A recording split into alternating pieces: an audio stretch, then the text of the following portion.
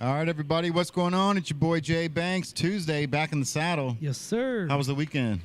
It was quite a trip. Yeah, bro. Quite an experience. We got a lot to talk We have about, a man. lot to talk about. A lot. It was a great time. That was fun. So It was a lot of fun, Yeah. man. It was the 4-day festival here at in Westchester, Ohio. It was the Voices of America, the Country Music Fest. Yep. The first year that was put on, and it looked like that this thing has been running for 15 years, bro. Yeah. Like everything was so. I mean, I don't know if it was smooth on their end, but from an outside perspective, everything never ran know. so Yeah. smooth. Yeah. I mean, we had our little hiccups from the start, whatever. But like, if you're from the outside looking in, it looked already like they had just came from somewhere else and they were putting on it in this town. Yeah. Because it looked already. I mean, the stages were huge. Like just the sheer size of them alone made it like, oh, okay, this is the real deal. Like, yeah, bro. yeah, and the for sure. very first person that got to grace that stage, my guy, Yes, sir. Kevin McCoy, was cracking, Hey. brother. Hey, man. What's up, guys? How you feeling? what's Oh, up? I'm feeling good. Yeah, always, dude. always. Yeah. Fred, are you coming down off the weekend high, bro? Because that must have been incredible. No, it was. I don't know. I'm speechless. Like Dan and Shay, speechless. Right? It was super fun and well-oiled machine, man. That's crazy, bro. You know, even on the artist perspective, us going in, 100% smooth as a prom queen's thigh. Yeah, that's, Yeah. right. That's awesome, bro. Yeah. And to think that, like, I don't know if you know, like, all the guys that throw the that threw the event. Yeah. They all run bars down here, so they've got an understanding of, like, making sure that the customers are taken care of on the alcohol side, right? But when it comes to something that big, I mean, that place was a couple square miles. I would assume. I mean, it seemed Overall, yeah. I mean, they had. I mean, Voice of America. The whole property is huge. I mean, Huge. we drove through it and like the flags to let you know where things were. Like, it got a little confusing with parking at the beginning, and then after the first day, I think they figured it all out because it was. I mean, we went to the VIP parking, but then the vendor parking was somewhere else. But once we figured it out, it was like, because I mean, it's such a massive undertaking to do that many people. I mean, they're expecting 20,000, and then to like have all the parking and have all the bands and vendors and everybody coming in at the same time to organize it like that. It's a huge undertaking. Like, to do something half that size is a huge undertaking. That size is like, man. I mean, it was pretty impressive. everything, bro. And like, you didn't have to wait to leave either. Like it wasn't like a big like clusterfuck Line, of, yeah. of cars trying to get out. Like No. everything was so organized, man. So shout out to Tyler Yeah. and everybody on the VOA staff because Yeah. they killed it, man. Yeah, huge They shout killed out. it. Yeah. Pulled it off. And I've done country concert, which has been running for 20 plus years, and it was a well-oiled machine as well. I mean, we went to play, and we just showed up, and they would escort us there. I mean, it was the same thing. But Tyler and those guys, they know what they're doing. They Yeah. know what they're doing. And mud wasn't a problem, which which was impressive. Yeah. That's Seriously impressive. Yeah. Yes. Yeah. Very. I mean, And mud wasn't a problem. There was no, I don't know if you guys seen where it says, they had a post out there today that says, 0 wrecks in the parking lot, 0 this, 0 fights or anything. And then, shit. and then Sunday night, somebody got arrested for disorderly conduct. Thanks, pal. That's great. Let's dude. crack it up. dude. But that was just one of those things, man, where it's like that concert. There was 20,000 people there, so you assume that At least 20. Yeah, and Busch Light's sponsoring it, so there's booze everywhere. There was bourbon, Yep. there's everything you can imagine there. Yeah. And it like there was no trouble, man. There was not, there wasn't a bunch of people running around acting like idiots. Like everyone was there to have a good time and to listen to music, bro.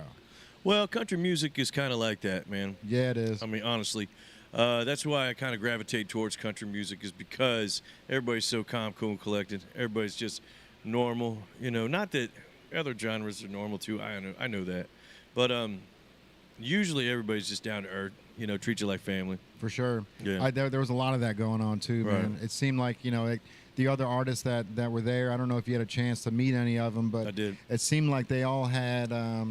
They were all kind of in awe about how the event went. Right. I know Jake Owen actually stopped the concert and said, "Bro, this is like, you guys should pat yourselves on the back because this Right. is something that, like, you wouldn't recognize that this was a first-year concert at Right. all. Exactly. Yeah. And they know too. I mean, Jake Owen, he has done countless multi-day country concerts throughout.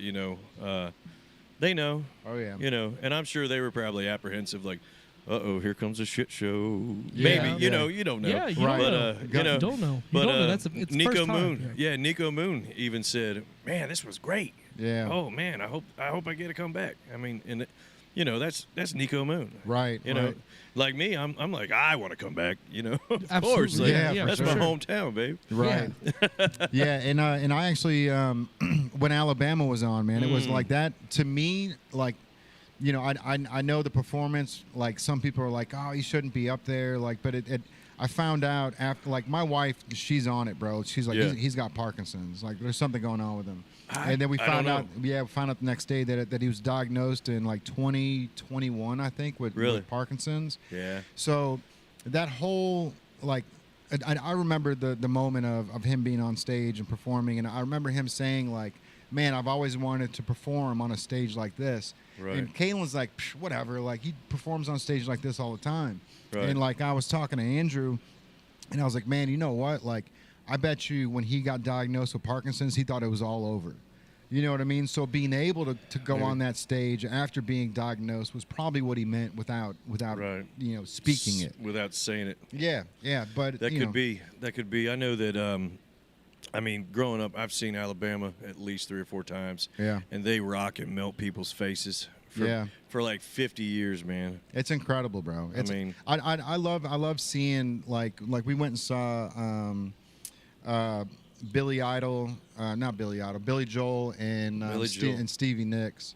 Oh. We got to see them in Nashville, and that was something where it's like, man, when you see these old people on stage, it's like they just jump right back into it, man. It's like riding a bike. Yeah. You know what I mean? Like, especially Stevie Nicks. She's dang near perfect, man. and was the best part about it was seeing like all the young kids, kind of how Lainey Wilson was, man. Right. How she's got her own style, and then you see these little 6, 10-year-old, 12-year-old girls rocking the bell bottoms with their the signs. Yeah, bro, Yeah. and it's like so cool seeing cool.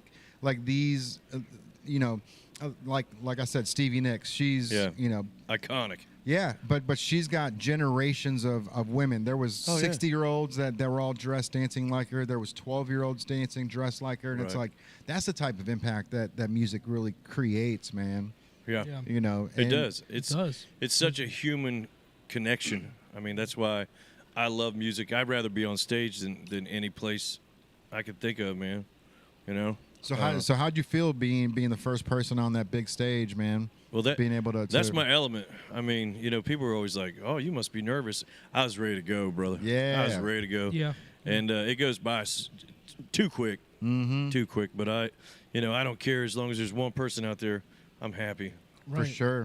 Yeah, the great part about that, man, was the way they had the whole event set up where, one side was like chairs, and then but you could walk, like they left pathways where you could walk up close to the stage, and then they had the catwalk, which is so dope, right? Yeah. Because then you can get into the crowd and really feel it, but like there wasn't a bad seat in the house, man. Even sitting at our booth, like we had, there was 3 big jumbotrons, so it's not like you had to get up in the middle and really like brush elbows with everybody. You could watch the show from anywhere in the space. We had a great spot. Both times. But you didn't realize how many people were there until you saw the view from like Kevin's view where he's on stage. Like, yeah, it's insane. I mean, the amount of chairs. I mean, everyone was seated in a chair. They all had chairs. They all brought their foldables, whatever. So like, that was a sight to see on its own. Like they were just all on the lawn chairs, taking up all that space. And I was like, you know what? If they were standing, this place would, bro. Like, the chairs are great. I don't get me wrong. It was a smart move to let people bring chairs in. Yes, for sure. But that and it's so hot and it's such a long concert that 12-hour day, bro. Hey, I want a lawn chair if I'm sitting there 8-9 hours. Yeah, that's one thing we learned right away, man. Was next year we got to have tank tops and V-necks. Apparently, V-necks, all the women were like, "Where are the V-necks at?" We're we haven't tops? sold a V-neck in 10 years, honey. I don't know. It might be a country thing. Yeah. I'm serious. Because people ask me all the time, tank tops, you got tank tops? Yeah. I'm like, bitch, it's November. Right, No, I'm just kidding. But it's true, seriously, though, you're they right. want tank tops Everyone in around. January. Everyone was Yeah. asking for You're sweatshirts right. now. We're like, No, wait you're till true. fall time, bro. Like, man, we Right. gotta allocate this money the right way. You can't be dumping a bunch of money into Right. hoodies in July. I mean, know. they wanted tank tops like Hoodies. crazy. Dude, hoodies. Hoodies. Zip up hoodies. Zip up They want the hoodies. zip. yeah. Zips are popular, bro. I didn't know that. Yeah. I always cut Tough to print on, man. Yeah. I would imagine. Well, if like silkscreen is one thing, but the DTG printer, you got to buy a different platen that sets the zipper in. But once we do get that platen, you can do a full image where once it's zipped up, It looks perfect. Yeah. So Yeah, you got the hook up here, man. bro, it's not bad, man. It's not bad. Like, you know, the store itself is 2,000 square feet.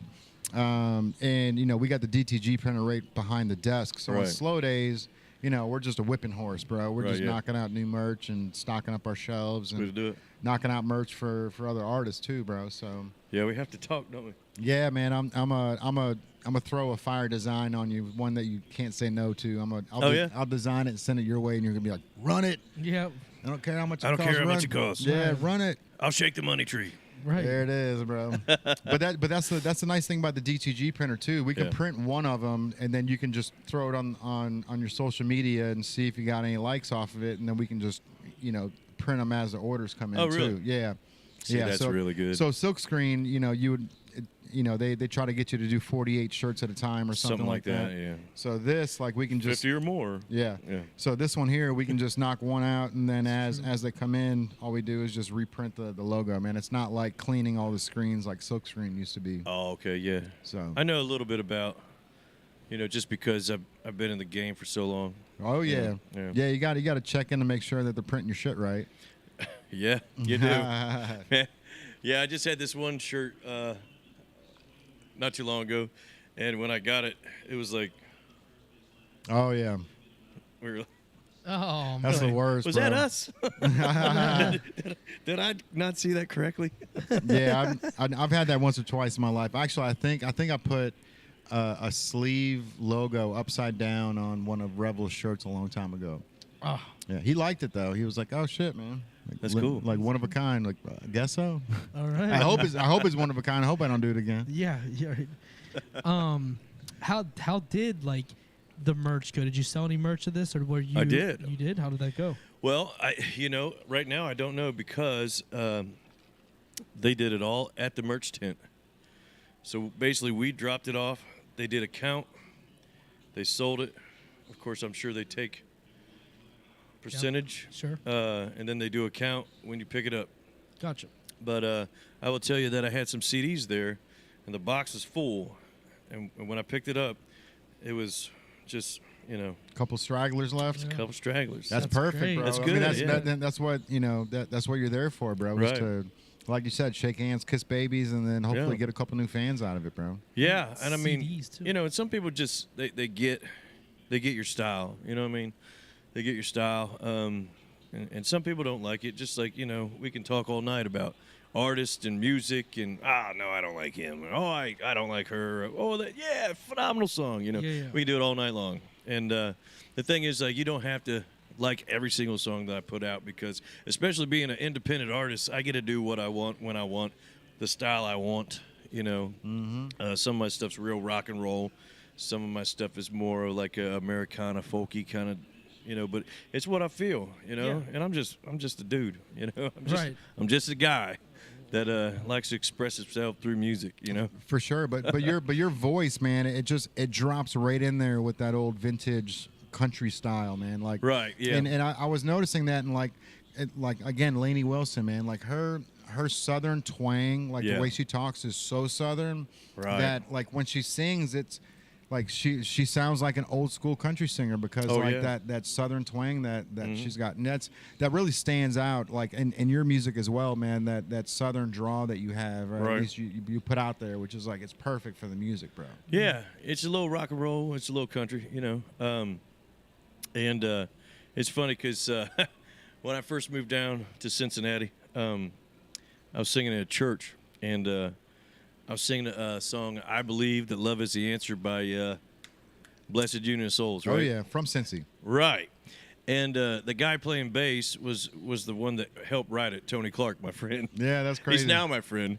But so one of the guys was like, hey, man, he co-wrote that song. I'm like, oh, snap, you know? Yeah. So I was nervous. Yeah, of course. You know, and then the funny thing is, and Tony's a great guy. I'm sure you guys have run into him or something. But he was like, man, that's the best country version I've ever heard. That's the shit, dude. What's up? Like, I mean, but man. that's, you know, so Andrew was talking about covers earlier. Actually, he was talking about it the entire weekend. Dude, I couldn't help myself. What's that? All right. When it comes to country music, right? Mm-hmm. And he was noticing that like every artist would play a couple covers of like Right. old school country music, you know. But that's You got it. especially you've got Why to, is right? that? Why is because like a Well- lot of industries, you would never expect them to ever touch a cover song. Well, one, it's then I one, see it's to that. pay respect to the history. Okay, Mm-hmm. that's fair. And two, if you've never heard me sing ever in your life, you wouldn't know that I have a 4-point-some-odd octave range that I can sing really low and really, really high. Yeah. Okay? But just for you to hear my stuff, you'd be like, oh, I've never heard this guy, right? Yeah, he sounds okay. I can understand what he's saying. It's not a bad song. It's got a good beat. You have no idea how good I am until I sing something that you know. So you recognize. Right. And I kill it. Okay. And then you're Yeah. like, Who oh, is this snap, guy? this dude is Yeah. badass, bro. So it's And that, Okay. one, it's the history and the respect of the artists that came before you. okay. Because I love Alabama. Love Alabama. Yeah. So we did an Alabama cover at the VOA Fest. And everybody knows it. So you get to sing along with them. And especially because I'm a newer person. They don't know who I am. They Right. don't know my songs. But now we have a connection, see? Because they're like, oh, this They're kid, singing with you. this kid yeah. likes Alabama, you know? Yeah, And then we yeah. did like a Morgan Wallen song, which is some of the younger bucks. Sure. So now they know, yeah, okay, so this guy's old and new. Oh, okay. He's in the mix. Now they kind of feel like they know me. And then if they start listening to my music, they're like, dang, I can hear some of that old country in there. Yeah. I can hear some rock and roll. I can hear. So you can warm them up with it, if you will. Yeah. Okay, I see. All right. Each artist did it. That's what I was Yeah. most surprised by. Even even at the top, like Dan and Shay had the sample Right. in theirs. Yeah. Alabama did. Like there's everyone, every artist that performed on Chris Lane. all of them did a cover Yeah. of something, and I was very surprised because Yeah. a lot of industries won't even touch a cover. That's- regardless yeah. of the history, regardless of recognizable or anything of the Right. sorts. It just won't. This is the first time I've been to a country music Right. festival, so I didn't know How'd what you to like expect. I liked it. It was a Yeah. great time. I mean, I grew up in Kentucky, so country's been around me, my whole life. So I it's can kinda- imagine. for sure. But And you're a metalhead. I am a metalhead. I am. But what'd you think of those guitars out there? Amazing. That's another thing I was There going you to touch. go, Like brother. the guitar players were exceptional to say the very Oh, least. let me tell you what, they can shred. They are amazing. I was like, where are these guys?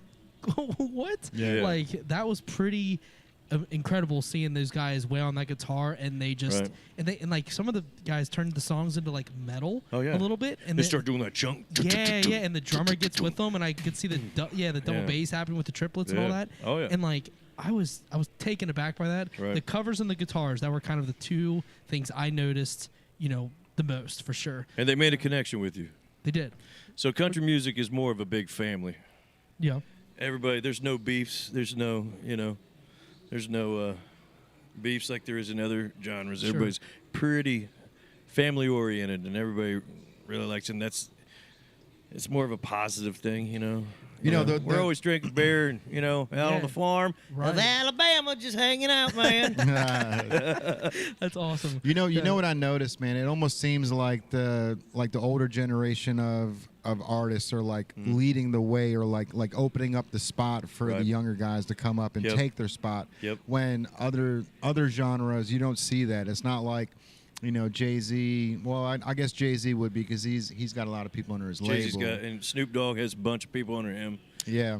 I don't know. I think it's just a different thing. Yeah. It's just a different, like Snoop Dogg has a lot of young artists, and he's pretty much he's like the label head figure in helping these guys mold their careers. Right. And everybody loves Snoop Dogg. Yeah. I mean, Him and Master P just launched Right. a cereal brand. yeah. I Right, saw yeah. Yeah. That's all. Yeah. I saw it at Walmart like 2 Snoop or 3 Loops. weeks ago. Yeah, bro, I saw it out there. I don't know what it's called. It is. I think it's Snoop Loops. It's Snoopy something. I did Snoop not know something or that. Snoopy something. But yeah, I was looking at, because it doesn't have Snoop's face on it. It doesn't have like Snoop's logos or anything. Really?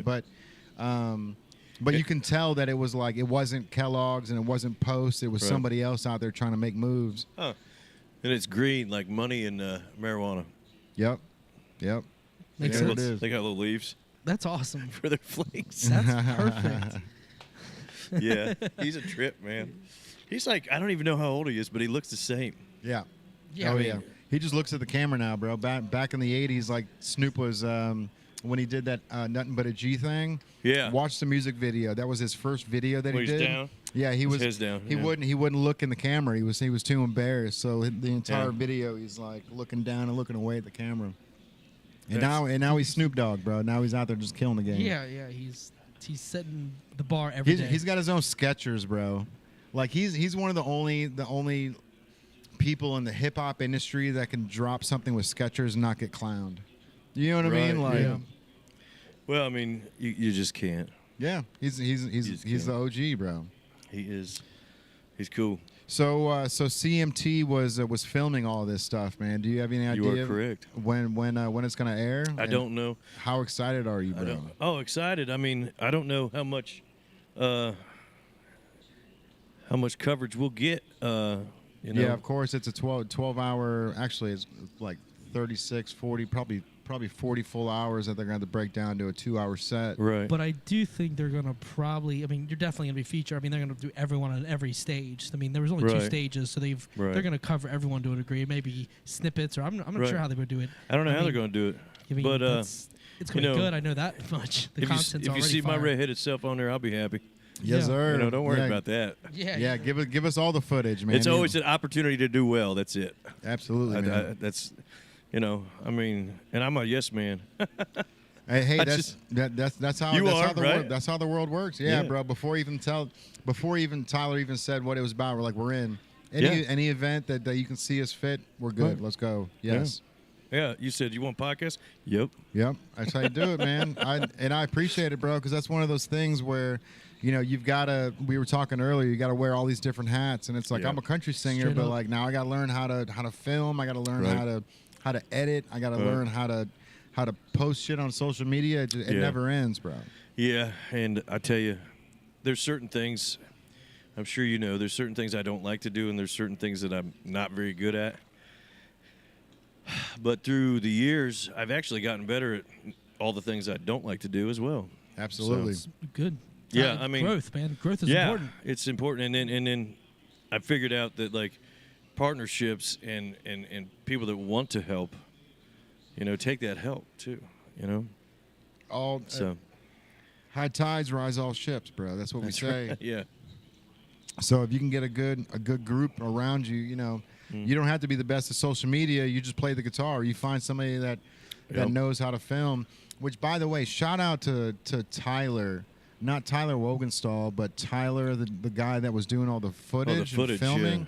Holy shit, bro! he was He- running around like crazy. He every single day. He's got to gather 12 hours of footage, and somehow, like it looked like he got every cool moment of that day. Somehow he was able to record it, Instinctive. and then Maybe? and then he was able to drop it in on a video the very next morning. So Dude. he had 4 videos done in 4 days, and each video was incredible. Which is like, you know, that's the type of people you need around you, bros. You know what I mean? Somebody Yeah. that knows how to do it, and knows how to knock it out, and isn't you know. They're not worried that they're going to be up till 3 or 4 in the morning to knock it out and get it done. Yeah. Exactly. Yeah, they're. I mean, in that industry, you're used to late nights anyways, just because that's you got to film during the day when things are happening, but you might have to film the next day, so you got to edit at some point for another client. So you go ahead and just get that done, and you know, Right. you're it's a second shift. You know what I mean? You're Yeah, working. yeah. It's a different type of shift. It's a shift where now you're not having to be steady on a camera or get these moments. You're like, all right, well, what are the best moments? Right. And you're really Right. trying to cut it down, and your A, and then your B reel. Everything you want, it needs to be like. And B-roll is so important. Oh, it's so important. So important. So important. And I remember saying, huh? And now I just talk like, hey, we need some B. Yeah. You know, like, Yeah. We just need it, and and luckily I got a good team. I mean, I'm starting to build a team that I can trust, which is a big thing, and that's another big thing. Right. And yeah, man, we're just having fun. Opportunities come up, and they're getting bigger and bigger. Absolutely, bro. Yeah. This was a huge opportunity. This was like they were saying this was like the best country music fest lineup like all year, and it would happen wet. Like that's what. I'm not sure who actually said that, but it was Tyler said it on the podcast. Yeah, and the fact that it was that's when CMT called him and said, "Hey, you guys got a lineup that we want to record." Yeah, and that's incredible. Like it was a diverse lineup too. Yeah. Well, and I know like he's been working on this for a year, and I know when he booked Lainey Wilson, she wasn't as big as she is now. Right. Yeah. So he got lucky on a lot of the acts. And I'll tell you, she's such a genuine artist too, person. My wife has been like listening to her for like 5 years, and I remember I was like, "Who? I don't, And then I wear bell bottoms sometimes I don't, blah blah blah. And I was like, "Oh, I got her feeling. That's cool." Yeah. And then she was on that Yellowstone, just boom. Oh shit, was she? Mm-hmm. Oh, okay, that makes sense. Yeah, that's where it is. She's just skyrocketed. But I got the opportunity to like talk to her for a little bit, and just sweet, just like you would think. Yep. I mean, honestly, she is how she kind of who herself? she looks like. Yeah, right. You know what I mean? Oh, yeah. Just arms wide open. Yeah, babe, what's up? Right. Just and cool. The coolest part about her is the fact that she understands that she's a role model already for these kids. Yes. And so like she even like went out and said it like, hey, I understand like the position I'm in. Right. And I'm affecting these little kids, and so I'm gonna do what I can to make sure that I don't mess that up. Right. Like. Yeah.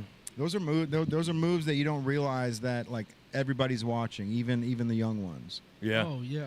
That is true. I mean, even Dave Grohl from the Foo Fighters, he kind of realized that, and then he put together that thing called Play, where he goes and plays like different drum sets. Like he starts out with a snare drum all the way to like his huge, Rush kind of thing. Mm-hmm.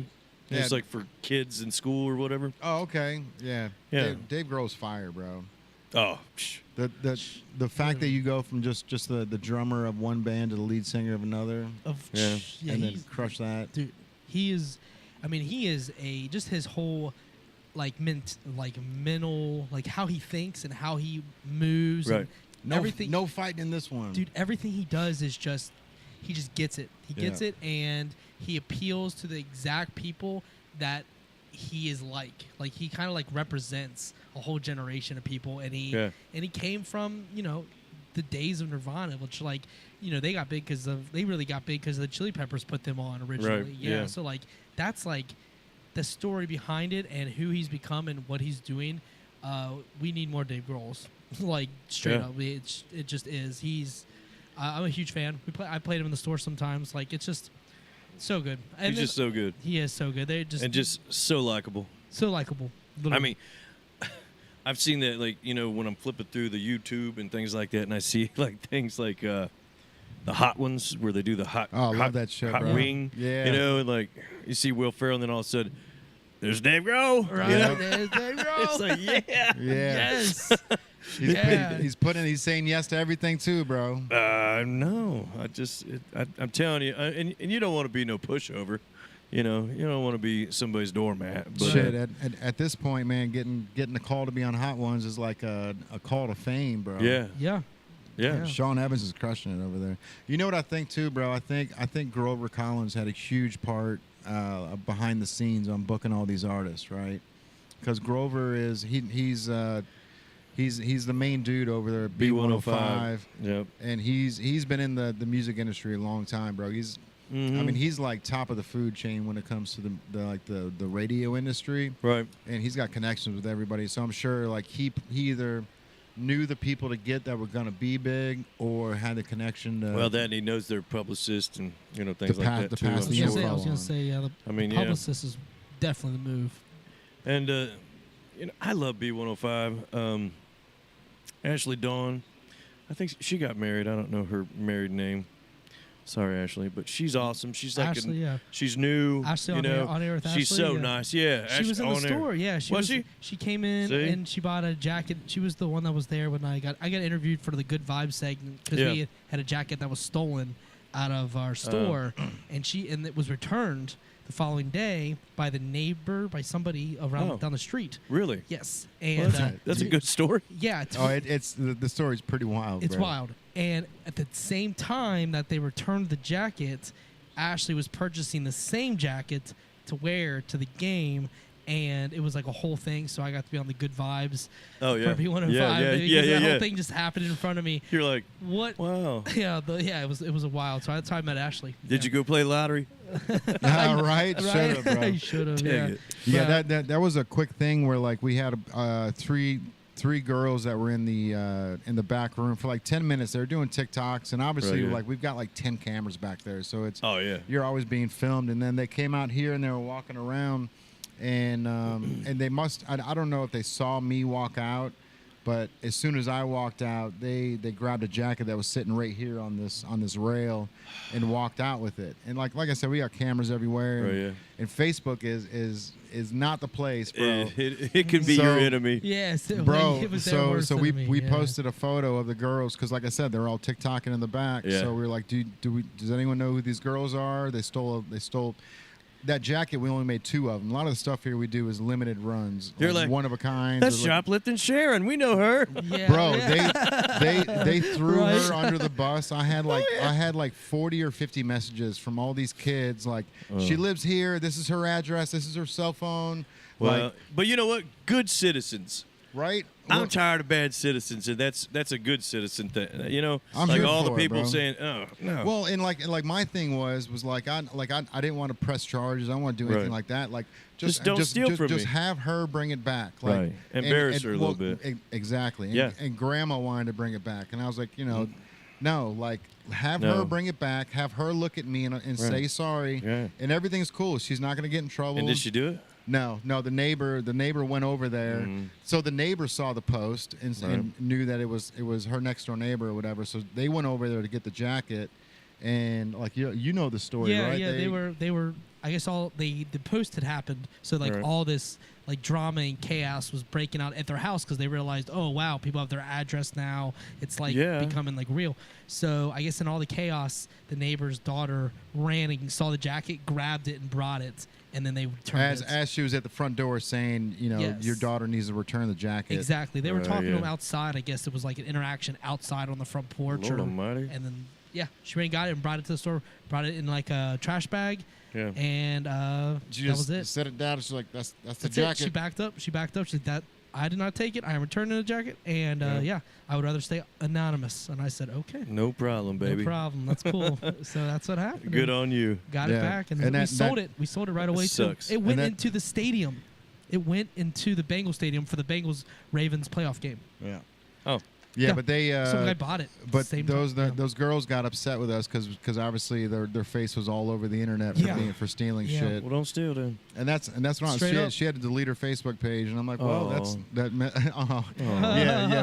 maybe it's a learning experience. You know what I mean? They were throwing the birds up in the camera too. You get kicked off of Twitter for less, so come on now. Right. True. But that's the thing, man. I got one eye, but I'm always watching, bro. You know what I mean? We're always watching. Yeah, and it's funny too, bro. The staff knows everything in this store. The second that they walk in, like Tyrell would be like, "Oh, you sold that tank top?" I'm like, "What tank top? That one that was sitting over here against the wall?" It's like, nope. Didn't even know. Yeah. He knows everything in the store. Well, and I'm not going to say it out loud, but we talked about being in that profession. You know, the whole shoplifting thing. And there's a certain thing that people do that they don't really realize that they do. So if you're watching, I'll tell you later. I won't tell you on here. They just go in slow motion. Yeah, fuck them. Don't steal shit. Don't steal shit, right. So anyway, people go in slow motion, and they start. Nobody turns their head like that. Right, yeah. Unless you're in a movie. Right. You know? Right. But they start going in slow motion. They make more straight eye contact. Because when you're looking around, you're looking around like this. You're like, oh, that's kind of, oh yeah, oh wow, and just your mind is overwhelmed, especially in this store because you got so many colors. Yeah. You're overwhelmed. You're doing this, you ain't doing. Yeah. Right. Yeah, yeah. You know what I mean? And that's what it was too. So we've got like that wall of shame, and I knew they were up to something, bro, because he would, like the wife like parked the little buggy for baby like right over by the shoes and stuff.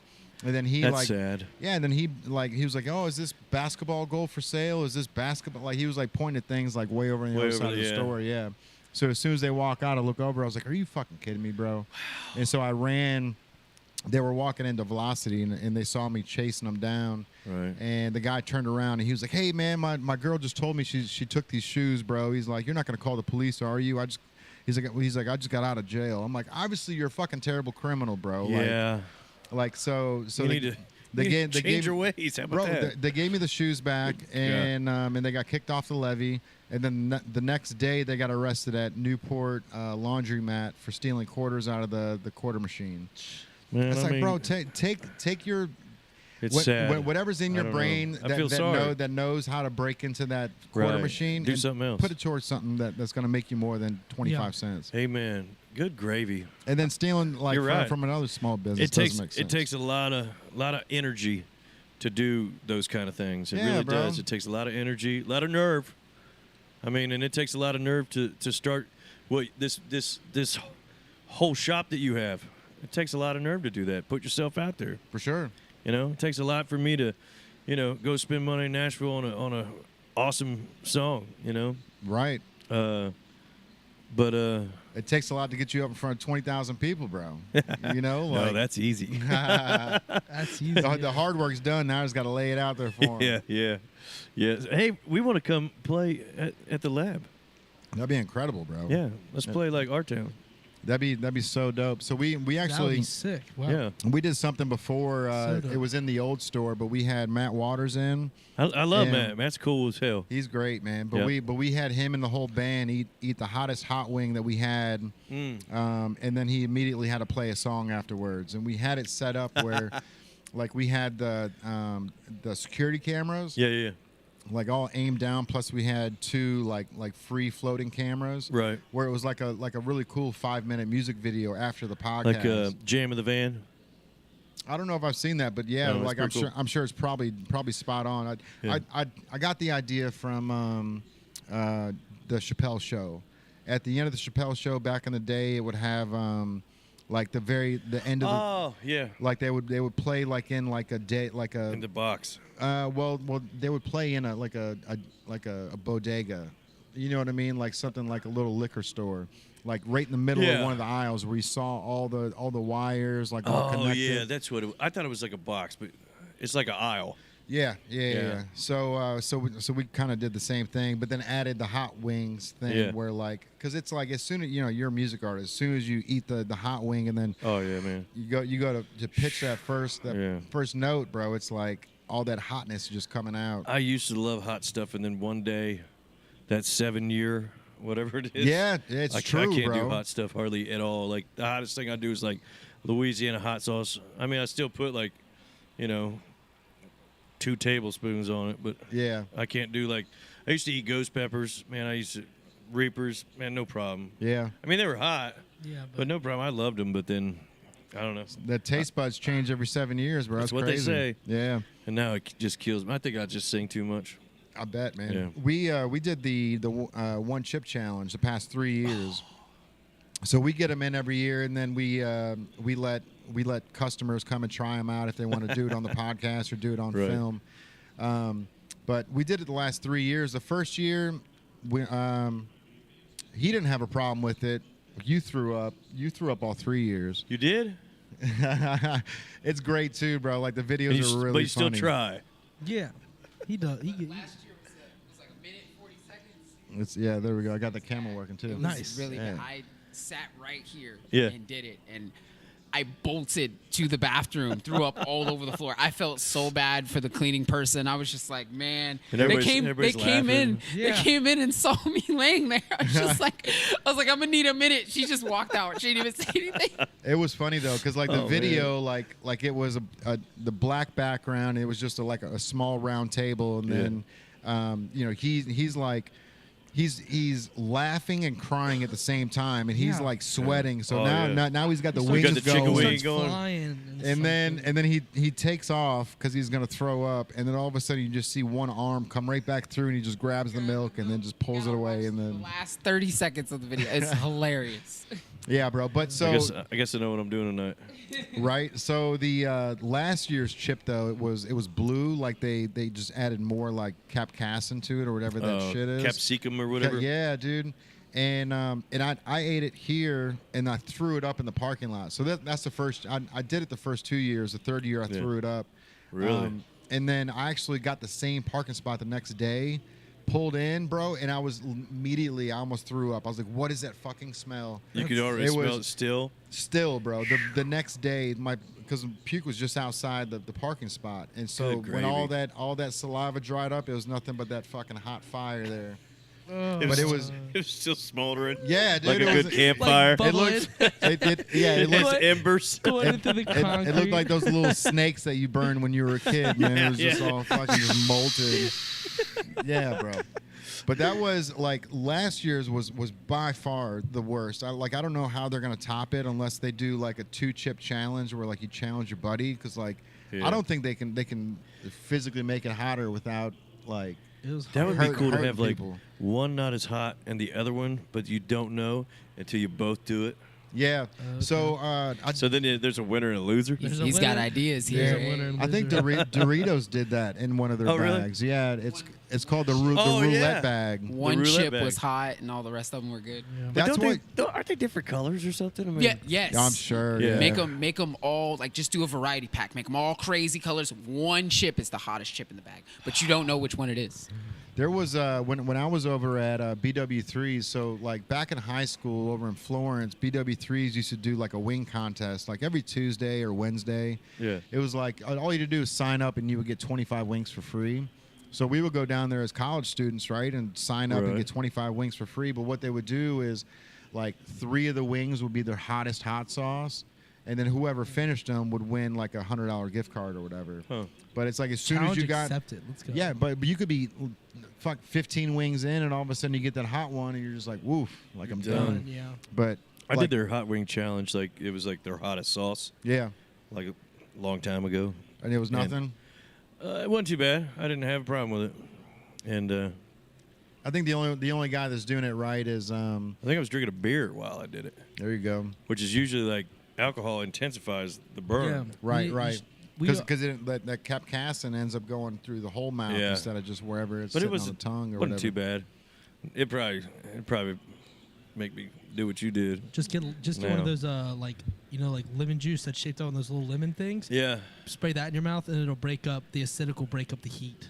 Oh, I imagine. So that's what I would do if I was rather than milk or just. Is that real? Because I don't like I've never seen that on hot ones. And I feel worked like for me. Like when I saw the tip on some video, I was like, I'm gonna try it for this, and then it worked. Some life hack video. Man, I've tried them all, bro. There was one that was like eat bread and water the day before you eat the hot chip, like in that. I think there's the same I think that probably helps your stomach. Sour cream, but in like with layers, because that'll mute inside you. But it's basically thick milk. Yeah, right.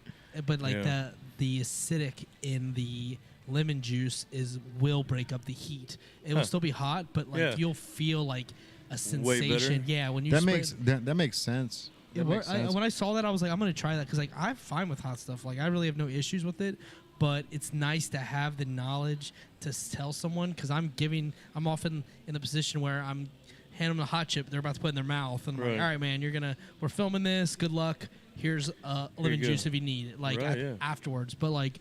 I haven't thrown any of the one chips up yet. They just go in, they stay in my stomach, they crush my stomach for like 12 hours. And can you feel your heartbeat too? Like you can feel everything. Sometimes it's just terrible. The first one, everything. I felt the chip like move in my stomach. It was like it was like a homing system. It Yeah. was like a Feel little it. beaker that was like bing, It's like a bing, little bing, sonar. bing. Dude, Yeah, it dude. really was. And then the next year, it was like Heat-seeking sonar. it was. I could feel where it went, and then Exactly when where it it was. came in, when it came out of me, what goes in must come out. It's human law. pretty hot. So that was tough. But Pretty the hot, B. second year was like a flash grenade went off in my stomach. Really? And that was intense. And bet. that was like 24 hours of just. Have you seen the what is it? The hot pepper challenge that they have, like people on stage, like the Yeah. hot dog eating contest. Oh, but yeah. they're eating Oh, peppers okay, and yeah. they keep going up and up. They start out with a skulls. jalapeno and they're like, no problem.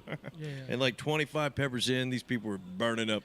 Their Yeah. faces are red. They're just salivating so Sweat, bad, yeah. sweating. Yeah. Their faces are pink. Yeah, bro. Smoking Ed Curry is the man when it comes to like the Carolina Reaper. He's Yeah. the one that produces all like the hottest Reaper. In Yeah, the they world. had that cat on that TV show I watched. Yeah, he's always there, man. He's always the ones growing the like the hottest fucking hot and he peppers tells on the you, planet. well, I cross-pollinated with this one, and Yeah, you're bro. like, okay, He's- man. Look, there was a moment there where he knew who I was, man, and we every time he hopped on Facebook, bro, I'd hop on his live, like, what's up, Smoking Ed? What's up, Jay? Yeah. Like I'm just doing my due diligence to get him on the podcast one day, bro. You know what I mean? Why not? Yeah, bro, because like he's It never hurts to act. Dude, Ask but he's the man. He's the one that does all the Carolina Reapers for Hot Ones, and he Yeah. produces like their hot sauces and stuff. Heatness.com, Wow. Heatness.com, Heatness.com. Heatness.com. Sean Evans is the man, dude. Shout out to him. He's become like one of my favorite interviewers because like I don't know if it's him or I'm sure he's got somebody there that like digs so deep into these people's like personal lives. We're like, how do you even know that? There is some pretty crazy interviewers out there. I've been kind of looking up some stuff. I'm about to start interviewing artists monthly at Madison Live in Covington. Oh yeah. So I'm going to do like this monthly show where I'm on stage with them. I have a couch I'm bringing on stage. Right. And this couch is currently sitting in my living room until I can get it sent over there. But I'm going to interview them monthly, all different genres. It doesn't even matter really. But so I'm going to ask them like unorthodox questions, different stuff that they wouldn't normally get from a typical interview, and just get to know the whole band. If it's a band or it's an artist, it doesn't matter, and everyone's going to get a That'd chance. be fun. Yeah, I've been working on it for a long time. It's called It's called Beyond the Stage. Beyond the Stage Live. But yeah, starting August 24th, we're going to be interviewing a band called Season 10 out of Covington. They've been around about 11 years. They've been doing like indie rock. Yeah. Okay. They've been doing their thing. I booked them back in the day. Check them out. Yeah, they're worth a listen for sure. These guys are very like they just do all this like crazy video random stuff. They're just fun dudes. They're kind of random, but at the same time they got a vision and I can see it. So I'm gonna interview them, and then the second show is September 28th. I'm interviewing a local hip hop guy named Rye. He used to be called Rye the Kid. Rye the Kid, I know who that is. Yeah, he's going by Rye now, which is an exclamation point at the end. He's trying to get rid of the kid. Ain't no kid. Yeah, I mean, He's a grown ass man, bro. I like a grown ass man. I like that you used the word young buck earlier, bro. That's some real country shit. Yeah. When Is you're it? calling these kids young bucks. Young bucks, That's yeah. tight. Yeah. You know how they got the the term buck, right? No, man, tell me. It's back in the bartering days of the early United States. One deer pelt was worth $1, and that's how they came to the term buck. Because buck, right? Yeah, buck dollar bill, right? Buck and doe, yeah, deer. Oh, That's how. That's straight up. Yeah. Oh, that's interesting. I missed it, bro. Repeat yourself. Oh, I just said I said the term buck, like, Yeah. hey man, you got a buck I can borrow or whatever, it comes from like back in the bartering system, back when like National Road, the settlers, whatever, one deer pelt was worth $1, $1. Oh, okay. No shit. Which is good money back in those colonial days. for sure. Yeah, That's dope, dude. yeah. Anyway, that's some dumb trivia for you. That's cool though. Dude, I'm a man of useless knowledge, bro. Like I love like meaningless facts. Same. Yeah. I'm that guy that always tries to find the root of a phrase. You know what I mean? Right, Like, yeah, like me if there's too. a certain phrase, I'm like, wait a minute, bro. Like, where did that come from? Yeah. You know what I mean? I'm Yeah. trying to think of one. Like off the top of the head, I can't. You know what I suck at is all like what are they called? The little, I don't know.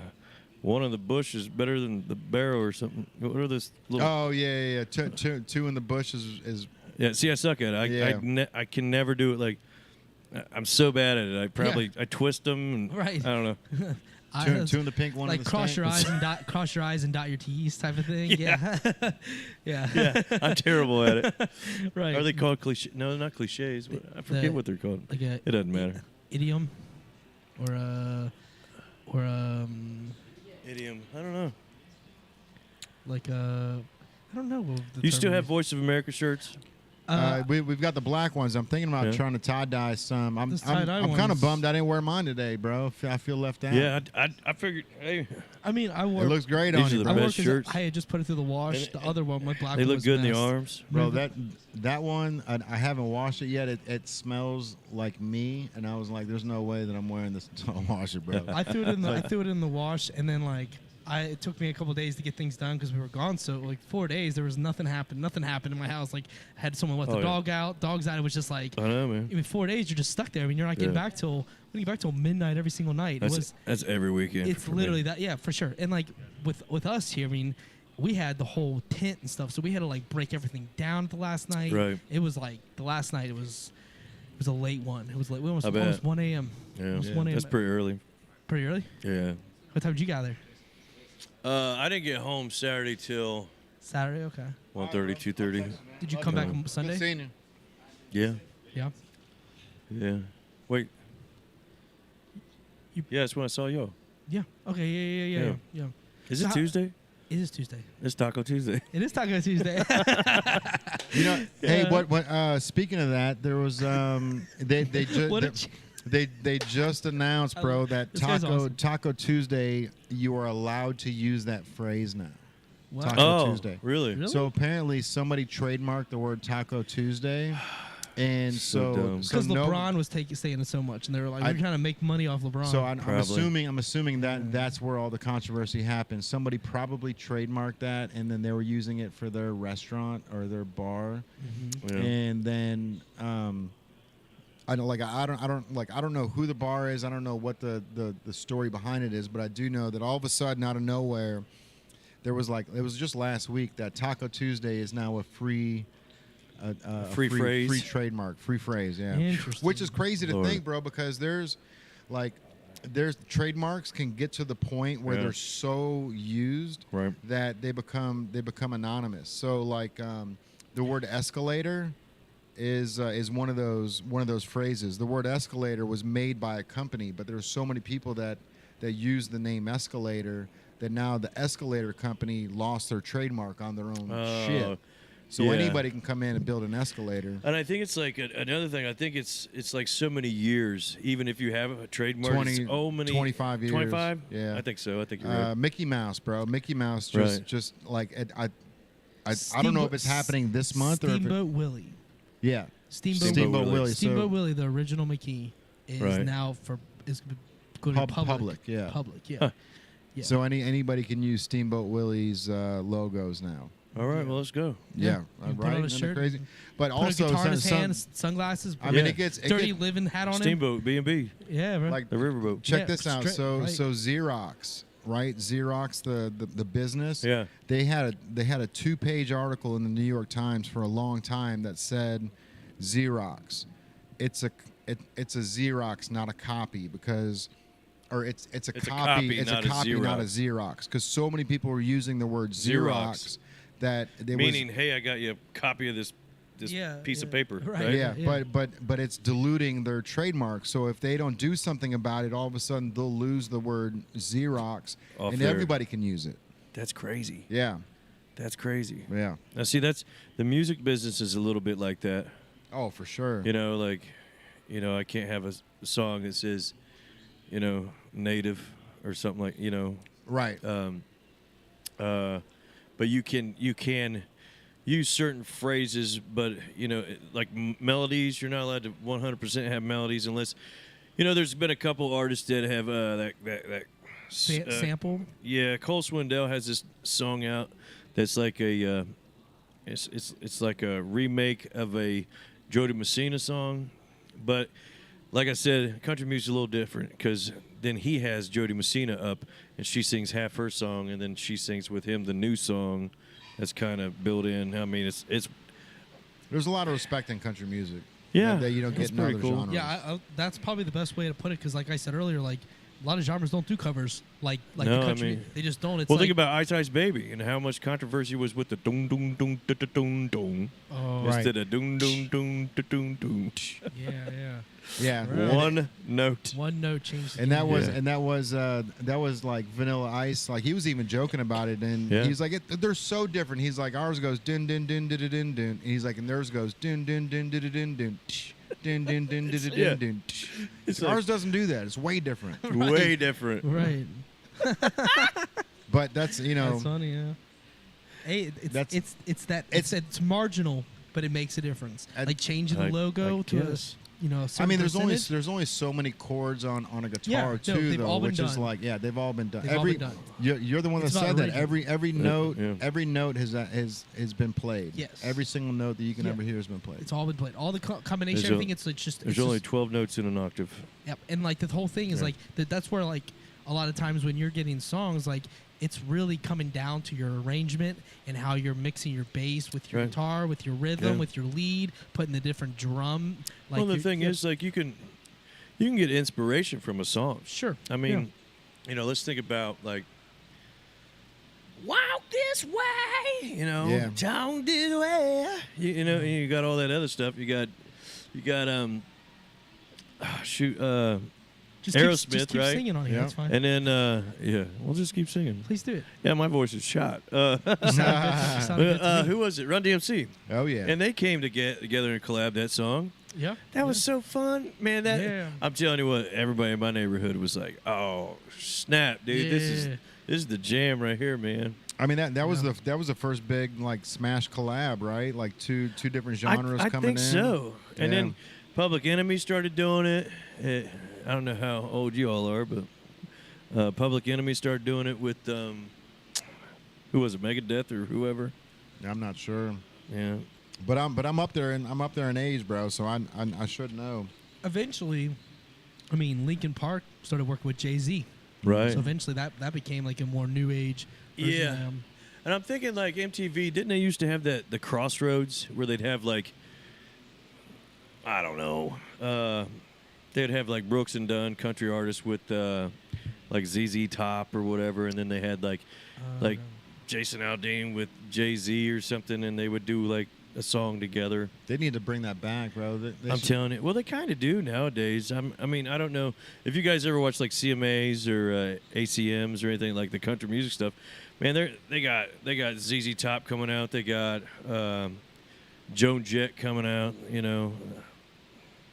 They're cross multiplying like motherfuckers. For sure, and, Yeah. and that's like we And it's talked cool. about It's earlier. fun to it's see. like it's like country music. It's like they're passing the baton Yeah. down Right. to the younger Yeah, generation. and like I don't limit myself to one form of music at all.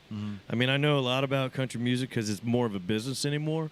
But like, I get inspiration from. Matter of fact, if you go see my live shows, I'm playing Eminem, I'm playing Snoop, I'm playing all kinds of stuff mixed in with other stuff. Just because, It's fucking people are fun, different, bro. man. Yeah, it's it's fun, and we play a lot of rock and roll, old stuff, new stuff. Metallica. Whatever the people want. Like, Yeah, I don't think I could rap a whole song. Honestly, there's too many words for me to remember. Right. That's a good thing about country. So what do you think about Luke Combs covering? I love it. Last Car. Fire, I love right? it. I think it's great, but personally, I like the original better. Of course, bro. Of course, but like. But I mean, I grew up listening to that song on the radio 50 times a week, man. Like right. There's a lot of controversy where people saying that he's stealing her music or whatever, but it's like No. she's back in the spotlight again. She's loving right? it. Yeah, She's like, loving absolutely, it. bro. And she's making a ton. Hey, yo, And she's she's making a ton. some money. Yeah. Okay, like it ain't like he's stealing nothing. Okay. No, he's adding to the pile, baby. 100%, bro. All right. And he did a great rendition, which is good. And he's not doing it to hurt anybody's feelings, I don't think. I mean, it's a homage to a song that he probably loved growing up, right? Like, yeah. I mean, sure. you know, I would. That's how I look at it. Dude, Paying homage to it. Paying homage to it. That's kind of how I took the covers. Is everyone's paying homage to the previous artist. Exactly. Just paying your respects. Exactly. Man. Some people, when I was talking, I noticed it like after like the fourth or fifth artist, because like it was one thing when I first noticed the covers. It was on the Nashville stage. And I was like, oh, they're small artists. They're playing. They're talking about different things. They're doing the covers. And some of those guys really don't have originals. That I started to get that too. Like they do covers, whatever, on the regular. Right. But then the main stage where you performed, through the course of the weekend, ththese are pretty big. Like I recognized the names, like on like a national scale. I was like, they're doing covers too. Yeah. And that's when like the red it clicked to me. I was like, what is happening here? I got a text from like Chris Lane's people, like the morning of it said, "Hey Kevin, this is blah blah blah from Chris Lane's camp. You know, hey, we're playing this song, covers. This song, look, they're doing a little medley. This song. Don't play those." Yeah. And so I was like, me being me, I said, "Man, you took my whole goddamn set list." And he's like, "Oh," and I'm like, "I'm just kidding." Yeah. So then we got to meet up later. That's cool. And they were like, "Oh yeah, we can hang out. We could probably get arrested together." I was like, maybe. That's one thing that was missing from the concert is having a couple mug shots of the artist, like in a. We don't do that much, man. Country people don't do that. Right. Don't. That was, that was one thing that I loved about Riverbend, bro. Was like, just to the left of Riverbend, they've got that fire pit, right? So like. Oh yeah. Yeah, and it's like it's so genius, bro, because like, a couple years ago, the artist would just be hanging out in Riverbend, right? Hour, 2, 3, 4 hours after the show, when all these people that are just trying to clean up and go home. So now they built this little fire pit out there where like it's right by their RV and shit, docks or whatever. Yeah. So afterwards, all the artists can go to that one little hall that got their own little showers and stuff. Right. But like, you can just, hey, you guys can hang out here. Like, we got a fire pit for you and all that shit. Yeah. Like. Hospitality. Well, and it's smart too, because it's also kicking them out without going, you got to get out. Like, right. Here's a little fire pit. But sometimes they here. don't leave until the next morning. Right. Like some artists, like. Yeah, because they're not going to go grab a hotel. They're just going to go crash in the bus, and where they're going to move the bus, right? Like the bus Taylor Swift was out of here. But like, did you hear that Beyonce might be here? No, tell me. You heard this? I think it's. Okay, so. Is this a world exclusive right now? I don't think it's a world exclusive, but I think that Beyonce might be coming to the stadium here in October. Okay. That would be dope. She just canceled somebody in Pittsburgh. I think she canceled in Pittsburgh or something like that. And so like the date is open, and the date is open here. And I think that Beyonce might be coming here. I think That'd be trying insane, to get it. bro. That Taylor Swift tour, bro. Like it was so smart, man. They brought those buses in the week before. So like by Tuesday, the buses were already here selling merch, right? Merch so like you don't even have to be in the stadium to buy the merch. And all the merch had Cincinnati on it, so you know that they're printing the merch right there in the bus. Right there, yeah. You know what I mean? I'm telling you, I don't understand. Well, I do understand it, but I guess thinking outside the box like that is just insane. Yeah. And maybe they only have to do like one little. Yeah. Maybe it's like, Voice of America Country Music Fest, United States of America, or Milwaukee, or they whatever. Just have to take one little part of it. Yeah. Yep. Yeah, that would be way better. That's a screen change. That is a screen. Well, no, it'd just be an add-on, wouldn't it? Well, if you're doing, well, you tell me, because I don't do shirts for a living. If you're doing, that's fair. That's fair. I've done screen printing. I mean, it's just a screen. You have to do a new screen, and then you. So it'd just be a whole design. You just okay. All right. It has to be a whole design. I got you. You have to, because that image is set, and you'd have to ask like Milwaukee, Cincinnati, Detroit, whatever. Whatever. Yeah, but if Beyonce comes here, we had this whole conversation in the store the other day. We were talking amongst the homies. And they're like, "Oh, Taylor Swift's no Beyonce," And I was like, They're two different people, they are man. very different people. Beyonce is the era is in the past. Taylor Swift No. is so much now. It's like the past. It's the young people I'm talking about. Yeah, like but Beyonce's always. But if they Yeah. can Beyonce do 2 nights and sell out Paycor? That Probably. probably Yeah. right. Probably. But does she want to? Does she want to? She's not going to do Does she that, I don't want to? think. No. I think, Taylor I think she's Swift's going in to the- take her trucks, Yes. all of her big trucks, and go bye-bye. Yes, for I don't sure. know. I mean, I don't know. She does- might. But, Who knows? But do her old school fans want to go 2 nights in a row? Probably not. The Taylor Swift fans would go every single night. I mean, I met one Well, that yeah, had they're- lost her mind. most She of them are cried in front 12. of me over. Right. Yeah. The younger audience is Yeah. looking to buy every single colorway of her drop of You know vinyl. what, though? I like- think Beyonce has a lot in common with Taylor Swift because she has generations of fans. Yeah. So, like, grandma and mommy and granddaughter are all going to see Beyonce going because to she's been see in the game for that so long, long. yeah. And she's got so many good songs. There's so much to say. Yeah. Man, she's so good. I mean, I don't even know. And I don't even care. I never play favorites. I love so many different people Sure. for so Yeah. many different reasons. Yeah, And Taylor Swift, she does her own wardrobes. She does her own sets. She does everything 100% her. That's Yep. dope. And I really don't listen to Taylor Swift. You know, I'm not a 60-year-old girl. I Right. just don't do it. Yeah. But I respect her, and I like them, but I don't listen to it. You know, Yeah. like when I'm in the gym, I'm not listening to Taylor Swift. Right. You know what I'm saying? What do you listen to at the gym? Disturbed. Okay. I listen to Disturbed. Okay. I listen to Oh. Slipknot. A little Slipknot. Slipknot. Wait and Bleed. Corey Taylor's a badass. Corey man. Taylor is. He's a badass. He is one of the top tier musicians I've Yeah. ever he's seen. really live. good. Yeah. And but sometimes I listen to Grandmaster Mel, Okay. Grandmaster Flash, like some of the old school hip hop Cool. when it first started. Fresh Prince. I love that stuff, man. Yeah, bro. You know, it just depends on what kind of mood I'm in. Cool. I got the happy music. I got the, kill everybody music. You know, when you're doing Yeah. heavy, you're working out. Corn, Yeah, stuff like Korn, that. bro. Corn. Yeah. They're another one. But then I'll again, give you like some days I'm listening to Margot Price, Brandy Carlisle, like artists that Okay. you probably never even heard of. not familiar, but that's cool. Tyler Childers. Oh yeah, sure. familiar with them. Yeah. It's kind of Americana, Sure. cool, laid back.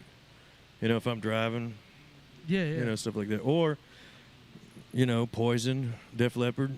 All over the place. Yeah, Yeah. everywhere. Yeah, man. everywhere. That's cool. That's cool. There's a lot of squirrels running around this A brain. lot of squirrels. What? Squirrel? Yeah. Yeah, I'm a big fan of the all over the place too. I like the how it's to me like music makes you feel so many different emotions. It's hard to just sit in one lane. It is. And it's really hard to just sit in one lane. You gotta Yeah. branch and see what else is out there. Pick your favorite Yeah. songs, put them in a playlist, and move on to a new one. And people are so awesome, like Ice-T. If you remember old Ice-T, Oh, yeah. who now he's like a movie star, Yeah. TV Yeah. star. But back in the day, he was very controversial, and he would do his thing. He had that it was a movie with Sean Penn and I can't remember his name. You're thinking Surviving the Game? No, it's called Colors. Oh, okay. It's about like the red and blue Crips and Bloods. Yeah. And he came out with this song, and he was like, he got some other people, I can't remember who they were now, but he had this song. He was like, listen to this, and they were like, gosh. And they changed the name of the movie to Oh, Colors shit. because he 'Cause of got the it. song, yeah. And I think his voice was so crisp. Man, he had the colors, and it was so good. And I just really like that, that I don't give a shit attitude. I'm just going to do what I want. For sure, bro. And he went through his heavy metal stage, too. I didn't know that. Yeah, it's called Body Count. All right. Oh yeah, I know Body Count. Yep. Yep, I know Body Count. Yeah. And it was crazy. Yeah, he's Such a diverse person. I mean, and cool. Oh, yeah. And he's like, above all else, I'm a pimp. Yeah. Dude, Body Count played at a. Did you ever Body see Count played the, a Warped Tour. I um, saw Body Count before. I saw him live.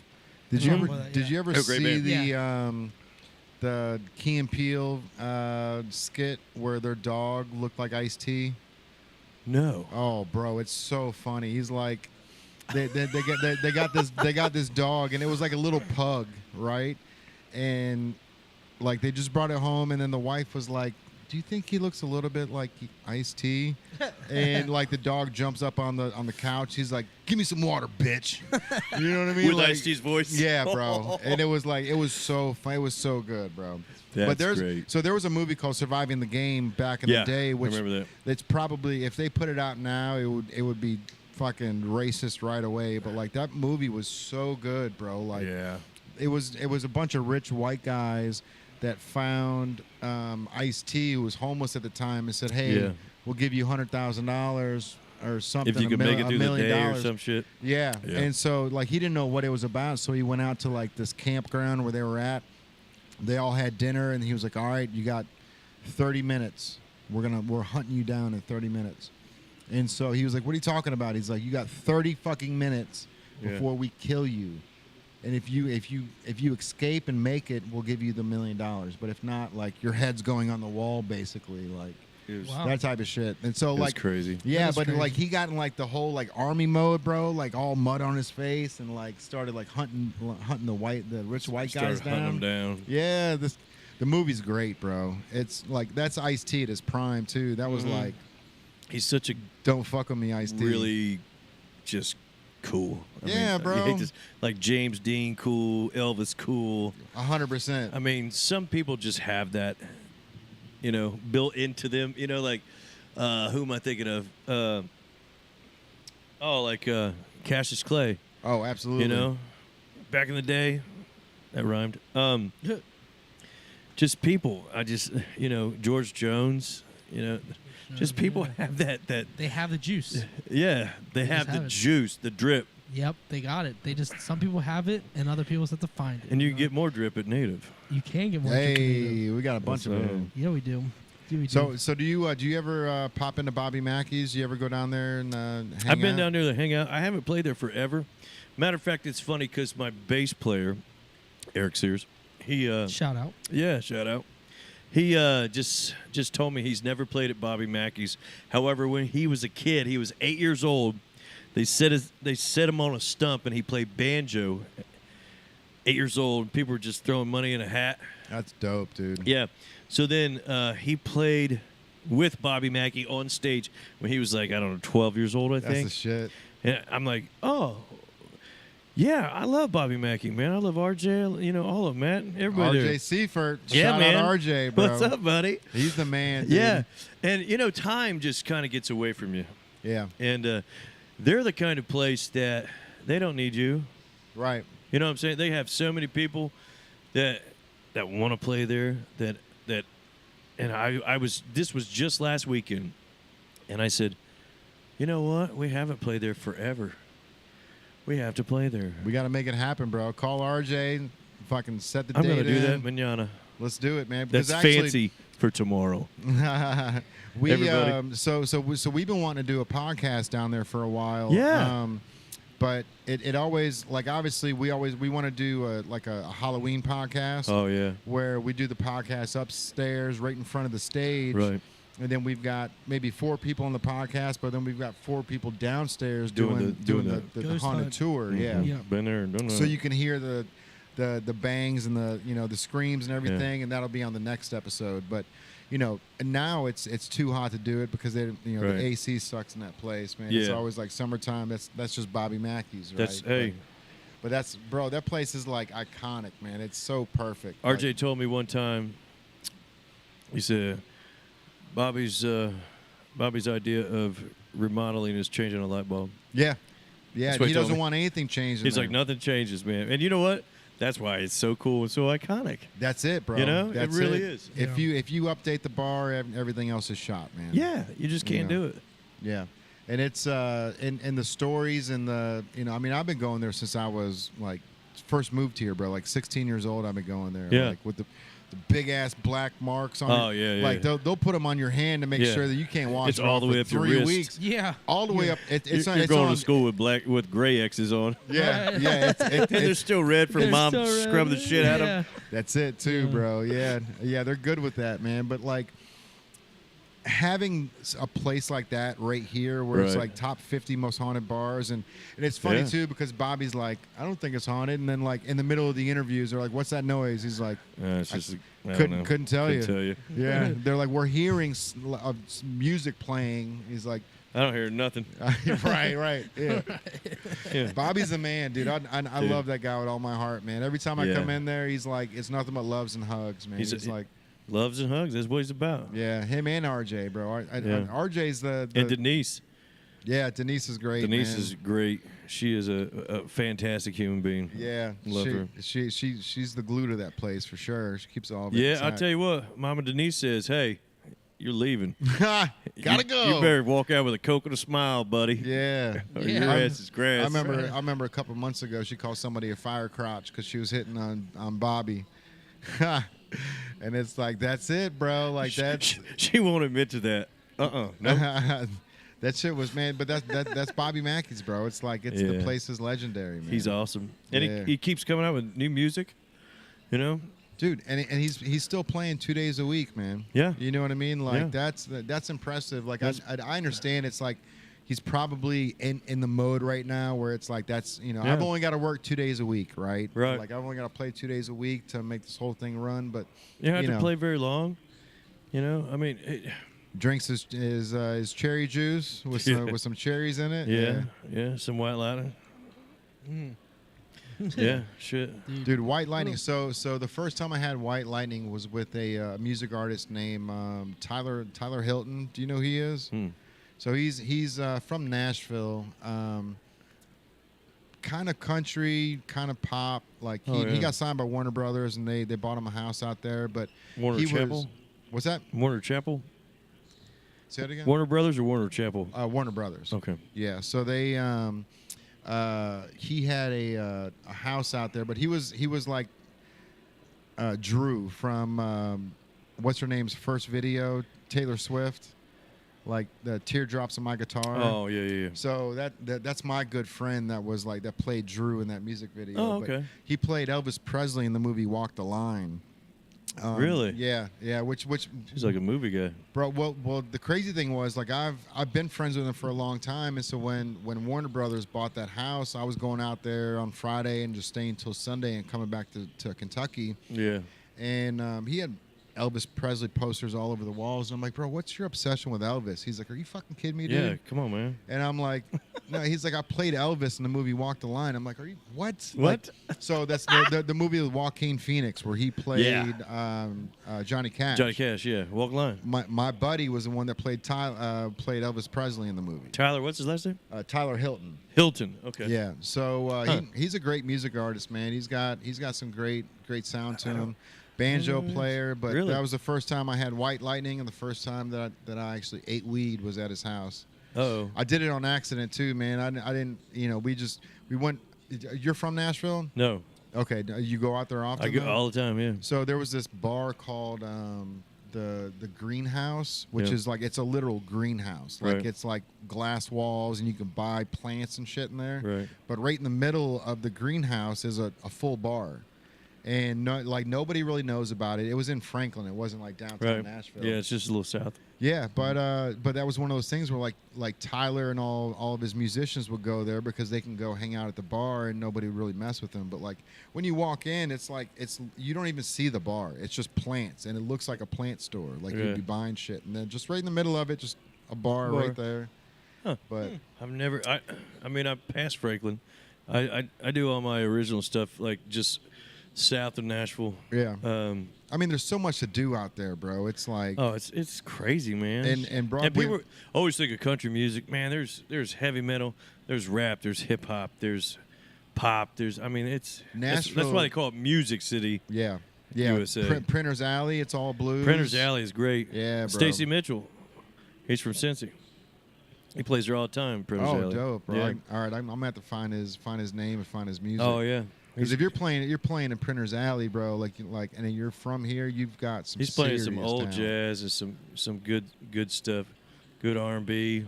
That's great, man. I think he plays like LSG, like Gerald Levert, Keith Sweat, Yeah, Johnny Gill. bro. That's fucking LSG. What's that song? My Body, Yeah. bro. My body, your body. Yeah. That had the strongest bass, bro. Oh, when yeah. oh my god. Isn't it funny how bass has progressed through the years? Yeah, bro. Like that one, it was like I had this old Ford Probe with a hatchback on yeah. it with two 12-inch kicker comps in the back, and then There you go. when that song came on, it was just a long hum. It was like, Yeah. yeah, bro. Man. I had Rockford Fosgates. Oh shit, there it is. Yeah, Rockford Fosgates. Yeah, bro. If you remember RS, those, man. I had like 412s. That's Just it, killing. bro. Yeah, man. I miss those days of like having to go out and buy the speakers, right? And I still hear it today. I still hear big car speaker. Yeah. Well, Oh, yeah. actually, what I hear is shaky car. Yeah, the whole license plate's falling off. I'm like, dang, man, you guys need to take care of that. Yeah. You What got was- because it's bigger, man. It's and bigger what, now. What was that? What was that stuff they used to buy from Pep Boys? Oh, the insulation of the foam. Yeah, it was like rubber things that you could Yeah. buy and peel off the back. Right. Yeah. Stick them up like acoustic thing. Yep. The acoustic panels to suck up the impact, the concussion from. Bro, I like so every time I went to Hollywood Video on Mall Road, I would pull up and I would show people like, look, like the bass is so loud that it's shaking the Hollywood. shaking the TVs Oh yeah. in the windows. But no, it was shaking my eyeballs, bro. I was Right. so young, Oh, I didn't yeah. realize that my eyeballs were. It wasn't Or shaking your the rearview fucking mirrors. TV. It was You can't see shit out of your rearview mirrors. Yeah. right. Yeah, the rearview mirror would always slide down. Yeah. Every time the bass hit, it would just fucking fall forward like that. Yeah. You're right. 100%. Concussion. Bro, I have a bass story. So like, I first bought a. We don't want to hear it. I'm It's just kidding. hard. Yeah, I'm just kidding. I'm telling you anyway. So Okay, good. Let's shut up. Be patient. All right. So I first bought I played bass back in the day. That was kind of my first instrument. Played to the Red Hot Chili Peppers and all this stuff. And I discovered man. metal and Day to Remember and all these other bands. So I finally got to the point where I was like playing on the regular and out of town a lot. So I needed to buy a bass amp. So I went to Sam Ash and bought a Hardkey combo bass amp. Shout out Sam. Dude, shout out Sam Ash. Yeah, bro. And I know. I ain't afraid. yeah, man, get it. So I'm I'm at Sam Ash and I'm from Florence, Kentucky. Sam Ash? How do you say it? Is Sam Ash? Sam Ash? Sam Ash. Sam Ash. Samash. Sam Ash. So I'm there and I'm buying this You bass sounded amp. like a Samash. Sandwich. Give me a Sandwich. sandwich I need a with some sandwich. cheese. Anyway, A little you're at side of- Samash. little side of bass here. Yeah, so I'm in there, whatever, buying this bass amp, and I turn on. He's like, "You can try it out." So Yeah. I hit the bass right away, and I start turning up some of like the knobs and whatever. Yeah. And he's like, "You can't touch all the knobs. Make sure you just keep it down." He's like, "The walls will shake," and I'm like, "I don't believe you." So I turn it up and I do it, and I hit just the top string. And I just see all the bass guitars on the wall Just jiggling. are shaking, and the dude runs over to me. He's like, "Stop! He's like, "This amp is really nice, man, and I'm excited for you to own Do you it." remember what it was? The bass amp? Yeah. It's a Hardkey combo. Harkey. Okay. Hardkey, Yeah. yeah. So it's got four tens? Mm-hmm. Yeah. Yep. And it was, dude, it shook these. I could literally see him moving on like the second ton. 410s is tough, Dude, bro. it's sitting in my parents' storage. So right you still now. got it? Yeah, I still Good have for it. you, man. Yeah, it still sits on there with an Ibanez bass amp, a bass guitar, sound gear, So and yeah, it was My bass guitar guy has an amp peg okay, with I think 2 12s. okay, It's so loud. It's so loud. yeah, it's such the best feeling. Like bass is like my favorite sound. I just love it. I write a lot to bass, and I write a lot to drums. Yeah.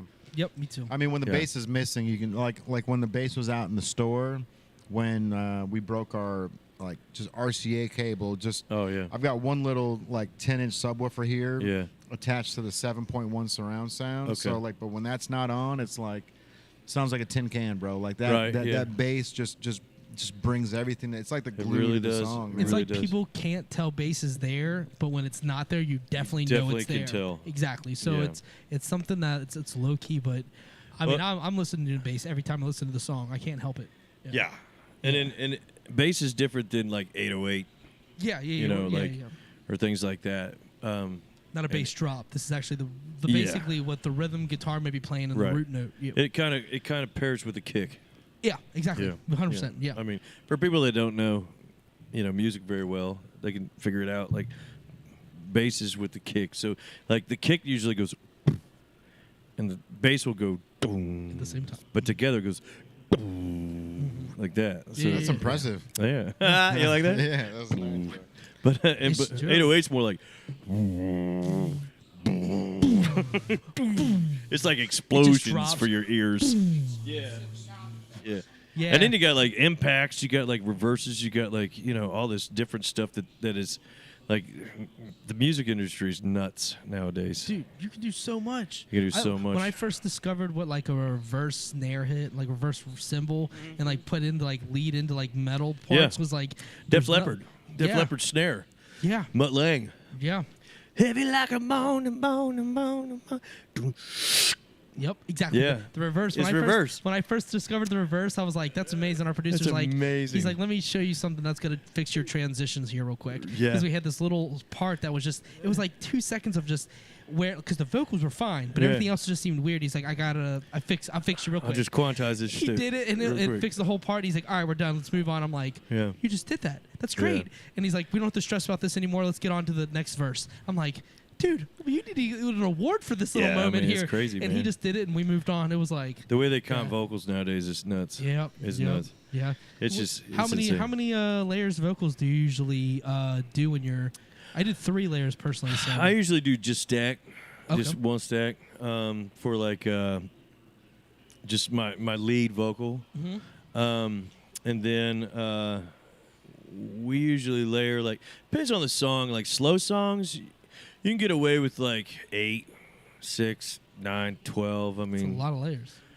well, it's a lot of layers. Yeah, but Yeah. some of them are like Oh yeah. and stuff. We did I a mean- whisper under a lot of the Yeah. metals, like just the whisper track. I didn't Oh, know what yeah. a whisper track. I didn't know Yeah. what a whisper track was until that moment too. He's like, Yeah. I just need to whisper these parts Right. because whispering's not good for you if you're Right. hoarse, right? Because Right. you need to push the air. But like, he's like, I need you to whisper this part because it's gonna give this underlay that you won't notice, but it'll help. I'm Right. like, okay, so we You did usually the do whole. that last if you want to do it. Yep, we did Yeah. the whisper at the end, and Yeah. he was like, "It'll help." I'm like, "All Right. right, let's whisper." And it so does. It does. It gets like the, I mean not to be stupid, but like the yeah. and the Yeah. Like Yeah. accents. yeah, Like, like I just highlight. my newest song that's out on Spotify, What is that song called? Apple Music, things like that, YouTube. What is the song called? It's called Mansion, Mansion. and it's the exact opposite of a mansion.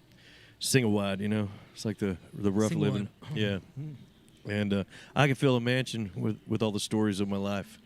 Oh, cool. Like all the shit I've been through. Yeah. But anyway, at the beginning,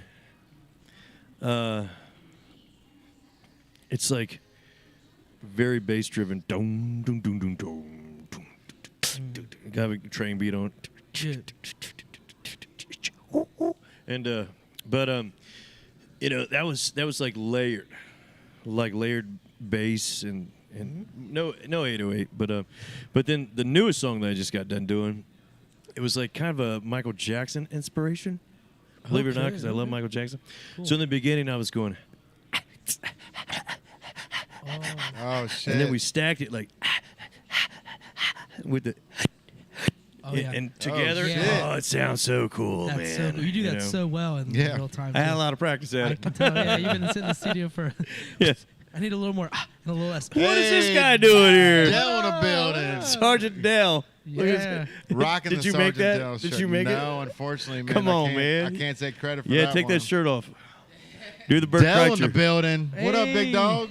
Look at this guy right here. What's up, boss? Kevin McCoy. How you Yeah. been? Playing VOA, main stage. Look at him. out Look at this. Yes, I'm drinking sir. grape juice.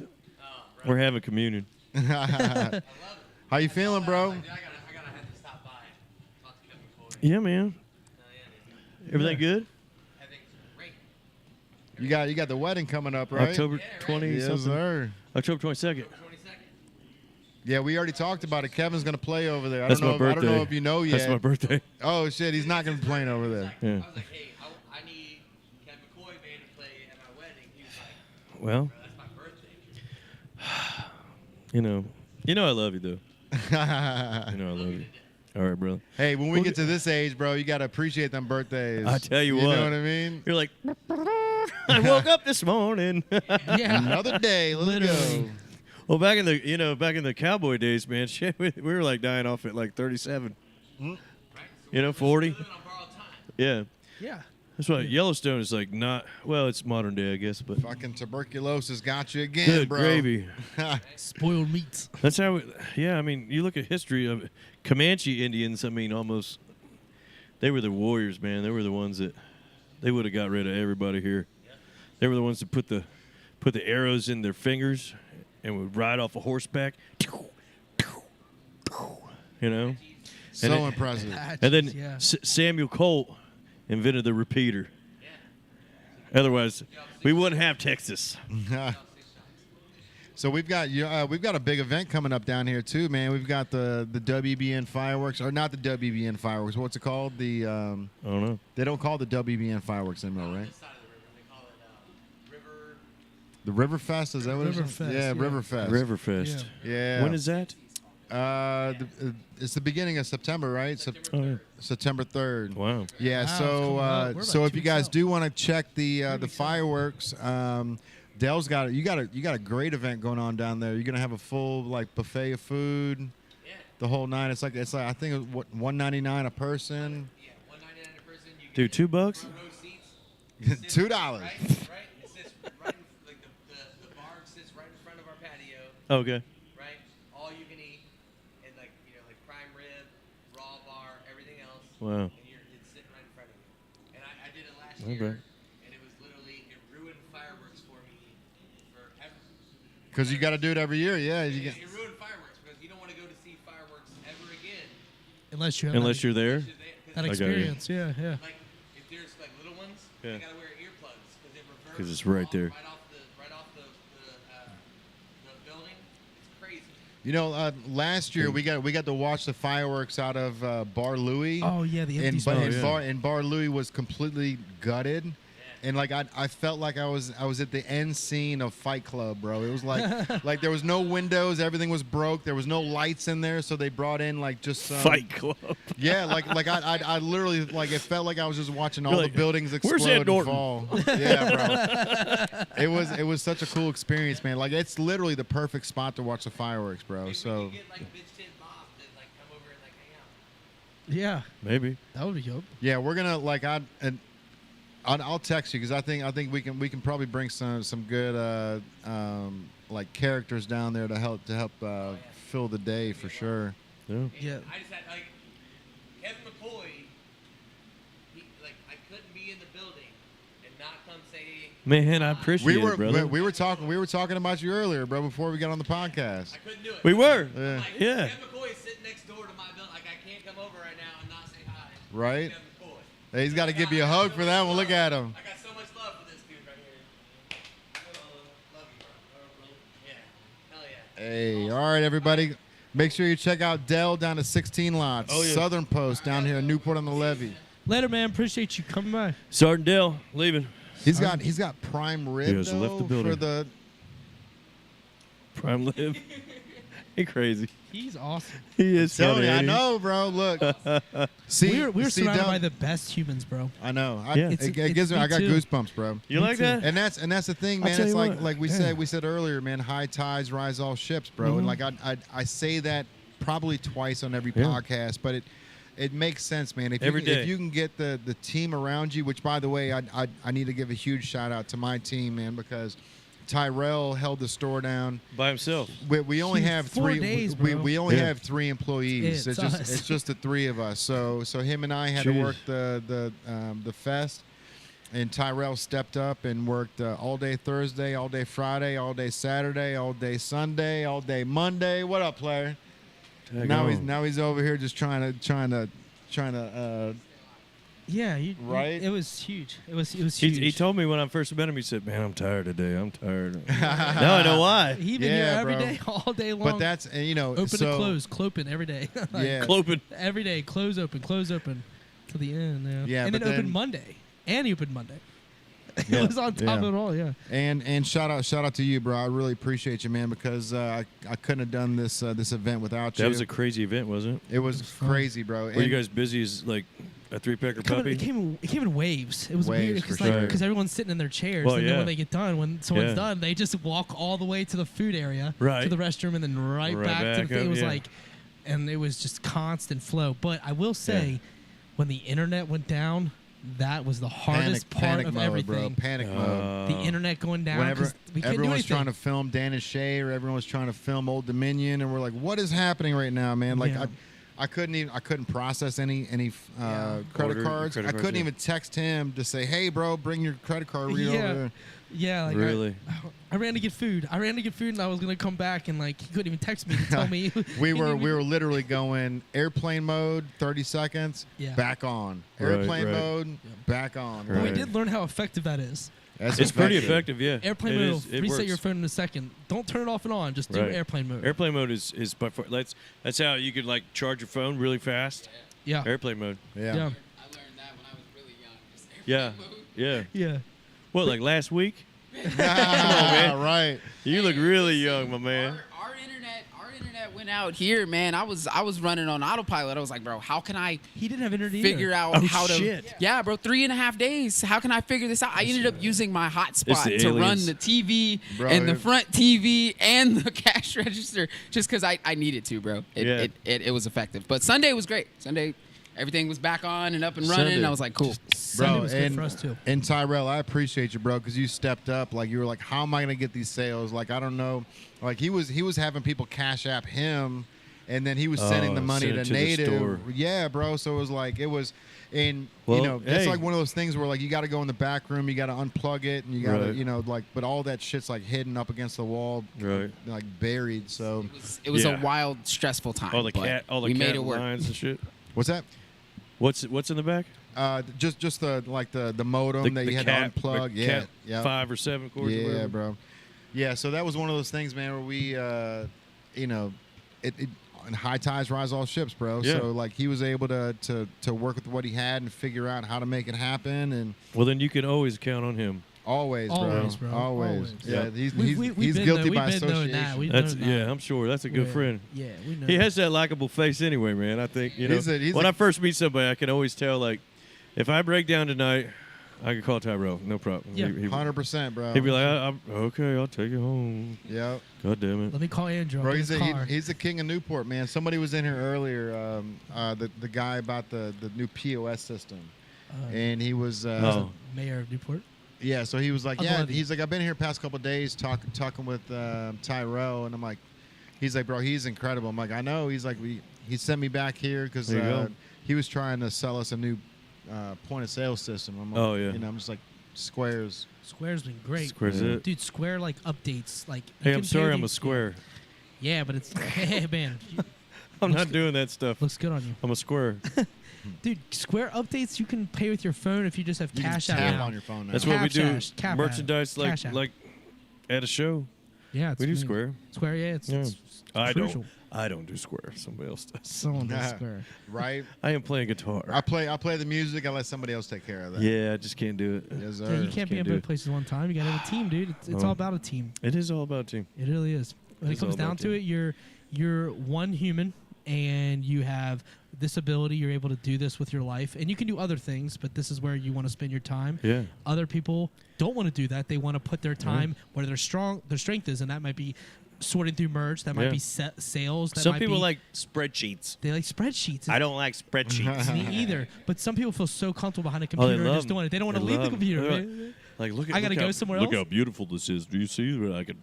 I'm like, I don't care. I don't care. I'm glad you love it. Because if you didn't love it, I don't know what I would do. I'm like, this is a Nashville number system. See this song? Look at this song. They're like, I don't know what that is. Exactly. Right. You stay in your lane, I'll stay in mine, bro. Yeah, man. That's funny, man. Yeah, it's the hard part is finding your lane, finding what you're good at, where your strength is. Finding that's the hard part. In all of this. It is. So, I mean, It's Finding your seat at the table, yeah, bro. But to find your seat at the table, you have to find who you are and what your strength is first, and then you get to the table, because otherwise you're gonna shoot your shot everywhere. You can't be doing that. You have to know a little bit about yourself, and then find your seat, because. And then double down on what you're good at. What you're good at, like. Yeah, man. Because we all start at different starting points, and we all start at different points of strengths and passions. And when your passion meets your strength, go. Sky limit. Fly. Go as fast as you can in that direction. Just keep going that lane till it's never going to end, because this world's, now that we know aliens are real, anything is possible. That is true. Anything is possible. We got an alien coming to the store, bro. You told me. I can't wait. I can't wait either, man. Yeah, we talked about the. I'm still trying to figure out how we're gonna build it, but you gotta text me. I'll come. Yeah. Dude, it'll be in there for the private show, man. It's a great idea what you were talking about, because there's a lot of people that want to use that back room for like private events or like an art show or music. That's why you throw it up on NTV. And that's the thing, bro. It's like so we can do something where it's like intimate, like 20 people, something like that. You know what I mean? Yeah. Each person gets a T-shirt or something, like exclusive merch for. We can do something like that if you want. It'd be awesome, man. Yeah. Yeah, and I think we need to add the hot sauce in with it as well, just to give it a little flair.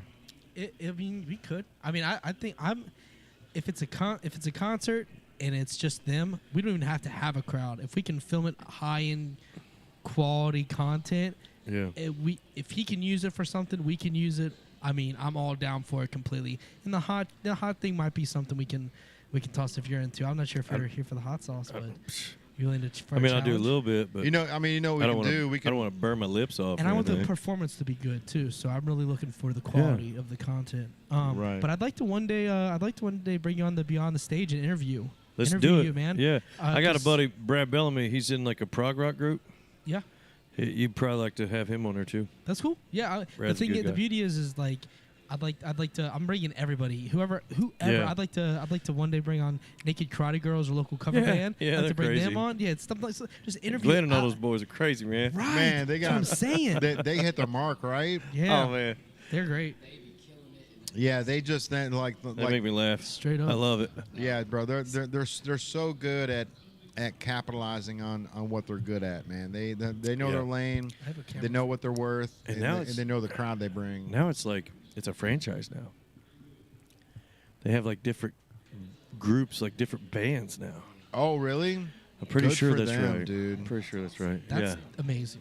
Yeah. That's smart. I mean, you got to capitalize on the moment, man. And they're at the point where they're getting, I don't want to. I'm not going to throw numbers out there, but they're at least 25.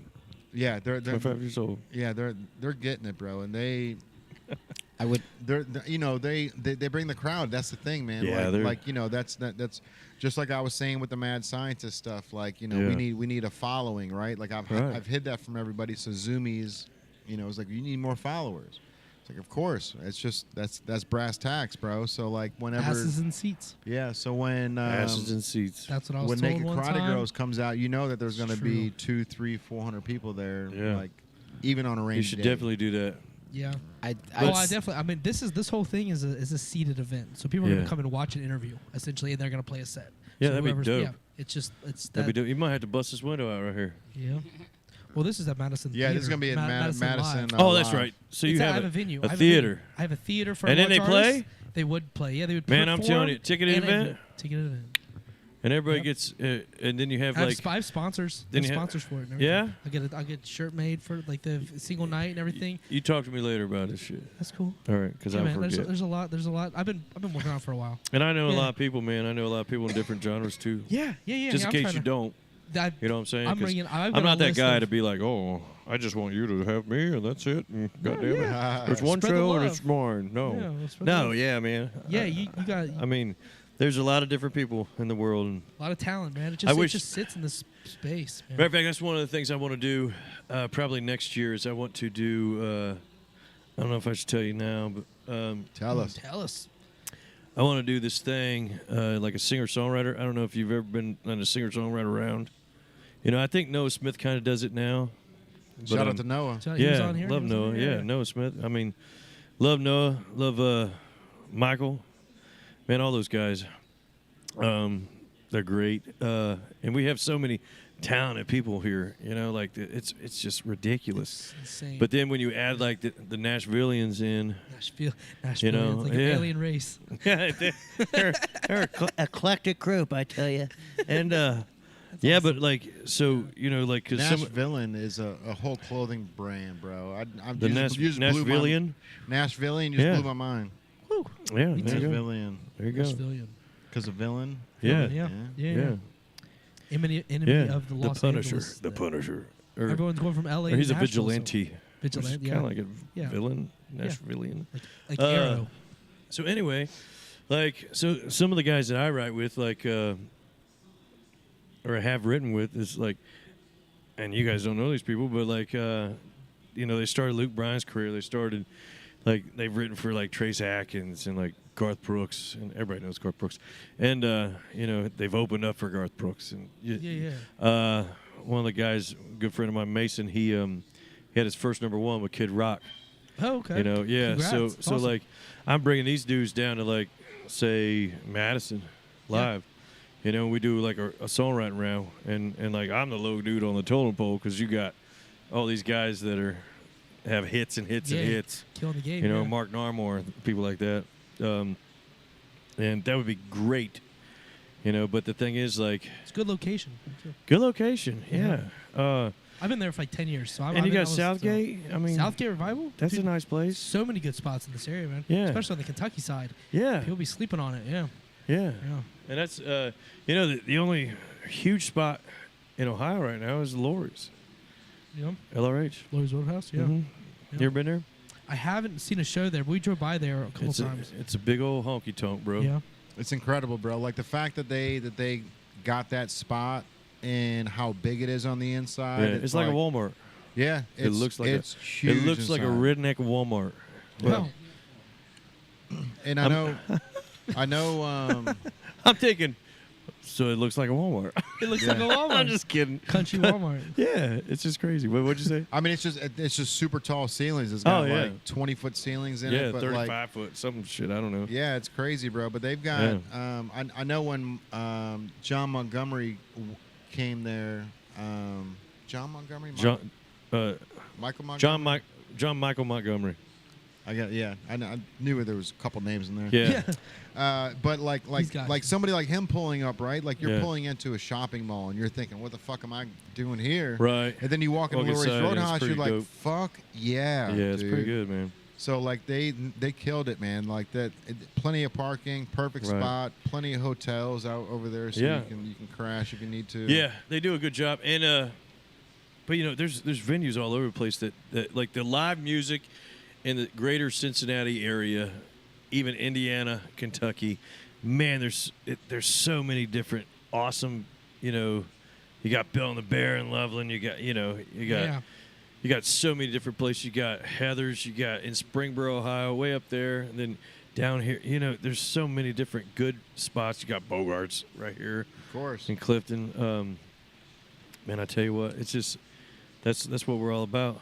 What was the first place you ever played? I'm gonna jump in there. What was the first place you ever performed at? Any kind of music. It doesn't have to be. It just your very I initial went show. I went to a performer art school as a kid. Okay. So I did like a touring company all over the United States and things like that. Like in elementary school. So yeah. Started really young. Yeah. So like that's why people were like, "Oh, I bet you're nervous." It's like, nah. Nah. That's not the I'm nervous. This about. is the most comfortable I'm gonna be tonight. This is where I'm like, I'm with my people. Yeah, You know? I get more uncomfortable walking around talking to people after the show. Yes. I'm more probably, uncomfortable yeah. with you asking me that question. Yes, I'm uncomfortable with your face. No, Right. no, Yeah. but I think one of the coolest. I got to sing at the Grand Ole Opry That's incredible. That's in incredible, Nashville. Yeah, That's incredible. That's that awesome. was dope. You know, I think VOA is up there. man. Gotta be, bro. You know, but the first place I played with my band, I think was a place that's not even in existence anymore. I don't even know. It's called Township Fields and Tavern on the east side of Cincy. Shit, I think we played for like 3 beers each. Okay. But that's part of the story, That's bro. cool, Yeah, though. man. That's And the we were. best I was part. rocking it out, and the worst thing my band ever said was, my old lead guitar player came over and said, "Hey, man, are you okay?" "Yeah, why?" "Because you're talking really funny." And I was like, "What do you mean?" He's like, "You're talking like you're a preacher or something." And I was like, "What are you talking about?" But then I seen the video like 10 years later. I seen the video, and I'm like, "Hello, everyone. How are you doing tonight?" "Oh, yes. I hope you're doing well." You know, and they were like, "You can cuss." And I was like, "Oh, I can?" They're like, "Yeah, that was probably the worst information because I got such a potty mouth." That's funny. I was like, Yeah. F this and F that and F you and fuck, let's go. Yeah, screw this guy. We had a great time. And they were like, "That's Who's Kevin. ready for a good fucking That's time?" Kevin." Yeah, I was like, Fuck "Come yeah. on." Yeah, America. America. So yeah, That's so that was awesome. probably one of the worst things he ever said. Hey, and it's crazy. Matter of fact, to hear. I was Saturday. I don't know, Saturday. I had this guy that was like, "Hey, you said the F word 21 times, and you only been on stage for 40 minutes." I was like, "Oh, I didn't know you were counting. I should try better then, I Try guess." harder.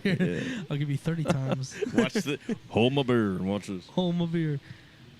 But yeah, That's pretty interesting though that you started off really young, all over the place. yeah, man. That's that definitely speaks volumes to where Yeah. you're at now. Do you feel like you are because everyone has a different path and they have different expectations what they wanted?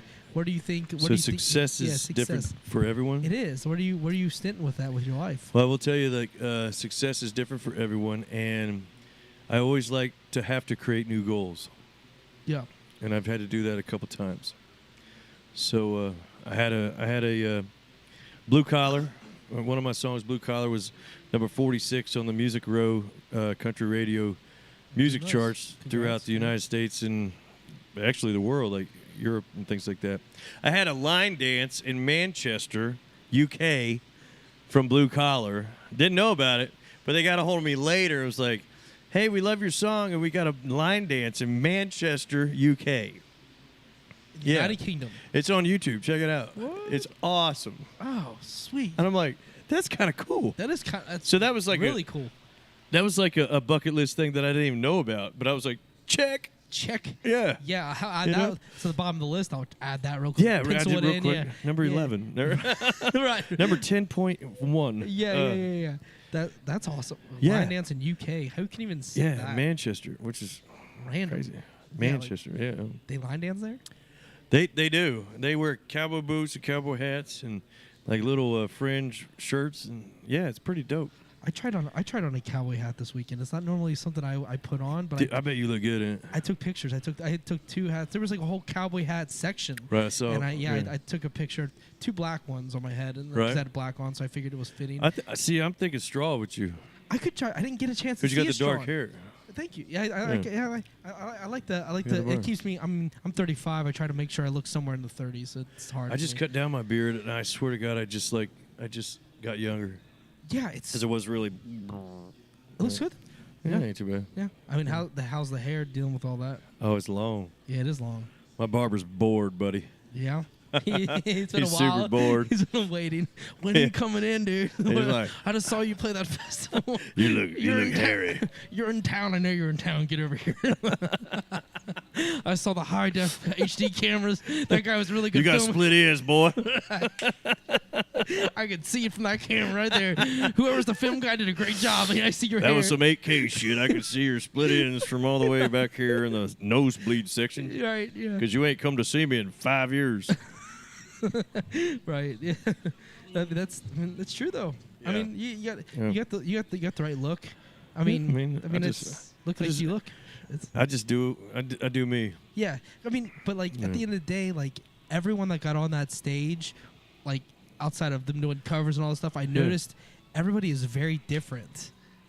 Everybody is Thank you, so sir. different. They're of all different styles. The men, the women, everybody just had a different vibe the whole festival. So like, Everybody does. There's no like there's clearly no like set style, set look to make it in the industry. You just be your genuine self, create good music, and have a badass guitar player. Yeah, that is seemed to be the there's so many badass thing. guitar Dude, players, man. Literally, there's like 2 or 3 on stage at one time. They're just like shredding on. And I'm like, that guy's good, and like, who is the lead here? Because there clearly isn't. Someone, just whoever chooses to be with that second is the. I'll tell you, it's. You're right. There's this one person I saw. His name's Cody Ash. He's a drummer. Friend Drummers of mine are on bad. Facebook. They're great too. There. Well, he's playing with. I don't know if you know who Jelly Roll is. Oh yeah. Okay. So you know that. I only talk to God when I need a favor. Have you heard that? I have heard that. It's great. Well, that's a great song. You should keep singing. Nah, man. So anyway, so when he hit his drums, it was at another multi-day country concert, and that we played at. Yeah. And we played right before Jelly Roll. So when we got off, when we were done, all of a sudden it's like he started out with that song, you know, like just a cappella. And I was like, uh-oh, here we go. And it was like, doom, doom, doom, doom, doom, doom, doom, doom. Just killing it. Yeah. It sounded phenomenal. Yeah. I was like, dude, badass drummer. Like, we're talking like Dave Grohl drumming. Oh, okay. Like Rush drumming. Nice. Cody Next Ash, level. he's a badass. Cody Ash, that's cool. He's from Kentucky. Huh? Yeah. The name sounds familiar, but I don't know. They got a lot of good musicians in They do. Kentucky. You got a lot of good Bro, musicians in Kentucky. I mean, through my days when I was in a metal band called Ocean Grid, and our drummer Zach Riegler, he was in a band called Black Veil Brides back in the day, and a few other like pretty solid bands, and he toured at a young age. He got picked up by this band in Texas, and they would come all the way to Independence, pick this 16, I think he was 16 at the time, up, and then take him on tour because they're like to Oklahoma and shit everywhere. They would just they were like a metal band, and he was like this young kid, and they're like pick him up and take him up, and then drop back off, and he would go back to work at McDonald's. And they're like he just plays. I mean, his just so good. So, dude, Zach literally, when I first met him, I was introduced by a local guy that owns a hot sauce company around here, Farmer Nate Nunemaker. He's like, you need to check this kid out. I don't want to play drums like that anymore. This guy's the real deal. I'm like, okay, cool. So we brought him to his house, and as soon as Zach was like, he just gets on there and just and just blows up that drum kit in front of me, like kills it, like, and everything he was doing, he was like, ain't it funny? And just threw his stick up, he's playing, and he catches it and just does it, and it's like so natural. And I'm like, where did you find him? And he's like, yeah, dude, he's only just turned 17. That's crazy. I'm like, man. what is happening? Some people just have the genes. They just have it. I They just don't know what it is. Reincarnation or something? Reincarnation, excuse me. Yeah. Right. Reincarnation for sure. Or it could be just put in the hours like you have, man, just at a young age, bro. Just growing up on it. He did. I mean, he was like, he said that his rocky childhood with family and stuff. His mom was actually in Memphis, so like he was always in his basement, and he would just play drums constantly. Well, that's like the heart of jazz too, which is that's what he's jazz major. I'm telling you, that's a jazz.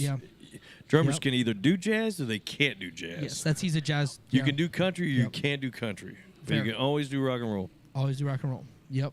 That's the thing. And it's like the metal drummers, they sit in their own pocket as well. Like metal drummers, they have to live in triplets. They have to live in all these different spots that the traditional drummer's not really touching. With double bass. Right. Like a lot of drummers don't even use double bass. Yeah, they want single bass, whatever.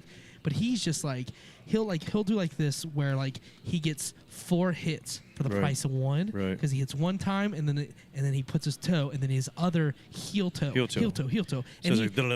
he would just go so fast, and he'd be hitting, and you have to see it in slow motion to figure it out. Yeah. And he's deaf in one ear because of the China, and he's like because the what? The China symbol is what he said that caused all his hearing problems. Oh, really? Hitting the China so much, and like because right at his ear level. Yep. And he was like, dude, I had to talk to him on stage with my mouth. I had to he could understand everything I was saying on stage. We're middle set, like we have our scrims, we have the whole thing. You suck.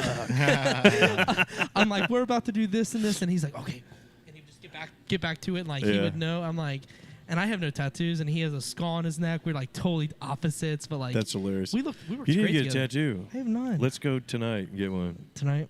Let's go. I'm gonna get Charlie on me. That'll be the first thing I'm gonna get. Yeah. Wait till she's 5. You should get Jay's face on your arm.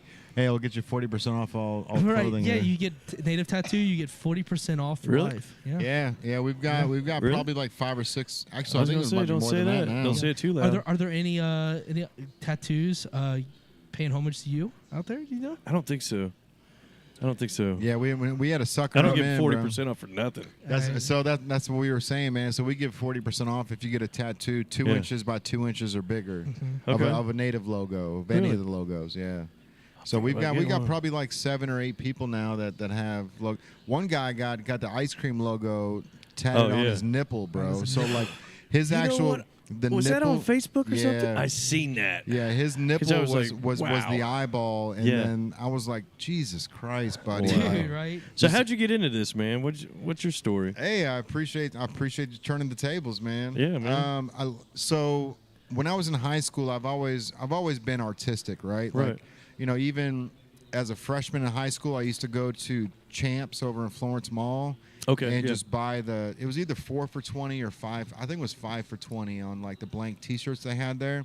Okay. So I would buy the blanks, I would bring them home, and as a freshman in high school, I was just writing funny shit on them, like Jive Turkey and like black permanent marker. Oh yeah. And I'd wear them, and people would love them, so I started making them. And my first shirt that I ever did was a shirt that said "I did Britney," and it was back when Britney Spears was a virgin. So the shirt said "I did Britney" on it, and I had probably 30 or 40 logos at the time. And That's great. Yeah, dude. And so I sent all the logos to Urban Outfitters. Oh yeah. And like the way that I did it was, have you ever heard of a poor man's patent?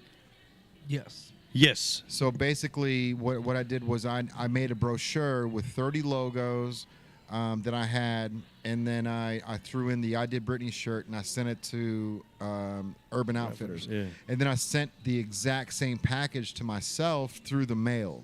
And so what I did was, I never opened that package. I left it sealed just in Right. case if they tried to steal any of the Say designs. It had this timestamp on it. Timestamp on it. Yeah, yeah. Exactly. So by the government, which is Right. the main thing. Yeah. But they stole my logos, bro. So they actually came out with a shirt that said "I did Justin" instead of the "I did Britney." Right. And then they came out with, I had one that said "Firemen do it with hose." And they replicated a shirt that says "Gardeners do it with hose." And so I was like, that was like my first, like, back when I was just dabbling into it, not very good at the designs and stuff. And that was And I was like, Very damn, good- that was the good first lesson. time that I got fucked over, right? Right, yeah. And I never did anything. The poor man's patent, I never did anything with it. I never tried to Right. pursue it or anything. I just Yeah. chalked it off as a loss. it's But like Big Johnson. Remember Big Johnson? hell yeah, bro. And then there was a knockoff called Chico Rodriguez. You ever see I don't Chico think Rodriguez? so. Those were fucking better than the Big Johnson. I ones, imagine they bro. were. Yeah, because they were just Big Johnson was like Big Johnson. Yeah, stupid kind of baseball. Yeah, Big Johnson does it with the Beaver team or Right, whatever it yeah. was, right? Like Yeah. all that, bro. All that shit was fucking like that. Those need to make a comeback, like just like the nostalgia T-shirts of like Yeah. the Taz and Bugs from the '90s, like Well, I know a guy. right. And I can make it happen, bro. Let's do it. Let's do it. Big Johnson still has to be around. I don't think they are. No.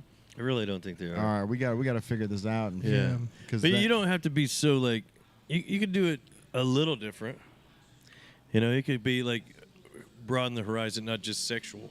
Yeah. But you could do it to a lot of different stuff. Yeah, I remember I got a shirt from Myrtle Beach said that the chit hit the fan, and it was Chit Rodriguez, and he had a baseball bat, and he was just beating the fan up. Perfect. Yeah, bro, just super simple. It was Chit, like chit hit the fan. Chit Rodriguez. But that's one of those Big Johnson. You guys ever just like sit out here and just watch people walk by? all All the day, time. bro. I love people watching. All It's one of day. my favorite. Especially- and I get People- stories. Like I'll tell you stories about these people I don't know. Yeah. I Like, mean, You know? that was Get one of the to know best him parts without about knowing him. VOA, bro. Is Oh, yeah. 20,000 people walking Dude, around getting perfect. to see it. Were There was one. You see USA Day? No. Wait, no, Yeah, you did. yeah. Yeah, you did. With everyone dressed up, wearing the overalls. Red, white, and blue and Yeah. stuff. Yeah. There was one girl that was walking, like her boyfriend was walking her over to our booth, and she was just walking and puking at the same time, bro. Like, And so I was like, all right, duly noted. Don't walk this route right here. Yeah, get your orange spray can out and just block it off. Yeah. Did you get a chance to talk to the dancing trucker?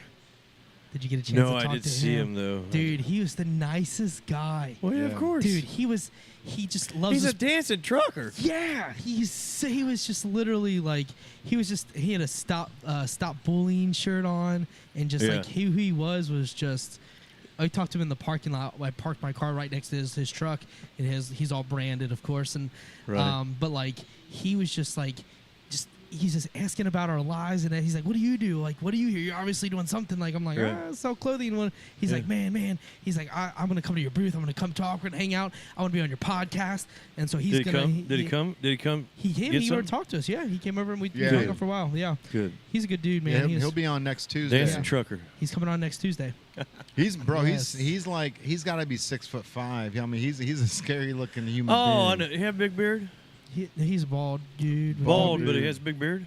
No, I don't think so. No. Maybe I'm thinking of somebody else. Yeah, I remember dancing truck. I'll show you a picture of him. Yeah, I had some Kool-Aid that day. Did you? How? Yeah, I bet you're feeling so many types of I ways. had some grape Kool-Aid. Yeah. Right. Hey, if you're gonna drink grape Kool-Aid, that weekend is the weekend to do it, bro. Yeah, that's buddy. for sure. So you've got a show coming up this Sunday, right? Over at Zazu. Zazu, yeah. Saturday we're at St. Bernard. St. Bernadette Festival, which is in Amelia, Ohio, and then Sunday we're at Zazu here in Covington. Yeah. Fuck yeah, bro. Covington, yeah. I'm gonna try to make that one, man. It's middle of the day, like 2. That's the shit, bro. Yeah, Sunday Fun Day, man. That's the best. That's the best place to have Sunday Fun Day is at Zazu and everybody's super nice. Everybody's laid back. Yeah, man. Yeah. The Zazu. I mean, like they've been a big part of the bar scene for a while, man. You know, I know that used to be the go-to place back when Travis Tuesday was all about it, man. We had a buddy that used to be part owner. He passed away. I think he had an aneurysm or something like out of nowhere, but yeah, that's a staple in the city, bro. Tattoos on his face. Yeah, I remember him. Yes. Tattoos all over his face. Scary looking dude. He's like 6'5". Looks like Post Malone's dad. He does look like Post Malone's dad. Yes, that is amazing. That's the best quote of the podcast. Right That's there. funny. Post Malone's dad. Yeah. The dancing trucker is Post Malone's dad. We couldn't turn around till we were upside down. Yeah, man, he was the nicest guy though. Like he walked over to us, talked to us, told us he was going to be on the podcast, told us that he's like here for just everyone's like trying to like make everyone happy. It's like that mentality is man, it's we need just, more of we it. need more of that. We like do. you don't have to be the center of attention like that, but like just the mentality itself is if just a little bit more of that, man, things would be so much easier for so many people. I mean, you know what the cool thing was, bro, was he's been doing this for a long time, right? Like he's literally just been standing in the middle of intersections with a shirt that said "Dancing for Smiles." Yeah, right. Right, and then on the back it said "The Dancing Trucker." Now it says TikTok Famous on the front because now he's he's at that point where he's like, okay, people know who I am. But it's funny. Yeah, he was right on stage. He was on but stage. that's just like, you know what's crazy is like the Naked Cowboy. Yeah, he's from Cincy as well. Right. Yeah. The dude's from here. Now he's living out in New York. Yeah.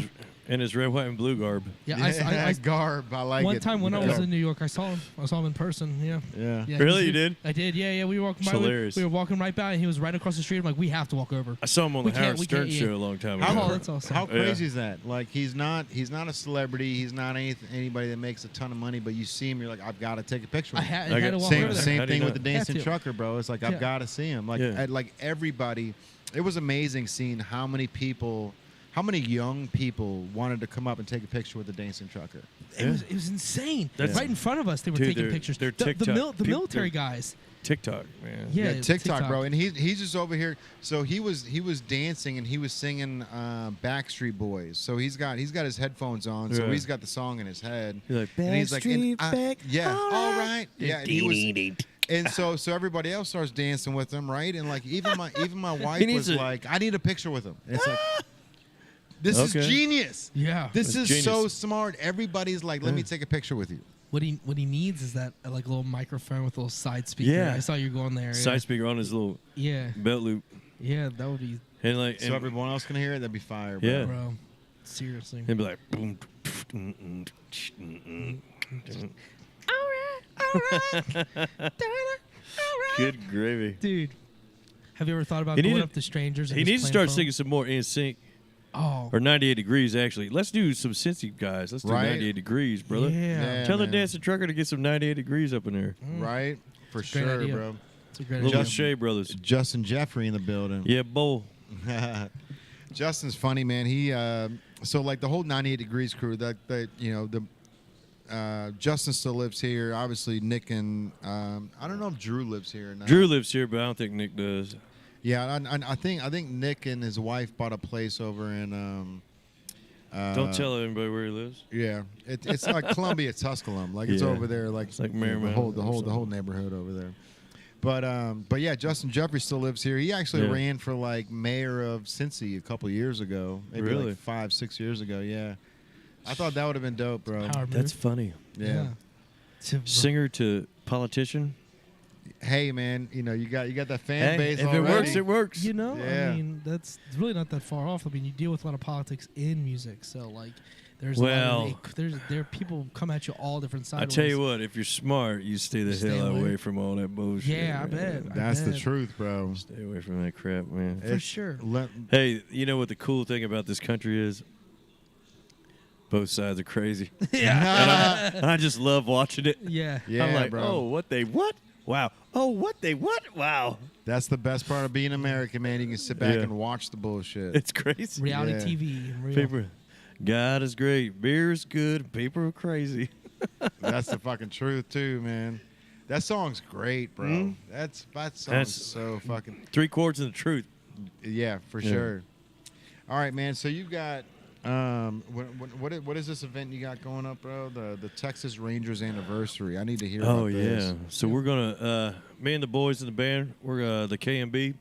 We're gonna be playing at the anniversary party for the Texas Rangers in Dallas at Mickey Gillies That'd be insane. in Dallas, Texas. So Yeah. is Nolan Ryan gonna be there? Are you telling me that? I'm that telling you're you, Chuck playing for Norris is invited. Chuck Norris. I mean, I can't Confirm it? 100% confirm Yeah. that they're going to be there until I come back and say, guess what? They were you know, there. Chuck Norris is here, and, Yeah. and Nolan Ryan, and like George W. and like all the Texas boys. I All mean, the Texas boys. yeah, like so many of them. Wear Robin Ventura, Chicago White Sox jersey, bro. See what happens if Nolan Ryan's there. You know what I mean? That was He one would of the love that. That was one of the greatest fights in Major Oh, League yeah. history, bro. The fact is that like true. young Robin Ventura gets hit by old school Nolan Ryan, Yeah. and he just throws the helmet down. He's like, you know what? Fuck it, I'm gonna fight this dude. And then he Yeah. runs up on Nolan Ryan, and old school Nolan Ryan just puts him in a headlock and beats the fucking piss. Crap And I'm a right and I'm a at him. Chicago fan. I'm a Are Chicago you? White Sox fan. Yeah. But I'm a Nolan Ryan fan. Dude, you know Nolan what I mean? Ryan, When like, that hey. old man beat the piss out of that young Hey. buck. Yeah, exactly, Hoss. Yeah. Young buck. Yeah, bro. I was like, fuck yeah. Yeah.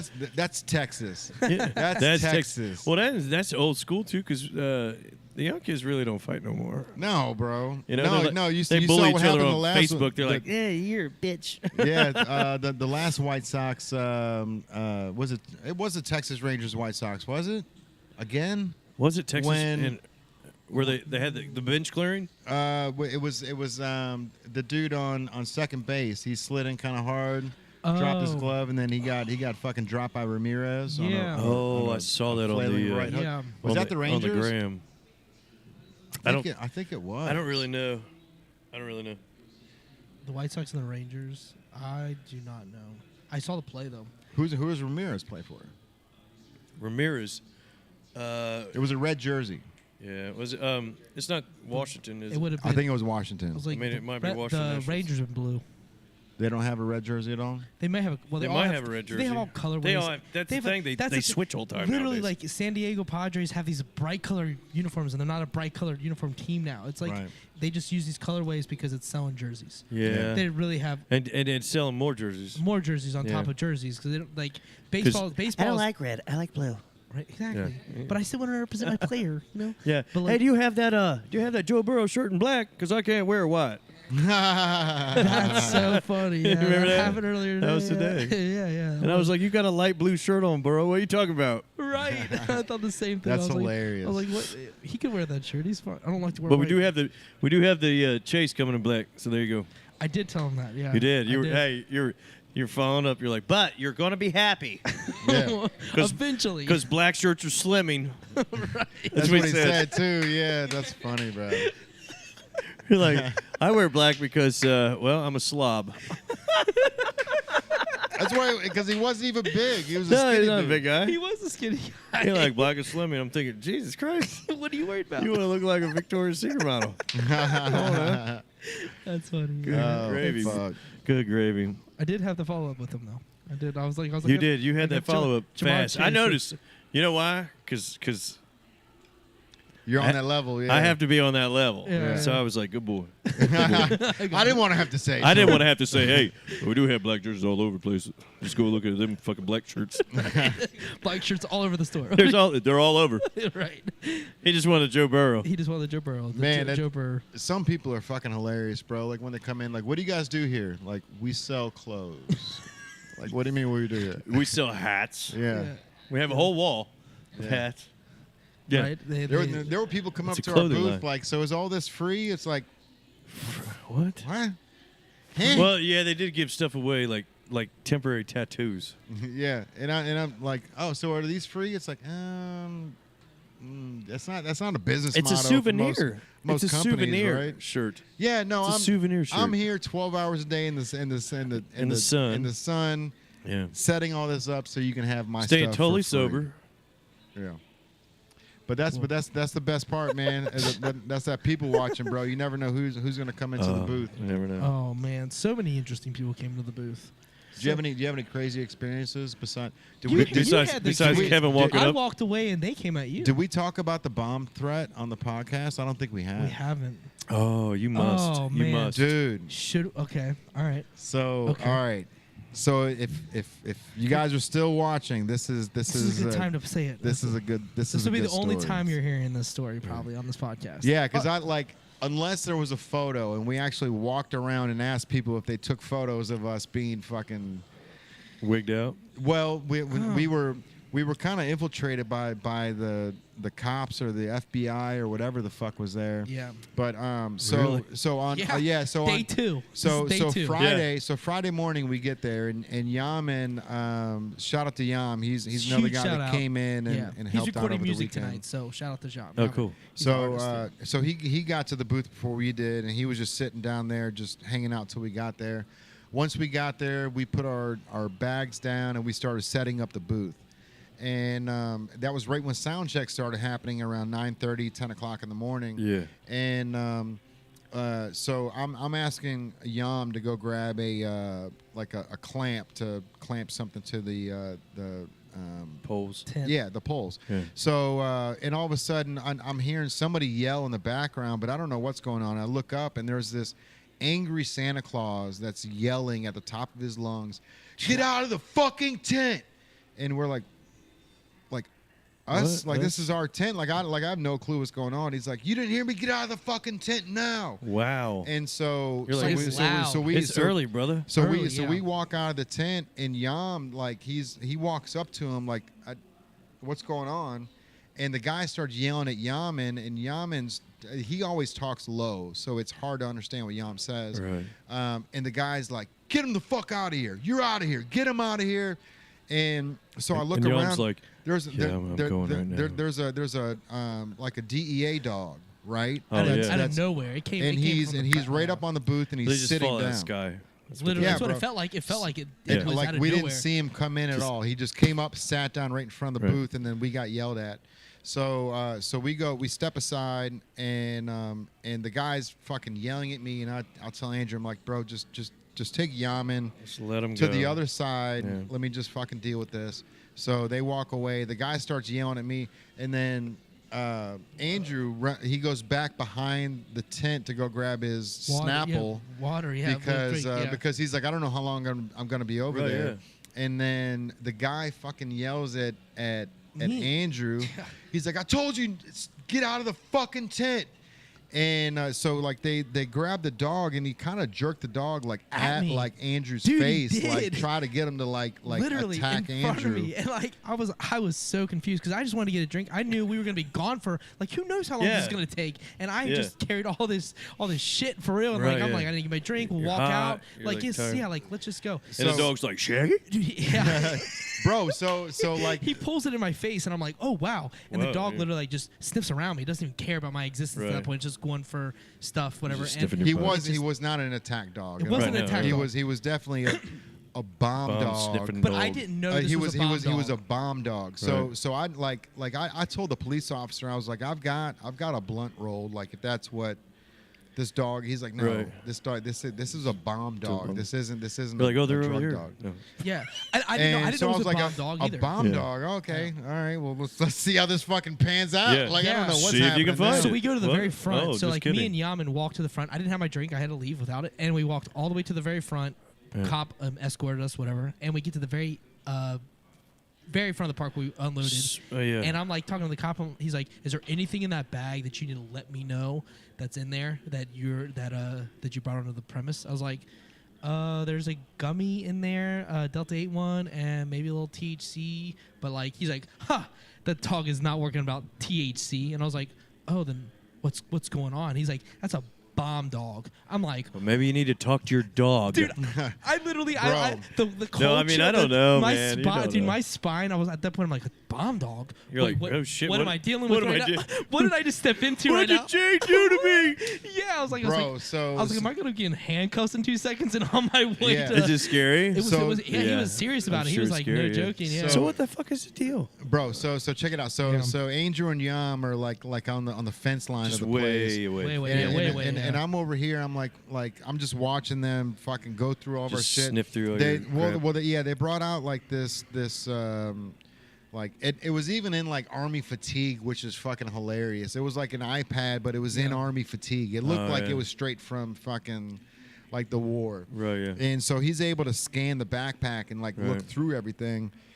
And the one cop was like, he came up to me. He was like, bro, I apologize about how that guy reacted. Like he's like, I could tell that you guys couldn't hear us, but this guy was like trying to be like the fucking lead thing here.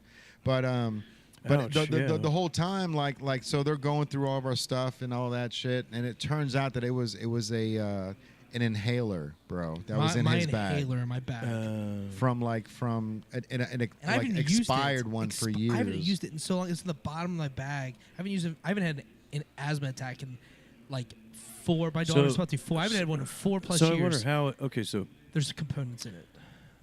Oh, okay. It's not the inhaler that would set off a bomb dog, apparently. That's what the guy said.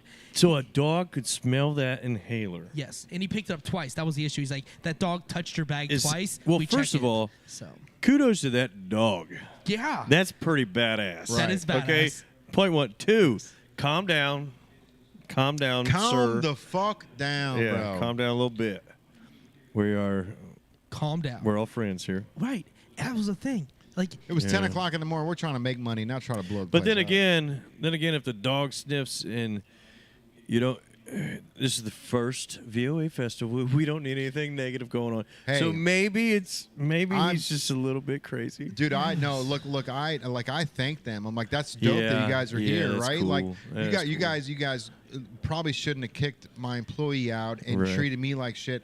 And then when he went to go grab his water, the guy ran at me. He was like, "This is all you fucking have? This is your fucking staff? This is who you fucking have to run this?" Yeah, and I'm like, "Yeah, bro, they're my guys. Like, everything's fucking fine. Like, you're the only one freaking out here, bro." Right. It was literally like 2 seconds. Like but the problem to me, like, if that dog would have bit me, dude, that dude pulled that dog right in front of me, and I was like, "Whoa, man!" Like, I just tried to grab the water's like right there. It's like. He's like, "No, you ain't touching any of that." And I was like, okay. Like, cool, I'll go. And then the dude the angry Santa ran up to me and he's like, you were out of the tent and you went back in the fucking tent. Why the fuck did you do that? And I was like, really? In my face. And I was like, his eyes are probably still bloodshot today. Bro, he broke blood vessels in his face. I was like, I just wanted my, dude, I don't know how long I'm going to be gone stay with Yaman. Like, I didn't even know it was about my bag.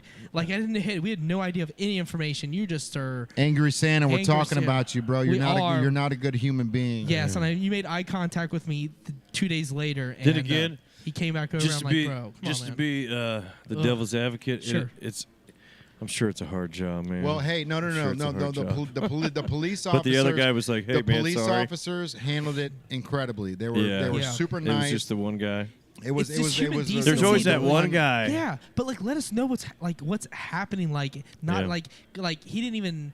I couldn't even hear what he said in the first place. And like, we were out of the tent. We were like, Yaman was just sitting behind, and he's yelling at Yaman. I'm like, what did Yaman do? I didn't even know. Man.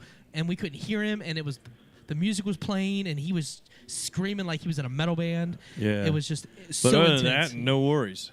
No worries. No, everything was great. Everything was great. We came back. We didn't bring a bomb. Dude, he showed me. He like. We just brought a bunch of T-shirts and posters. Bomb-ass T-shirts. But he showed me this iPad that had the zoom in, and I could see my stuff in my bag, and I recognized a bottle opener I have. It was huge. Yeah, it was like, he's like, what is that? And I'm like, I don't know what that is. That's my inhaler since I was 14. Right, it was sitting at a little bit of an angle, too, where it might have looked like a gun, because it's shaped like that. But I could see my bottle opener. It was gigantic. And I'm like, I recognize that shape. And I was like, oh, this is zoomed in. And then when he went through my bag, he found it. He found it, and then he casually walked over, put his stuff in his bag. I was like, so we're done? What's going on? He's like, oh, you guys are good. He's like, those dogs can sniff anything, this and this and this. He's like, they often find things. That's insane, though. An inhaler would set him off. And I'm like, insane? Yeah. That's insane. I mean, what's inside an inhaler though? That's close to a detection of a bomb. That's the scary part. Probably some kind of that aerosol. Like, I mean, I don't know. I'm not a. You're the mad scientist, brother. Man, I'm oblivious to all that stuff, bro. I don't have a fucking clue. But he was so calm about it. I was like, after that moment of high intensity, he was awfully calm about like just walking away. Like, well, maybe he's just. It's part of his job. You know, maybe he just. I heard maybe he was just scared that y'all had a bomb. I mean, I don't know. Yeah, maybe yeah. At least he was cool after. Hey, it is. He said, "Well, it is. I'm kind of an asshole." It is the native brand, and we do push boundaries, but we're not trying to bring bombs anymore. Yeah, no way. Bomb-ass T-shirts. And then bomb-ass T-shirts. Speaking of, hey, we should make a shirt next year. It says bomb-ass T-shirts VOA. That one guy kept coming to our tent, the long hair dude, and he's like, "Don't trust them." He's like, you guys are the bomb, and he kept saying that. He kept saying a bunch of. Was he joking? He was joking. Yeah, he was like, he loved it. He watched the whole thing, like front row seats. He probably taped it. Uh-oh. Well, and that was they didn't, which was a bad thing, bro. I was like, I went around and asked everybody if they got photos, because like. We were next to the Pepsi tent. The one thing that I wanted out of the whole situation was just a photo of that bomb dog sitting in front of our tent. Yeah. Right, and I just wanted to post that photo on Facebook or Instagram and just say, "Sit, boo boo, sit, good boy." Good dog. Yeah, right. Like, I remember that. You know what I mean? Like just something like that. Like, because it's like that doesn't happen to anybody except for us for some reason. Like, the bomb dog comes out. Yeah. I got that red-headed luck.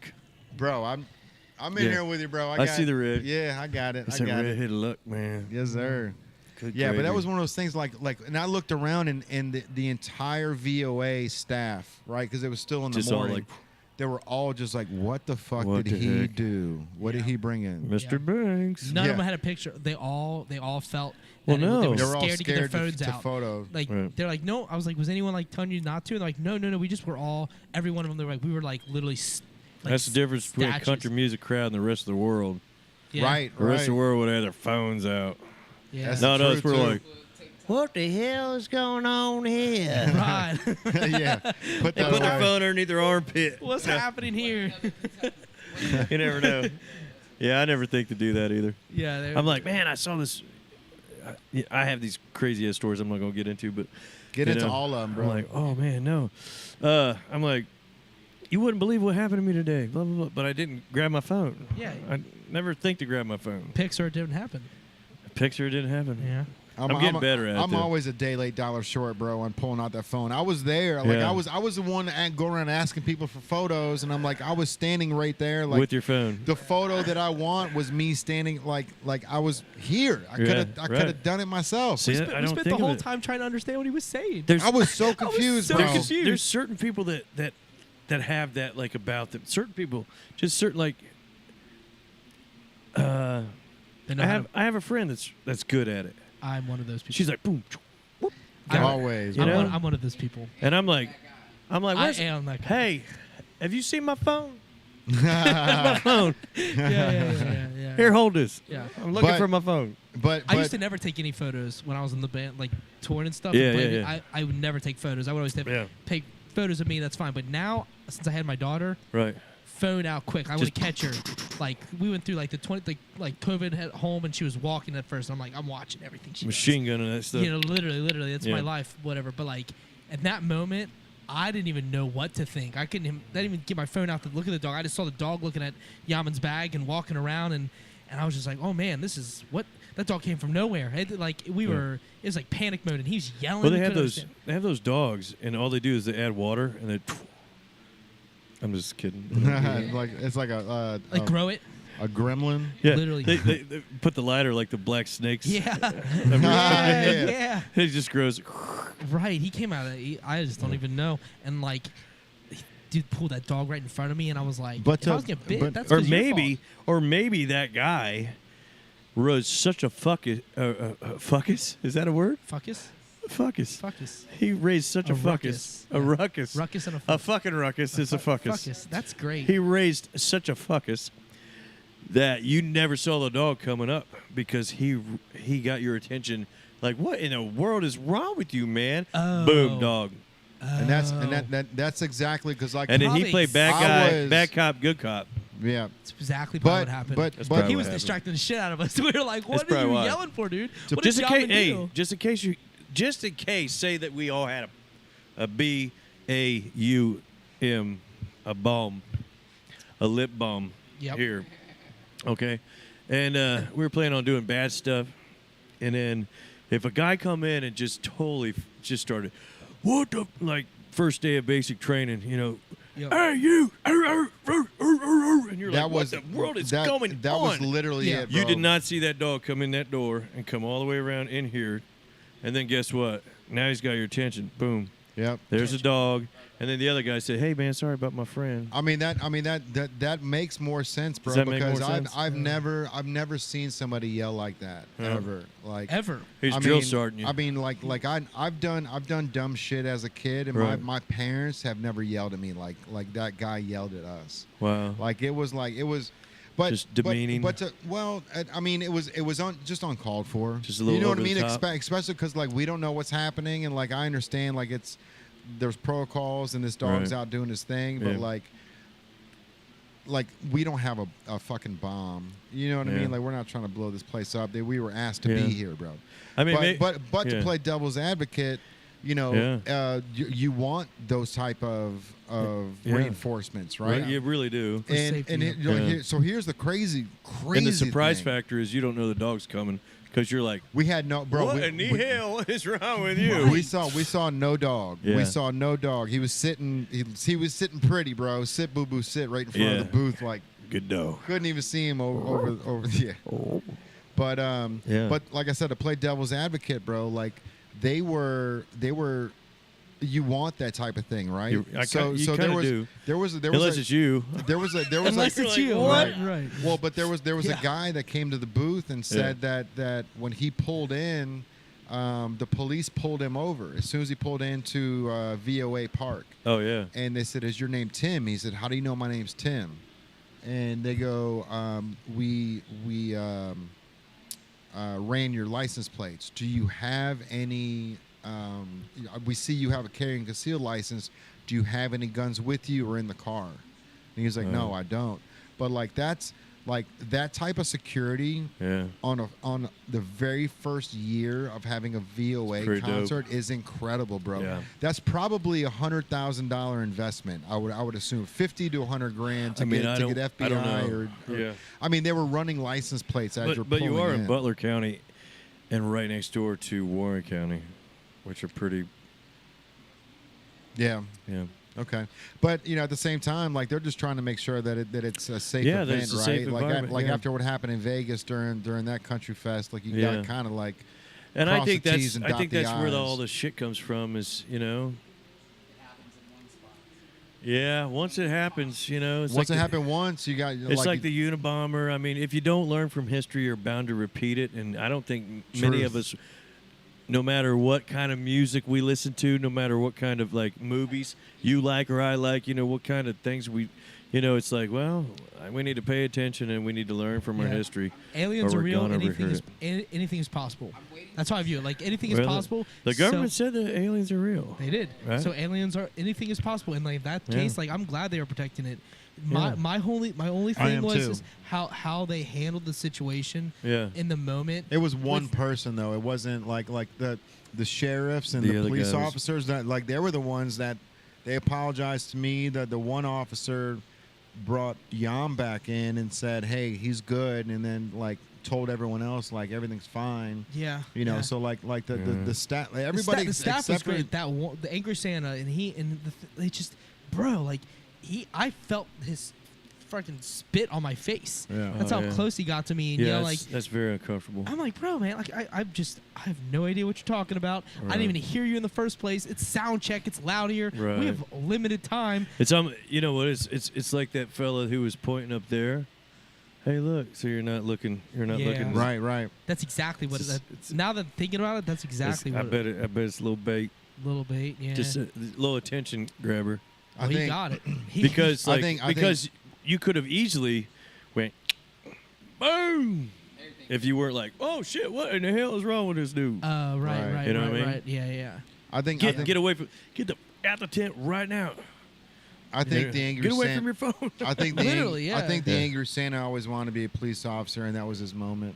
That was his moment. That was his moment to show off in front of them. It was either that or he wanted to be a dancing trucker, and that spot's taken. Hey, that spot's taken. There's only one of those. Well, I wanted to be the naked cowboy, and that was taken. Right. So I wanted to be the drunken trucker, and well, I don't have a CDL anymore because of that. I'm pissed off. Lost that in '84. Alabama said, "Roll on," and I was like, "I can't." G Willikers. But regardless, man, even though I'm glad that moment happened for so many reasons. One, it puts everybody in check on make sure like what you bring in is because like I always carry a pocket knife, right, just to cut boxes and do all that stuff. And like it's weird that like I can carry it all day, but like if Tyrell carries it, it's an issue, right? Like you can't have a flip blade in his pocket because he might get caught for something else, on some dumb shit. It's unfortunate that's the mentality that we have to take, but like that's when they were yelling at Yaman. I was like, what did he do? Like, what are you yelling at dude? Because he got dreads? Like, what's happening right now? He literally didn't he wasn't like Yam was just like what? It probably what wasn't is happening. Probably wasn't even that. It was probably when they saw you walk in, he was the most distinguished person. Yeah. To say that guy with the dreads or something. I don't. Sure. Yeah. Because I don't even know him, but he was just sitting by because himself. they would definitely say the pasty redhead. Right. If I was with y'all. Fair. That's fair. That redhead dude with the long hair. With the cool hat. With a cool hat. Yeah. Yeah, he's always got sunglasses on. I've never heard the guy with one eye, but I'm sure I get it all the time. I don't think you do. Know what I mean? I don't think you do. Yeah. I think so. You know what I get? Oh, that's native. Shit, that's Jay with native. So and that's every time somebody puts my name in their phone, I make sure that they put native in there because I'm like you're gonna forget my name, but you're gonna be like, who's that dude from Native again? Yep. Well, see, we've already been friends like through Facebook and things. I've seen you so many times, but then I did, but under company name because my iPhone says company name, I put native NO 513. Hey, there it is. I appreciate that, bro. Yeah. That's fire. Yeah, this is cool.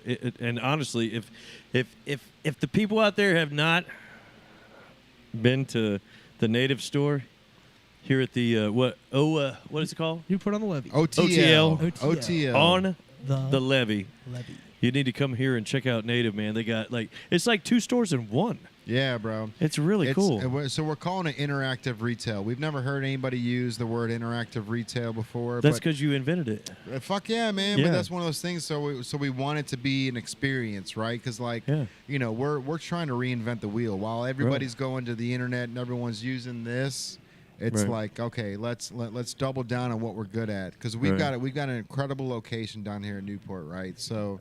This is easy to get to, easy parking. Easy. Like you don't have You can drink beer throughout the whole facility. Yeah. Or whatever alcohol. And bring your dog or cat. We'd love to see a cat. Bring on your a bomb leash. dog. Bring your bomb dog to Native. Yeah. Dude, bring the bomb dog back down here. Good God. That'd be awesome. Good gravy. I want a photo. You know what? I didn't take my inhaler out either. I left it in there. You left it? And he didn't. It probably doesn't even work anymore. It's so old, right? Right, but he still didn't. The components dog came back the next day and didn't sniff the bag. Didn't even sit. It was on the table when it walked by. It was on the Kimba table. Oh, really? Yeah, it walked up to it, sniffed it, and he moved on. Well, he probably remembered it. But in my mind, there's that in my inhaler. mind, I got in trouble for in my that mind, last night. I was gonna take They it didn't out. feed I was me. gonna take it out originally. I thought about it. I was like, you know what? No. I was like, I've done nothing wrong. Yeah. It's staying in there. Look at you. I don't even need it. Look at this rebel. Literally. Right. I was like, fucking rebel with I am not with taking the my inhaler. But I wasn't gonna take it out. I was like, nah, this dog I can see this dog again. What's up? Yeah. Because the dog was he nice remembered. to me. He remembered. Oh, he knew. He was like, oh, it's an inhaler. What's that? What's that? We all do this, right? When you smell that skunk smell, we all go, Who's got it? Who's got it? Who's got the lighter? Yeah. Yeah. Good gravy. And then the third day we were in shelter in place because of the weather. Yeah. That's a blip on the map. But you know what though? Do you know a lot about the VOA park? Yeah, I used to live right there. So on not at the VOA park, but that would be dope, bro. Yeah. It was no, just, right across the street I lived there with a Mason. family. Right. Yeah. But the fact that like during the war that was the only radio station that could send. I think it was like 1,000 hertz, I believe. That's crazy, bro. Back in the day. I mean, that's and to walking around that place, I kept showing Kaylin, my wife. I'm like, this one little satellite right here, sent everything to Europe so that they the troops can fucking hear our music. Right. They can hear the subliminal messages and they can get everything that they need to stay focused. Right. Right. And Adolf Hitler even called that radio station the Cincinnati Liars because they were putting out bullshit propaganda that Hitler didn't want to hear. But that's so crazy to the truth think hurts, that, Mr. bro. Hitler. It's so so cool that this little fucking radio station in the middle of Ohio, and since Southwest Ohio, was powerful enough to make it the only station to make it to Europe. To make Adolf go, God damn it! I can barely eat my breakfast. Right. Right. Fuck, I can't even talk to these aliens in Antarctica because of these Cincinnati Liars here. You know what's funny is Cincinnati Liars. Adolf Hitler. He almost conquered. He almost did it. He almost pulled it off, right? Mm-hmm. I mean, if it wasn't for old USA and other allies, but you know that he got married and couldn't make it to lunch and committed suicide. Really? Yeah, he was married for one day. No kidding. That's how hard marriage is. Yeah. So do you think he really killed himself, or do you think he dropped down to Antarctica and then left with the aliens? I don't think the aliens won his ass. If aliens came to Earth and they said, "Take me to your leader," at the time, it was especially if they went to Germany. Do you think he would have been the Take leader? me to your leader. They're like, oh yeah, he's a guy with the really bad mustache. You'll see him. He's over there. Yeah, he's He's a little motherfucker. He's got an attitude. Watch out. Demanding watch out. everybody around. Watch out, he goes crazy. The water's never cold enough for him. I don't understand. You know what's funny is they talk about meth. They used to give their soldiers meth so they didn't get tired. Yeah. That's crazy. That is crazy. That's crazy. Chug them up. Something about that. It was like Talking the microphone. Talking the mic. There was something. 'Cause I can't There was hear you. something crazy that was said. I don't know if it was on the news or something like that, but it was like. It's probably another podcast. So the right. Yeah. So these people could stay up past 24 hours. I mean, Right. weeks, and they would Yeah. have that drug in their system. They wouldn't eat. They wouldn't eat. They That's- won't. They don't need it. Yeah, they don't need Yeah. food. They don't need. Yeah. And I'm thinking back to that. And I'm like, bro, if you give that to our military now, they're not doing nothing. Yeah. They're going to sleep. What? Well, not meth, I guess, but Not meth, yeah. yeah. If you something. you give them the powerful. other stuff, they'll be like, Yeah. They'd be very alert. Greenery. "Hey, John." That's a scary. They'll get the that's- munchies and tired, and then Yes. yeah. Up for weeks and not hungry. We're like, So you don't give them marijuana. They just get lazy. And That's a scary. They want Cheetos. They find the closest couch and they finally get the Doritos out and they put on Netflix and chill. That's a scary thing to think that that's something that I want my men alert. Yeah. They see a bird, they're shooting. Give Yeah. them some Adderall. yeah. Just, Right. I mean, man? I think that I was meth a and zombie Adderall on are Adderall. cousins. No, we're Yeah? sure. I think they're cousins, Like or at least second cousins. second cousins. Yeah. That's good enough. That I mean, They're maybe they're kissing cousins. I don't know. I don't maybe know. they're kissing cousins. Yeah. Going further south. Keep going. Oh. Go meet somebody that needs something. Yeah. Yeah. Out of pocket shit. That's another podcast, a different day. We do a lot of pocket. No, that's fine. We can go down that road. It's fine. Let's That's go. fine. We've Hey. gone a lot of roads. I love it. Yeah, that's true. Yeah. Stay off of Facebook, man. this- Meta gonna take it down. Oh, Meta, yeah. Facebook. Facebook's now. Well, Facebook is owned by Meta. All the name changes now. Twitter's X. I See that? saw that. I saw. Yeah. Yeah. Yeah. They still say Twitter, but then the logo itself is just X. That's all it is. That's. Yeah. I don't But they'll still understand say, that. "Oh, this happened on Twitter." I'm like, "That's so we don't call it? Do we call it X? Do Well, we Yeah. not call I it think X? X is his next step. Yeah, because He's just I was opening going it. to say because I think that my grandmother used to say Rinks when it came to Walmart because she was used to Rinks, which is like another department store. Ranks. Rinks, yeah, you guys are I'm too not. young for that shit. Yeah. But Rinks, yeah, Rinks was it, and then Rinks. Walmart came. It's like Kmart. Remember Kmart? Yeah. It's like people saying, "Hey, I went to Kmart." They really mean Walmart. I miss Kmart. You I do? was- I You was like a the blue part of- light special? I was part of a time where Kmart was big K. Is that still a thing? Big lots? Well, no, it's not. Big K was. Well, I think Big K is actually Kroger brand Okay. pop. Okay. I believe. I do know the name, like the logo. So there's is Yeah. Big based, but Lots. It's Big Odd, Lots. there used to be Kmart. Odd Lots. Now it's Big Lots. Yeah, Okay. Big Lots. Yeah. I remember Big Lots. So Big Lots was many- probably the first one. Then I went to Kmart. Then eventually I found Target at some point in life. Because there's so Target. many renditions of like the same store. Yeah, I mean it's Yeah, it's but all they're like different. a convenience store. Yeah. But Kmart I always considered cheaper than Walmart, but I don't know if that's actually. Well, it's only because it was popular during the 80s and early 90s. You know, so Okay. with the price of inflation, Right. we've had like 3 wars since Kmart was hard yeah. in charge, or at least 2. Yeah. So I mean now I go. I mean Walmart is where I buy dog food. That's about it. Really? I don't really buy a lot from Walmart. I go to Kroger most of I the buy time. my dog food off of Amazon.com. That way I don't have to get dressed. and you don't That's have fair. to carry that bitch to the car. Nope. Let Nope. somebody else do it for Somebody you. else. I And guess could- what? I know when it comes because my dog goes. Right. Dog food's here. it knows. It knows. I know when the mail gets here. I know when the dog food gets here. Any Amazon package, anything. Anybody. Oh, except for the people that broke into my truck and stole all my shit. Oh, Dog slept through shit. that one. What? When did that happen? You didn't? Did you lose any Couple years ago. equipment? Okay. I lost my favorite guitar. No, I lost bro. speakers, mics, cables. It was like probably close to 9 or 10 grand. And you still probably don't realize the stuff that you're missing until all of a sudden you're going to set up and you're like, Right. fuck, man, Yeah. where Oh, those they took my XLR favorite connectors at? pick. Yeah. Yeah. Yeah. Yeah, it Damn just pick. sucks. Took the best one. Yeah. But that's okay. So how did you react to that one? Did you just take a I'm deep a breath? redhead, man. What are you talking about? I said every no-no word you could think of. Sure. Mhm. Yeah. No, I called the news. I was on the news about it. Oh, cool. because I just was like, bad citizens. I can't help them. Did you find it? Nope. No. Shit, man. It was never sold. Never Never taken to a pawn shop. Serial Nothing. number. Yeah. No. Someone's got It's somewhere. Sit in a storage unit somewhere. Probably. I mean, we'll find it someday. I'll where were you be living? like, huh? Were you in Ohio? Yeah. Okay. Cincy. So, damn. That's. Yeah, that was a bad day. Because what happened was I always take my shit out, right? And we performed in Madison, Indiana, on the river. Okay. It was New Year's Eve. Great time. We had a great time. Stayed in a hotel there. Came back that evening, like 5. It was dark because it's January.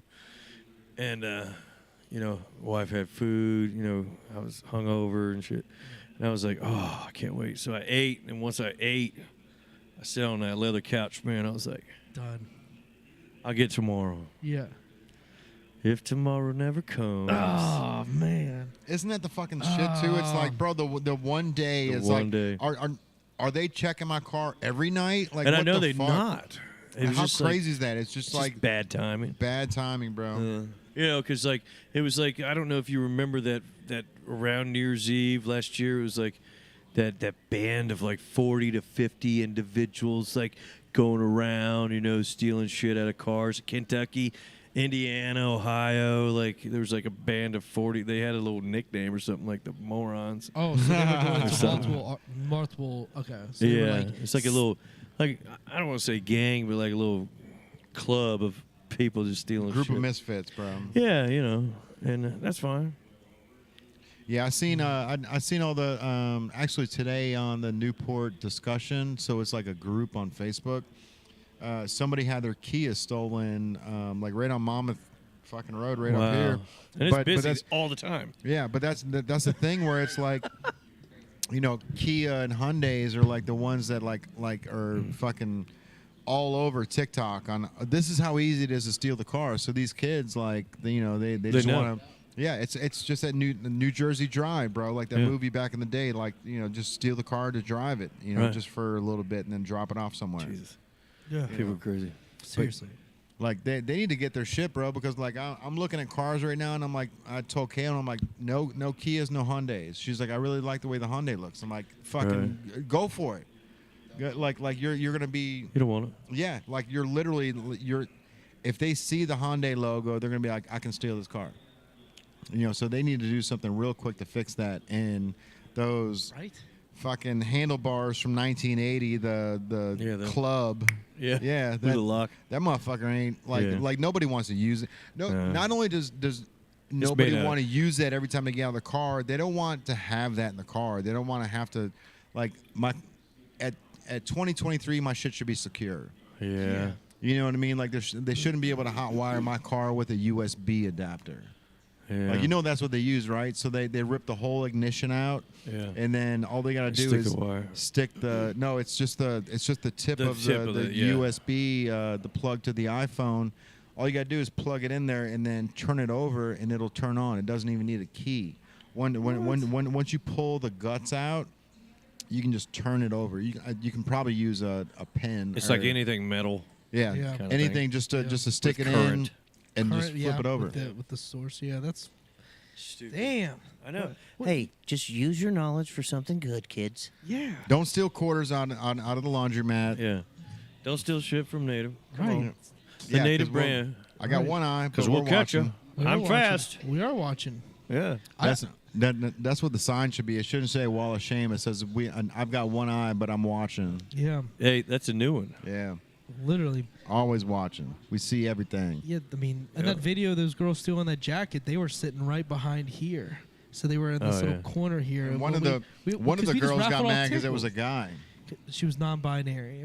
She was something. Yeah, she kept posting on the Facebook. She was less worried about them catching her stealing, but she wanted to be. She was mad because everyone thought she was a female. Yeah, and it was a male, but she had long hair, skirt, and nails done. She didn't want to be misjudged, so she made a big deal about that. So or he made it a big deal about that. They made it a big deal about that, yes.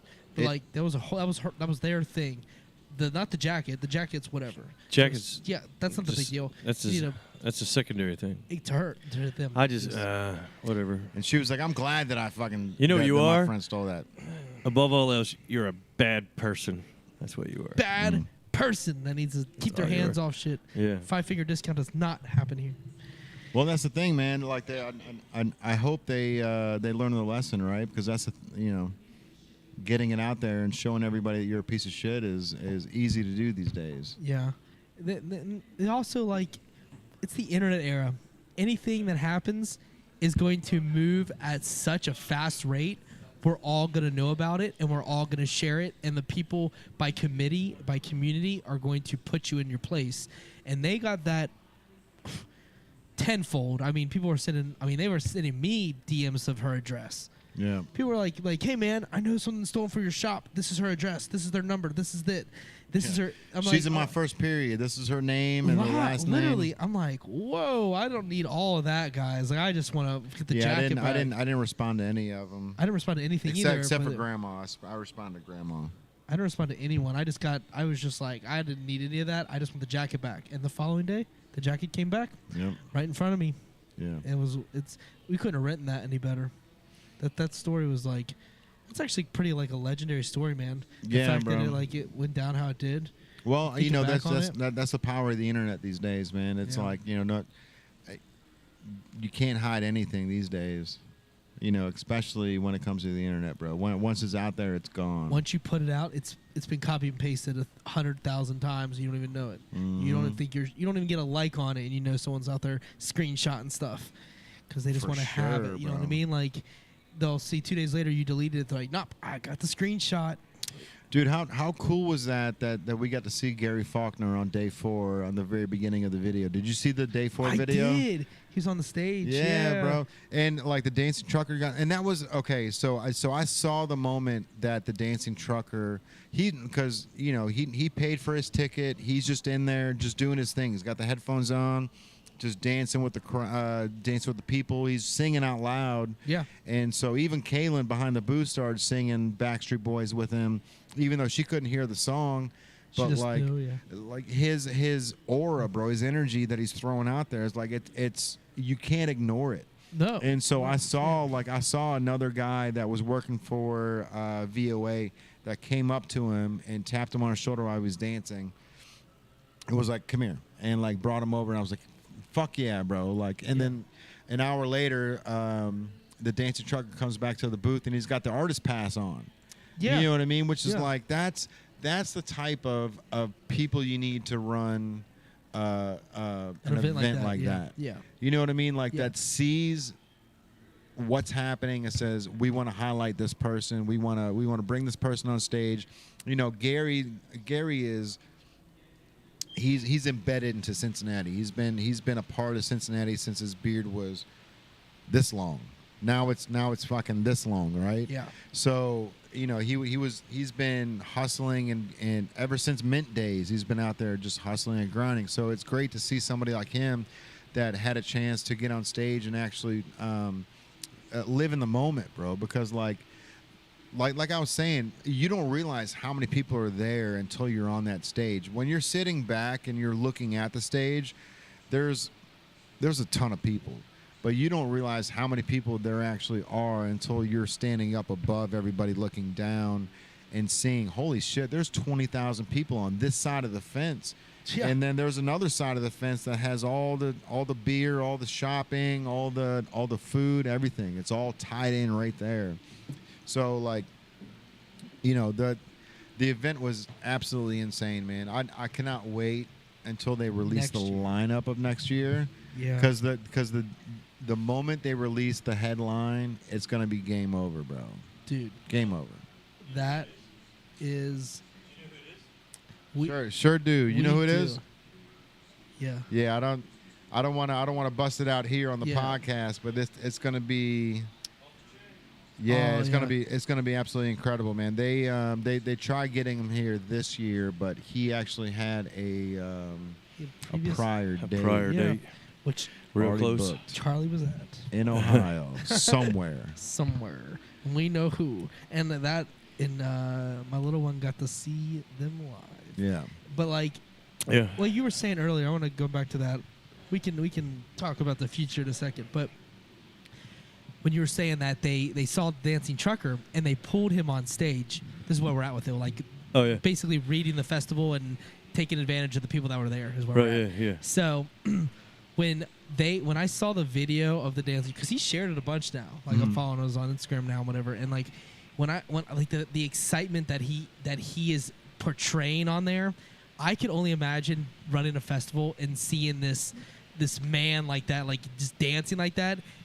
In my mind, that'd be the first person that 100%. I would go grab. I'd be like, you, I don't even care if you're TikTok famous. I don't know who you are, old man. Like, even if I didn't know anything about his internet popularity, I'd be like, you are different and carrying yourself.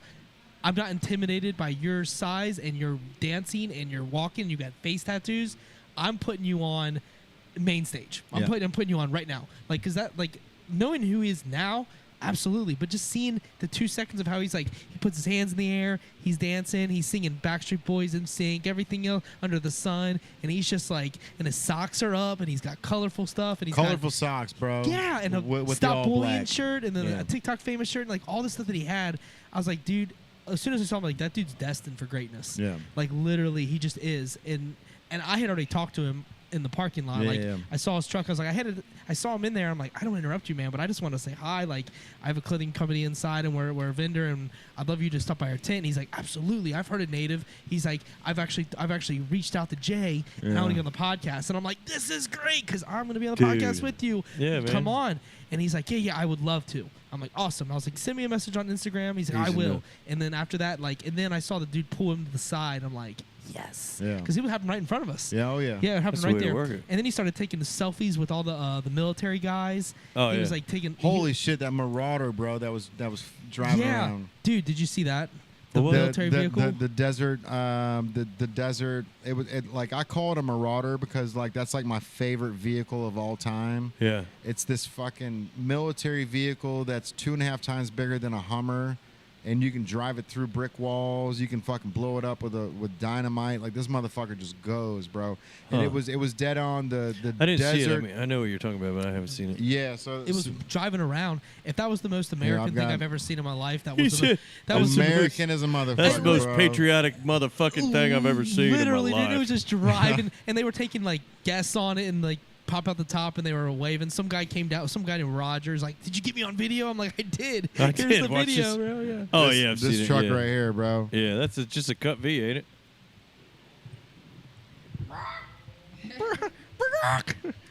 Yeah, so that's like that's I mean, that's kind of a Humvee with the turret on it and shit. Yeah, so that looks like a Tyrell. We can hear that.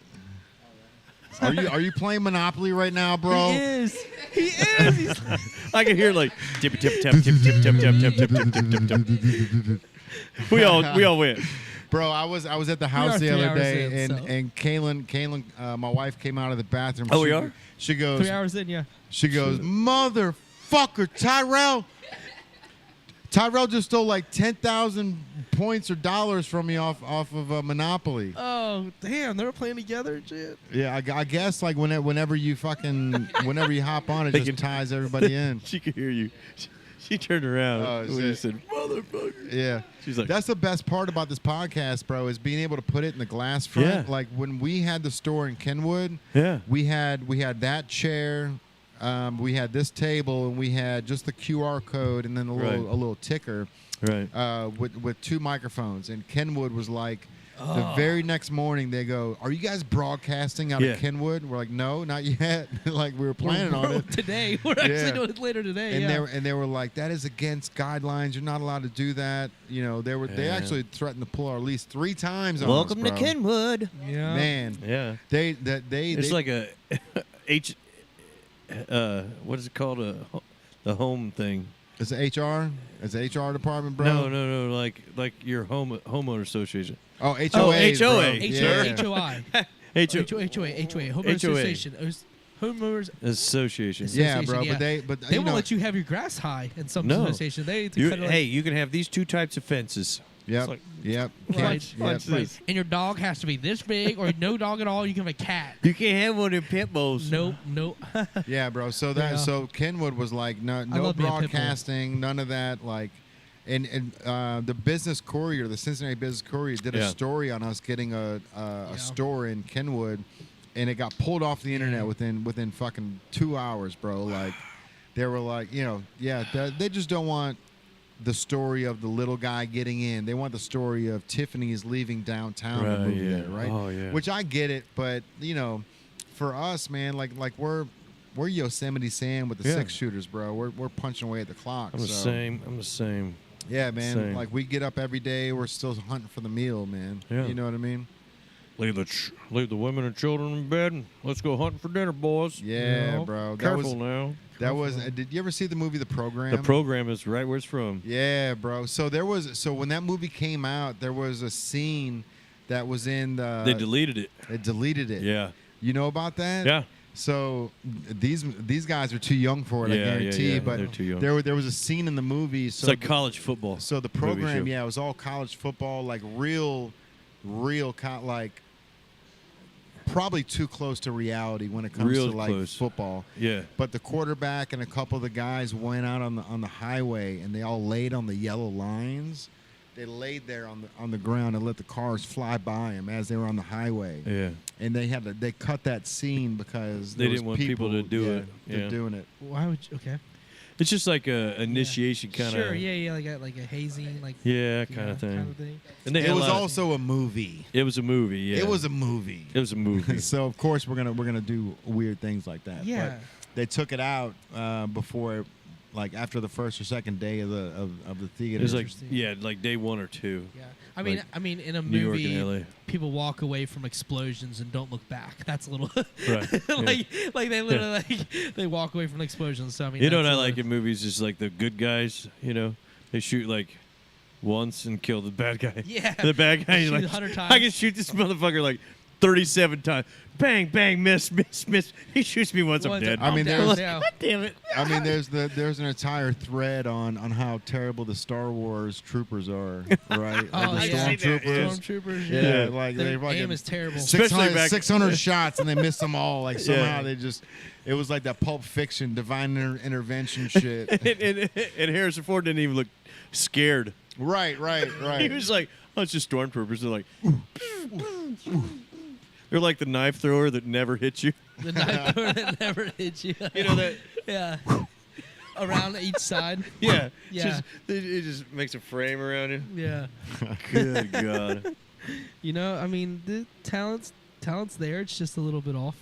Mm-hmm. The stormtroopers, there's probably so many of them they couldn't program them right. That's all it is. There's just No, so it's that many. CGI, bro. You got to make sure that the Oh, lasers aren't coming near your actor, right? That's why I like John Wick. Yeah. Because they used all real stuntmen for every single 4 of those, right? All stuntmen, no CGI. The only thing, well, that's not true. The only CGI they had was the muzzle fire from the gun. They CGI'd that, and most of the blood. They CGI'd all the blood, so they didn't have to like change clothes. Dude, stuntman. Keanu Reeves badass. has to be like we got to protect him at all costs, bro. Yeah, Keanu Reeves? Yeah. he's like 120 years old. Yeah, at least 300. He's at least 300. He's probably one of the aliens. Remember, I took my son to New York If City. And anyone's guess where I an went? alien- He played the alien. If anyone's an alien Yeah. in Hollywood, he is it. He is. Have you Dude. seen the Him movie and Tom Cruise. where No, he's a Scientologist. I forgot. All right. What? Aliens don't want him. he's living to be 400. Mm-hmm. Yeah. He's definitely going to He's halfway gonna there. be 350 years old, still doing Mission Impossible. His own 612. stunts. Yeah. 6001. Yeah. But hey, we need Tom Cruise, bro. We need Yeah. them people like that. Yeah. Like I was, when AMC was going down, when that stock was all dropping because of Right. COVID, Yeah. I was sitting here waiting for AMC to be bought by Amazon. Right. Like they don't even need to change the name, bro. Like Jeff Bezos has so much money, he can just drop in, go Amazon Movie Company, Right. drop Done. them in, and then he's got, because the Tom Cruise movies, the Will Smith movies, they're Right. never going to be on demand. Like they're still a draw for the Blockbusters. movie theater. Matter of fact, 100%. Tom Cruise owns the right to Mission Impossible movies. Really? So he just held on and held on and held on until they started making movies. He was like, "It's not done. It's not done. Can we have it? It's not done. We'd like to put it on, the streaming platform. It's not done. It's not done." The minute they started letting movies back in, he was like, "Okay, it's done." Yep. Yeah. It's done. Genius, bro. Because Genius. But when the whole writer's strike that's going on right now, Yeah. like all that falls on demand movies because Right. they're the big brunt of what they make is the box office. Right. Yeah. But if you sell it to Netflix or if you sell it to Prime or one of these other it's things, it's just one paycheck. one paycheck and that's Yeah. it, then they make it. And Yeah. so basically, you'll make your money back on the production and shit, but no one else Right. is getting paid. And Not really. I completely understand that when it comes Yeah. to because 2-3 years ago you were able to drop the movie at AMC, Right. make all that money, and then when it goes to on demand, when it goes to Netflix will pay you for that. Yeah, so now you're getting a a double paycheck because you're Right. getting the paycheck from the movie theaters and Right. you're getting it from AMC. But if Right. or just Netflix. But if you go just Netflix, then you're getting a lump sum that's basically just paying the nut, and then you don't Right. have anything. You may get a little bit more off the top, but No, unless like ABC runs it later, right, and then you get residuals off that. right. But yeah, and when you say Netflix, you mean Amazon Prime, Paramount, Hulu, Apple Plus. Apple TV, like all that crap. You know what they should do? They should combine all of them All and of it. create something called cable. How crazy is that, bro? That we went from TV Right. to hey, we're gonna box it all to Right. fuck that, we're not gonna box it all. We're not gonna box it all, To but we let's- can box it all. Yeah, However, we can get but we don't want to History split the Channel money. app. We can get Yeah, get- HGTV app. yeah. What do you care about? You get History, Animal Planet, Yeah. and then Discovery. Right. right. 'Cause it's all the same company. Yeah. Yeah, and then you'll get HBO Prime with all that because Right. somehow HBO owns that shit. Owns everything. Yeah, Yeah. Well, it's fucking. It's crazy. It's I'm in crazy. the thought process Disney owns everything, bro. Disney being own everything. Bro. They do own everything. Disney owns Marvel now. They own everything. They own. ESPN. ESPN. they Yep. Hulu. They own everything. Yeah. That's why I got this email not too long ago. It's like, you can get Hulu, and I'm like, I got all this shit. I already got it. They wanted to But I bundle- could save $1.99 if I bundled it. bundled it. Like, this sounds like cable. 100%, bro. I don't want a home phone, Disney. right. We'll give you a Mickey Mouse one or mini. It's up to you. But we got themed everything. but honestly, I want a Steamboat Willie. Yes. so What so a full circle moment. so What a full circle moment. our phone line here is actually the 7-Up Dot. You remember Dot from 7-Up? Cool, Yeah. Cool spot. Yeah. So we've got the actual 7-Up phone that it rings here, so we can actually answer it and Really? yeah. Where'd you But, find that? eBay. Really? Yeah, bro. But what I really want is the Sports Illustrated football phone. Oh, I've seen it. The actual football. Yeah, the football. I remember and then I think my you friend can pull had the one. laces out. You pull the laces out, and the laces are the actual like handset. Yeah, it's like a. You've yeah. never seen it, bro? No, I probably not. can tell by his eyes that he's never seen it. I've seen it. I think my friend had one. It's shaped like a football, except for the receiver. He's right. The laces, the whole top is the actual. It was Sports Illustrated. Did we It say was ESPN or Sports Illustrated? Yeah, well, it was probably Sports Illustrated back then. It was ESPN definitely wasn't Sports even. Illustrated. Yeah, Sports Illustrated was back in the '80s. Oh shit! I forgot about the. They've got a sneaker phone too. I forgot about that one. Oh, I've never seen. I might have not been cool anymore. So there. It gotta be a Jordan one. No, it's a generic ass phone. I don't think I've Oh. ever seen that. Not in person, that's for sure. I've seen. I think I might have called my That's mom cool. on that phone before. That's dope. Right. Nice shoe. Yeah. So that's the Sports Oh, Illustrated that's the shoe. Look how weird that is. It says Sports Illustrated instead of Fila on the side or whatever they're trying to knock off. My Adidas psych. Oh, but I look. like my Nike. But look at the Like bottom. The bottom's got all the numbers. numbers on it. All And the- so there was when you set the shoe down, there was The little button. the receiver right here on the heel Yeah. turns it off. Turns it off. Yeah. Oh, Genius, wow. right? And then so the football phone was the That's same cool. way. There was a Kiss phone too. There was a Kiss. Bro, phone? Like I'm the buying band this Kiss? right now. It's only $25, bro. You're gonna be so mad. Uh, There it is. So that's Cool. that's the football phone, bro. are you But sponsored look, by Liquid Death? They did send us Yeah. 6 cases and a merch line, so we're in there. We're in there. Yeah, bro. Yeah, Liquid Death's the whip, bro. They. I don't think I think I've had the regular water one. Yeah, they've got a What do bunch they have of now? them, man. They So do. they've- Obviously, I see Yeah. 4 right here. 2. Yeah, they've got so these are all the waters. This is What is that? the mango. This is just regular Mango. sparkling. That's regular water. And they do Yeah. teas. And then they've got teas now too. So they've got like Arnold Where am I? Armless Palmer, which is like half lemonade, half tea. Right. Yeah. They got like mango. The half and half. Yeah, but they're great, bro. They got They're- mango water. Yeah, Mango's my favorite. I like mango salsa. It's basically mango tea. So it's like mango. Mango margaritas. oh, You can throw some tequila in that and be fire for real. Dude, killing it. Yeah. Casamigos, man. man. What's this right here, bro? This is something that Yaman turned us on. Whatever tequila this is, this shit's great. It's white though. I don't do white.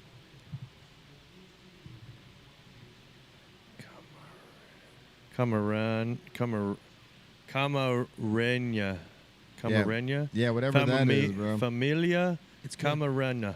So Tequila silver. You're more welcome to take some if you like. There's yeah, some. man. So Yaman works at a liquor do store cream. as well, and the people there are always talking about that type of tequila. Where's he work at? It was the liquor barn, right? It used to be Deb's. Is that what it is? But we had Drake or Patrick on the podcast, and he Yeah. wanted Kevin Hart's tequila, whatever that one is. Hardtailing. And right. And they were out of it, so Yam was like, "Yo, this one right here, like everyone raves about this tequila," and Dre loved it, bro. He was like, "I'm taking this motherfucker home." Like took the whole bottle Like, with it's him. not yours. No, bro, no, we're all for it, man. We're all Go for it. for it. Yeah, if we're gonna have fun, man. See, I'm a bourbon guy. Yeah, dude. Me too. I like a lot. I know a lot about bourbon. I was gonna bring. Oh, I was gonna buy bourbon for the show, bro. But we drank so much bourbon this weekend. Yeah. And on Sunday, bro, I had like a bourbon meltdown. I was trying to close the whole tent the square down, Yeah, yeah. it's just like I'm looking over. We got like 200 shirts left, and I'm just like, it was that bourbon moment where I was like, I don't need that, bro. I'll tell you, my wife and I were like, did we pay for our shirts at Native? I was like, I don't know. What? when we visited you, Oh, okay. Yeah. like when we later, Yeah. I was like, we woke up and we were both like, did we pay for our VOA shirts? That's so nice to think about. You don't have to worry about that. Your name's on it. But I did because I saw that. Oh, okay. I did. Your I was name's like, on it. You could definitely have one. Thank God I did. Like I was like, I don't know. Oh, fair. Oh boy. Like, But it I was a mean, bourbon night. It was a yeah. bullet night. Thanks, we had Bourbon. a lot of Thanks, Bullet. They were giving away free samples to us. They gave us whole. They just were Yeah. right next to Oh us. So fuck! I've got 3 bottles of bourbon lemonade in the fridge. I forgot about.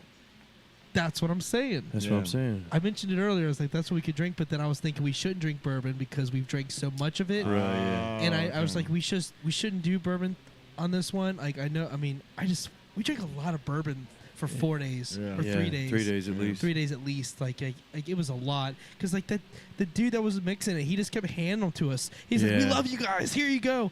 And like after about 8 samples, it's no Oh, longer yeah, I a know. sample anymore. It's like You've had that's like 3 or 4 or 5 shots, man. You're good. yeah. I know. And then- It's funny because like I don't know why, but I've always liked bourbon, and Bourbon Trail, Kentucky. It's on the way home from Tennessee. Yeah. You're like, Yeah. let's stop at Jim Beam. Let's Yeah. stop Yeah. Town Branch. been Let's to- stop. Yeah. Woodford. So like Town Branch, me and my buddy, best friend in life, we go to Town Branch and we're like, "Hi, Mark," like the master distiller. You know his name. Oh, first name basis. All Yeah, right, we're yeah, like, that's cool. "What's up?" He's like, "What's up, kid?" Yeah, what's up, Kev? You I'm go, like, "There go." Yeah, but yeah, I know a lot about bourbon. shout him out on the song one What's your time, bro. favorite bourbon? Man, I mean, like the go-to, like easy wheeling, is like probably Buffalo Trace is probably easy. Even like been around for a long time. Yeah, and I like Town Branch a lot. Town Branch is good. I've never had Town Branch. I did have Iron Soldier Horse not too long ago. It's pretty good. But I like rye, man. Nowadays I like the rye, like that peppery bite, like right in the front, and then this nice finish instead of it burning your insides out. Yeah. Can't do that White Lightning, bro. I can't do it anymore, man. I don't even. White Lightning is just kind of. Is that different than rye? Because I thought White Lightning. No, was... rye. Basically, rye is more. They have more rye. Like you bourbon, you have to have at least 51% corn, right? And then you can have like barley and kind of different hop, and then you can have rye. Rye is like kind of like a wheat. I'm not 100% what the fuck rye is. RYE. You can Google it. But anyway, they have more rye than they do corn. So it just gives it like a more front burn, like right, boom, like pepper. You know how pepper hits you? Yeah. Oh yeah. I know what it tastes like. Yeah, rye is can't good, do man. it. I always thought rye whiskey was the nickname was White Lightning. That's what I thought. No, White Lightning is just not aged in the bourbon barrel with the char. Okay. So what they do is they, in the barrels, they give you that burn smoky the flavor. wood. You're right, and then the color is from the smoked out charred wood. Okay. Yeah. All right. And that's bourbon. Now, if you add like syrup and shit, like Jack Daniel's has like molasses in it, so it's not bourbon, it's whiskey. Right. So if you add anything other than like White Lightning and bourbon barrels to anything, then it's not bourbon. Okay. Bourbon is like 100% pure. Gotcha. It's like 65 calories per shot. Yeah. I like I like Blanton's a lot, but I know that's sugary though, right? There's a lot of sugar it's really in that good. or something. No, Blanton's good. Whatever they do to it, Blanton's bro, good. like that's the shit you can drink on the rocks. They just that or they Woodford's like age it a lot. Woodford is aged pretty good too. Yeah. Especially like the small batch and stuff like that. They don't dilute it. It's real high. Yeah. Like it's like 120 proof. We did this thing. Smoke Justice? Oh yeah. Oh yeah. Great bourbon bar. Speaking of bourbon. Yeah, it's fire. Great bourbon bar, man.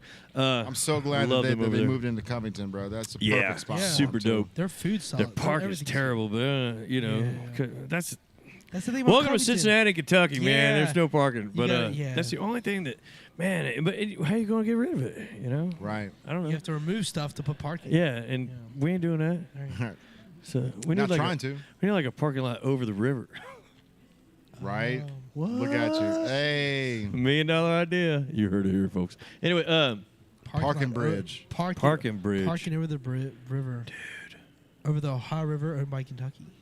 Isn't that I wild? don't give a fuck who owns it. Doesn't matter. But Yeah. we could parking over it. Yeah. That would change every Everything. aspect because like there is nowhere to park. There is nowhere to park. Period. And then Park on Kentucky- each side, on the sides, Yeah. and then have like a little, And then you can still drive little through. connector. Fuck Vrr, vrr. yeah. Yeah. That'd be dope. You just changed the game with that. I just idea. changed the game. Yeah. You're You welcome, really Mayor. did. You're welcome, Cincinnati. Ricky Bobby. Ricky Bobby. Trademark. Ricky Bobby. If you're not first or last. Shake and bake. All right, man. Well, thanks for having me, man. I appreciate you. man. Yeah, bro. It's So been fun. we got like 6 minutes left. If you want to shout anything out, like obviously your social media and stuff like that. I mean, everything's Kevin McCoy band. It's that easy. Everything. TikTok is Kevin McCoy music.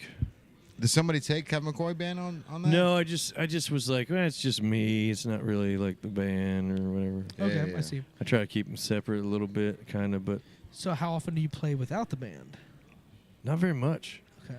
At least one guy with me. I mean, I play like You said like you when wanna I do play alone, singer-songwriter nights, like in Nashville, like at the listening room or things like that, which is like singer-songwriter nights. It's just me, But like if I have to play 4 hours, I'm not gonna sit there for 4 hours by myself. No It's so way, freaking right. boring, man.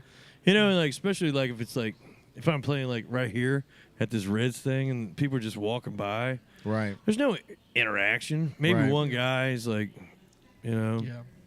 but I'm. Gotta have someone But with you, man. yeah, it's fun to be like, oh man, you see that guy over there? You see that girl? Like, yeah. People watch with someone People watch it, man. while you're playing. I got my buddy. right. And it's always prettier. Like if you're laying down the bass kind of rhythm stuff, and you got somebody twinkling. It's always just adds texture. Yeah, for sure. Texture. Substance. I like that. Substance. That's nice. It adds another layer. You know what, man? I wonder. I like your style. Yeah, I think Cincinnati needs to do a blue light. So in L.A. there was the thing that they were doing this down at Danny Masterson's place. So Danny Masterson had a bar before he got busted with all that Me Too shit. He had a bar down there that every Sunday he would do like open mics where every table had like a candle on it, and he was doing like 1920s, like go down there dressed up like 1920s shit. Okay, like flappers. Yeah. But upstairs he did a blue light room, and it was for artists to come in and just mash music together. Oh, so like a big blue light like room. a jam session. Yeah. So like John Mayer and I had a buddy named Ernie Halter who used to always go down there at the time. Yeah. And it would just be like major artists from LA that would all go to this blue light thing, Right. and it was literally a room that had nothing but blue lights, and they would just write music and bounce ideas off of each other and shit like that. That's cool.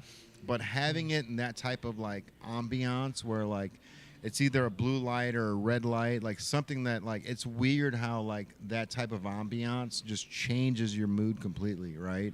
Yeah. So like when they went Lighting to this, is so important. yeah. So It like is. this whole room was blue instead of like white lights or whatever we've got here, and it Black kind of lights. just Black put lights, put yeah. everybody in like that zone where like, all right, this is the time to create, right? Like not the time to play, not the time to like boast. It's the time to like get down and really brass tacks it, man. There you go. So like if I don't know where the place could be, but it like if we could find a place where they could do like I mean Madison Live would be fire. I mean, but obviously that's renting. You gotta like employees, the whole nine. But like to be able to gather artists together to bounce ideas off of each other, like that could be the reason why LA has got the talent that they have. People move out there because they're good, right? But then they bounce ideas off each other to get great. They used to say that if you go to the airport, the enter and exit, you can't see each other because they just, because they want to see the failing artists leave as the aspiring artists come into the city. Right. So right. like that kind of a thing. But like I think Yeah. the reason that artists aren't doing more of that is because like especially in Cincy, there isn't, like you said, anything like that available. Like there isn't. We have so much talent here. Like it's a talent pool. But like I always said, like at a metal show, half the crowd is other musicians. Right. It just is. Yeah, I don't understand it. It's just the way it is. I don't understand either. It's like half the musicians are there supporting other musicians, and the other half are girlfriends or friends they met And, along the like, way. Like, But if you play a show like say in Boston, people go nuts. Oh my God, you guys are so awesome. Ah, woo! Whatever. Yeah. Like, you know what I mean? I don't know. It's the Bible Belt, brother. yeah, man, it's interesting. People are more reserved here. Yeah. We Yeah. You're experiencing on like another level too, man. Like you're very Yeah. active, and you're gonna see the modern case of bro. music burnout in a sense, because a lot of Yeah. people are burned out on the past and they're looking for something fresh. And You know what they say? If you want to succeed in the music business, you keep at it because everybody else will quit. yeah, Bro, and like I was, so that's a perfect innuendo to what I was about to say, Yeah. which is I googled Kevin McCoy band on YouTube. Yeah. He's got a playlist that he put together 3 days ago, and bro, Yeah. do you even realize that like somebody put a playlist together for Right. you 3 days ago, and Yeah. it's got your top hits. It Right. says Kevin McCoy top hits. top Top hits. songs or something. Top songs, Yeah. yeah. And it's got like 15 songs on there that was uploaded 3 days ago. Right. Which is fucking genius because there was 20,000 people that didn't know who you are last week Right. that are trying to Google you today. Yeah. Like, so, like I know that you don't like wearing the different hats and Right, you don't feel comfortable in it, bro. It's a lot but of hats. but hey, it's working, man, because Yeah. that's the type of thing that you need to get to the next level, because Right. people are Googling you right now Yeah. because you know what I mean? Like Yeah. they saw you, It's dope. yeah, It is dope. and now they're Yeah. Googling you. Now, those are now strangers. They you've don't know got, you anything. They're You've got just a there. whole list of tracks to go, hey, It's amazing. But we're friends already. Hey, young Friends. Yeah, and Yeah. Hey, young buck, What's right up, here. young buck? Right Here's my 15 of my favorites that I put out. That's how you do it. Yeah, yeah. Yeah. Do you- and That's pretty cool. I have to ask you before we get on. Yeah. What is your favorite song that you've ever released? Even if it's not the most popular one, what do you have the most when you play it? Even if you don't play it every time, what do you when you play it? You just get you maybe choked up for a second. good then you, question. Then you burn through it.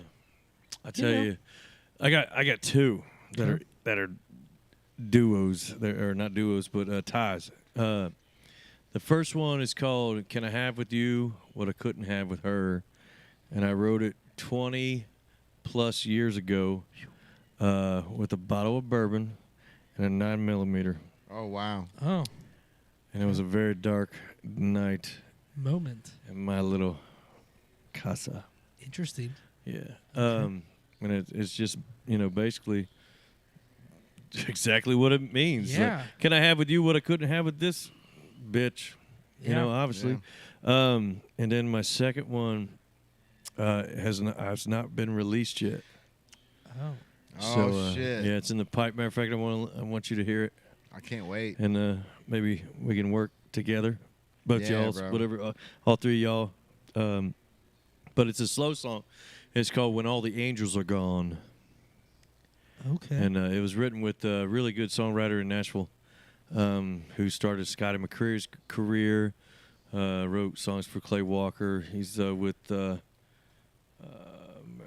Maroney. Whatever shit. Anyway, he's a really, really good songwriter, and it used to be called "No Tomorrow," and we changed it because I had a line in there called "What are we gonna do when all the angels are gone?" He was like, "That's it, let's go." Oh wow. And we just started it over, and matter of fact, I believe that he pitched it to Yellowstone, the new Yellowstone Yeah. coming out. And I haven't really heard much, but if you pitch a song and it's on hold at all, it could be on hold for 9-10 months. So Yeah, it's not but really a big deal. you get the notice right before it happens, bro. Yeah. So fingers crossed. But if nothing else, like, it was pretty cool for him to be like, man, I might want to pitch this, because he's the one to pitch it. Like, Yeah, he's yeah. Music Row, Nashville, Tennessee. That's awesome. Like, man. he's a really good songwriter. And Do you know a guy named Josh Hogue that writes music out of Nashville? that name rings a bell. So his brother Will Hogue. Hogue. Will Hogue. I know Will Hogue. Yeah. Yeah. Will. Sorry, I got excited. No, didn't I? no, nice. that gives I know me, Will Hogue. It gives me goosebumps because Will. Yeah, my is- producer actually produced Will Hogue. Yeah, Will. pretty sure. Will's like Nashville royalty, but he got hit by a car like Yes. 15, 20 years ago or I really something. know, It really yeah. fucked him up. I think he might have got hit by a bus, I think. But his younger brother, Josh Hogue, is he's an artist, and now he's just writing music for other people. Just like I don't know if Will does as Just much like a as he does. songwriter, producer kind of Yeah, deal. but he does all Kane Brown stuff. Like Oh, yeah. he's got like Who, Josh does? yeah Okay. Josh does, and he's a really good friend of mine, man. He's like the I got to homie see from Kane Brown way once. back He's in the day. He's fucking diesel. Yeah, I've never got a chance to see He's like him. diesel. Oh, really? He don't look that. I mean, he's actually taller than I am. He's like No shit. 6'2", 6'3". He's diesel. That's bro. If you're that tall, that big, like if you don't become famous, like Right. You you're got to be a just football fucking up. player or something. Yeah, Yeah. bro. Or wrestler. It's Or crazy, a man. wrestler, I guess. Wrestler. Wrestler. But yeah, man, I need to hook you up with Josh, bro, because Josh. That'd be cool, yeah, let's he's, do it. He's an incredible human being, man, and we're actually gonna get him down here at some point to get him on the podcast. He's Should. been talking about getting down here.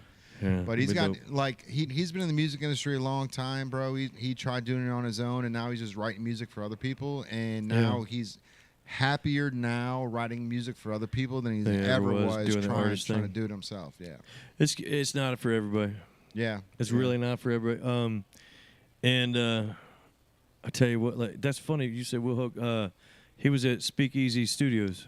Oh, dope. Yeah, Right. Will's a legend, bro. Spring like, Hill. Like Yeah. his older brother. I never met Will, but I've known Josh for 15, 20 years now. Huh. Well, I'd like to meet Josh. I've never met him. He's incredible, bro. Yeah. Yeah, as soon as we get him in town, man, I'll make sure I get a hold of you. Yeah, and- give it- and yeah. We link you guys up. I'll come. I'll sit right there. No, you're gonna Oh, yeah, sit so- right here, bro. You're gonna be on the inside of the I'll be podcast. quiet. Yeah. No, we're good. That'd be great. We love having Josh multiple guests. Like we love. Yeah, man. Hey, we did my birthday show. Like I host a birthday show every year at Madison Live, and I saw it. we have a bunch of artists on this couch and just behind the couch, and just we're here to like just talk about what everyone's doing. They're all in a different grind. They're all different places. Man, I tell you what, everybody's and there's one thing that really connects us all, and I wish that Cincinnati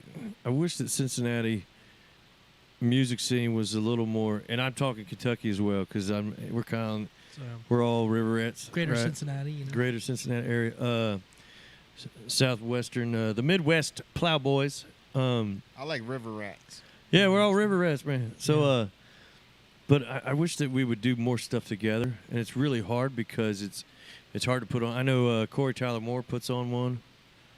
Yep. With the Tyler. He's Corey great, Tyler. bro. Yeah, he's a great guy. Yeah. He tries to do it like a Bogartson. I'm not connected like he is because I'm kind of new to this area. I probably do it better in Nashville than I could here, which is weird. But but things like this will open up doors, because if I'm saying right now, I'd like to do some multi stuff, Madison, things like that. Yeah, shit. I'm right Let's there. go. Come on. I'm very. He books Madison, bro. So you Well, got the end. that's fucking easy then. Let's go. I've been doing there. And I can do it. Yeah, Yes, sir. I watched you. I did. Yeah. It's an honor to be here talking and. Man, it's an honor for me to be here. You know what's awesome, man. I've been a fan of yours for a long time because of Lee. Right. Yeah. Lee's a great human being, man. Him and Jessica are great. He's bro. dope. So the fact that I've known of you for probably 4 years and listened to your music, and now we get to hang out and sit down. Super I'm cool. here for it, bro. And Man, great. anything we can do to help fucking Boost push you it? to the next Yeah. level, man. Like you deserve it, bro. Absolutely. Well, thank you. I appreciate it. I always said I'll change my game when somebody tells me, "Hey, listen, thank you, but you're not what we're looking for. We never want to have you back," because every time it's like, let me just open up my calendar. Right.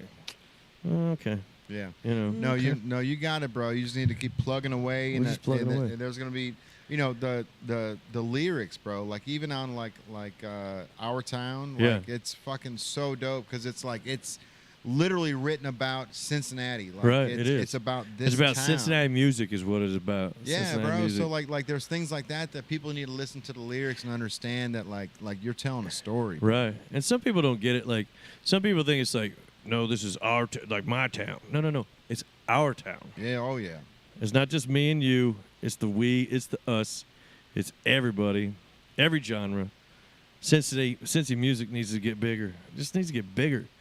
We need the spotlight spotted on the city, because there's no reason for us to travel to LA anymore to try to get the record deal, or travel to Nashville to get the record deal. You don't have to. We're right here, and we're pushing out fire content and putting killer festivals on, bro. Like that. Yeah. Like I'm so blown away. Like my wife, bro. As we were leaving, we didn't go through any traffic to get out. Like it was literally zero. like the winding roadway is almost perfect for how VOA is, because once you get to that main road, you're on the highway in 10 seconds. Yeah, so or it's like 30 seconds at least. Yeah. Like you're done. One light. That's it. One light, bro. And Caitlin was like, if Tyler kept this stage up all year, this would be where I want to go over Riverbend. Which is crazy to think, bro. Riverbend is a staple, right? Like they've got the stage, they've got 2 stages there, they've got the whole thing set up. Right. But the experience at the Country Music Fest was superior to anything that I've ever seen at Riverbend. But they're 2 different monsters. They can exist. They can coexist. Of course, yeah. No problem. This is the one night right down on the river. It's sexy. You get from Kentucky. You get to go on the river, over the Ohio River, and boom, right there. Right there, yeah. You It's see just all kind the of sexy, all the boats, nostalgic, wrapping around. But then this place is like out in the middle of like cornfields. But it's you can stay here for days. I guarantee they'll have camping soon. They have to do. There was so much that I'm glad you brought that up, because there's so much room.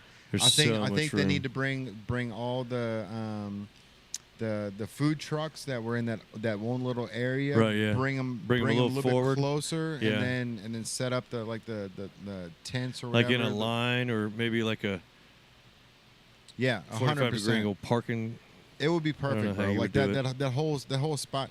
You know, even the second stage was better than most like predominant The second stages. stage was a main stage at almost any Yeah. festival. Yeah. Pretty nice. And it was so It was like nice. a festival stage, yeah. It was, and then Yeah. the main stage was obviously is epic. I mean, the two screens, like at the very end when they just had three the screens. three screens, the middle Yeah. screen and the side, they were like Yeah. lit up so bright. They were and, like, 80 by 30. 80 by 30. Phew. That's good to know. It was like 80 by 30. the attack of the 50-foot redhead on that mug. Yeah. I can't wait to see the footage, bro. I can't wait to see this whole event unfold on Oh, man. CMT. Yeah. And I really hope that that you get your shine when it Yeah. comes to it, because like the event was incredible. You did a great job, bro. Thank you. And you know, they need to highlight everybody, right? Not just the big acts that everybody Yeah. wants to see. They need to highlight the up and coming acts that deserve their time to be in the spotlight. Yeah, I think they probably will, at least a little bit. I mean, you know, I'm a CMA member. I'm a Sony BMI member. So Yes, sir. There it Yeah. is, bro. Yeah, man. yeah, Yeah, you Nashville work- recording artist, Yeah, man. which is like a big thing, I guess. I don't know. It is a big thing, bro. And like what you said earlier, you've grown up in this, so like, Yeah. like we're gonna throw you the flowers and give your accolades and everything, but like Yeah. this is, I mean, business as usual for you, and it should just be It really just is. that. It should just It's be just that. another day. Exactly, and like you just keep pushing and you keep doing your thing, and at the end of the day, like everything will put you right where you belong. Yeah. The universe, whatever higher You power just is, gotta keep your head about keep you. your head, yeah, and stay with it. Like You know, and stay humble. stay humble, I stay mean, hungry. I had a lot of people out there rooting for me, and I made a lot of new fans, friends, and foes and neighbors. Yep. Yes, sir. You know, it's all good. Definitely made new friends here, man. Well, for thank sure. you. I appreciate it, Yeah. man. Yeah, man. And Appreciate it. anything we do to help you out too, like I said, I'll start working on that shirt. Yeah, I want you guys to listen to that song. I'll send it to you. Yeah. We're gonna I listen love to it. it right the fuck now. I can't wait to hear it, bro. Yeah, I got two, matter of fact. Yeah, and then I'd like Yeah. to talk about maybe do another interview on a different setting where people can hear you play. That's fine. Let's do it. Yeah, do it, man. And Yeah, what the I'll big do beauty a of it show. is, I'll beauty do a of it show. is part of it is I have a guest host with me, so it's a friend of yours, whoever you want to have sit next to me, so we can Yeah. all have a conversation. You can Great. you can bullshit with them as Yeah. we're talking, so it's like kind of an icebreaker is what I'm calling it. Yeah. So we're gonna have that a part of the show. It's gonna be it's all live streamed as well. The Yeah, whole thing's cool. live streamed for the fans. That'd be fun. Oh, it's gonna be a great time. So Yeah. we'll set that up, I love and then yeah, man, I'm just excited to see like where you go from here and where VOA leads you and what Yeah, man. happens next. And We're next going year's gonna be dope. So We're going to St. Bernard, and then Yep. we're going to Zazu, and then I think we're going to Texas. We're going to Dallas, Texas. Yeah, You're all bro. over- all Nolan over. Ryan, let's From go. Covington to Let's Texas. go, dude. If Nolan Ryan's here, I'm If going to take Nolan- a picture of him Dude, Yes. with his shirt off. Yeah. Hey. just good. rock that. Just have him sign a Robin Ventura jersey, bro. I'll put blood on it. That'd be cool, wouldn't it? Like that was You honestly. put it right here. Oh, dude, it was. Well, dude, to go right in the window. That- Put it in the yes. window. Yes. That was one of the Frame it. greatest moments as a kid, bro. Because like I grew up a Chicago White Sox fan. Yeah, yeah. But I grew up a Nolan Ryan fan because he was throwing Oh, 106 he's so awesome. back in 104, the 106, day. yeah, 106, yeah. So Even when he was old, yeah, bro, he and was- seeing they were like, he should retire. Woof. Maybe Yeah. not. and then, Maybe not. bro, like after the fight, like Robin Ventura is so young and like so, he's like so pissed off and but then you look at Nolan Ryan, he's got the receding hairline, bro. yeah. He's got just the hair around the back of the Yeah, head, the bozo. and cut. he's got all the blood on his shirt from Robin Ventura's face. Yeah. It's like, yeah. man, that was like, Take come that, on, bro. young buck. Yeah, Bug. young buck. Yeah. Yeah, exactly. Dude, But- what about De La Cruz? Oh, killing the game, bro. Dude. Breathing some fire in the dragon. Killing the game. Killing it. He is like literally, bro. Like Yeah. bringing fire to the game. Like the Vado's like, Dayton let's Dragons. go, let's go. Like He's relighting so his fire, excited. Yeah. I'm so glad that Vado came off the IL and then Yeah. or the IR and then IR, yeah. fucking hit a home that run, home run. right off the bat. Dude, I'm telling he's feeling it. Yeah. He's He's feeling, feeling it. it. Put some youth in him, man. Dude. Right. And he's young anyway, don't worry about it. Yeah, it's true. Yes, sir. De La Cruz, man, like every time he gets at the bat, it's That's like and everybody. top tier content. India's excited. Like everybody's excited. Yeah. And then this year we're gonna win the Super Bowl, dude. Let's go. Let's go. Let's go. It's a great time to be alive in Cincinnati, bro. It is. It is. Tony. It All right, is. man. I think this is going to wrap up another episode of the PowWow. Yes, sir. So if you guys want to be a part of baby. it, comment below or DM one of us. And shout out to Liquid Death for being a sponsor. Yeah, man. Brian Duffy. Brian Duffy, Duffified. Appreciate you, bro. And if anybody else wants to get in or be a sponsor, let us know. I think this is going to wrap up another episode of the PowWow. Yes, sir. Appreciate Shout you. out to Kevin McCoy, man. If you guys want to reach him or see him, Kevin McCoy Band on all social media. And he will be at Zazu this Sunday. That's right. Rocking out, bro. Yeah, man. All right. We'll see you next week. Appreciate Another you. episode of the PowWow. It's your boy Jay Banks. We're out of All here. right, later, guys. Tyrell, love you, bro. Appreciate everything. Thanks for sitting Yes, in, sir. brother. Hey. Bye. Later. Yes, sir. Oh, disturb, bro.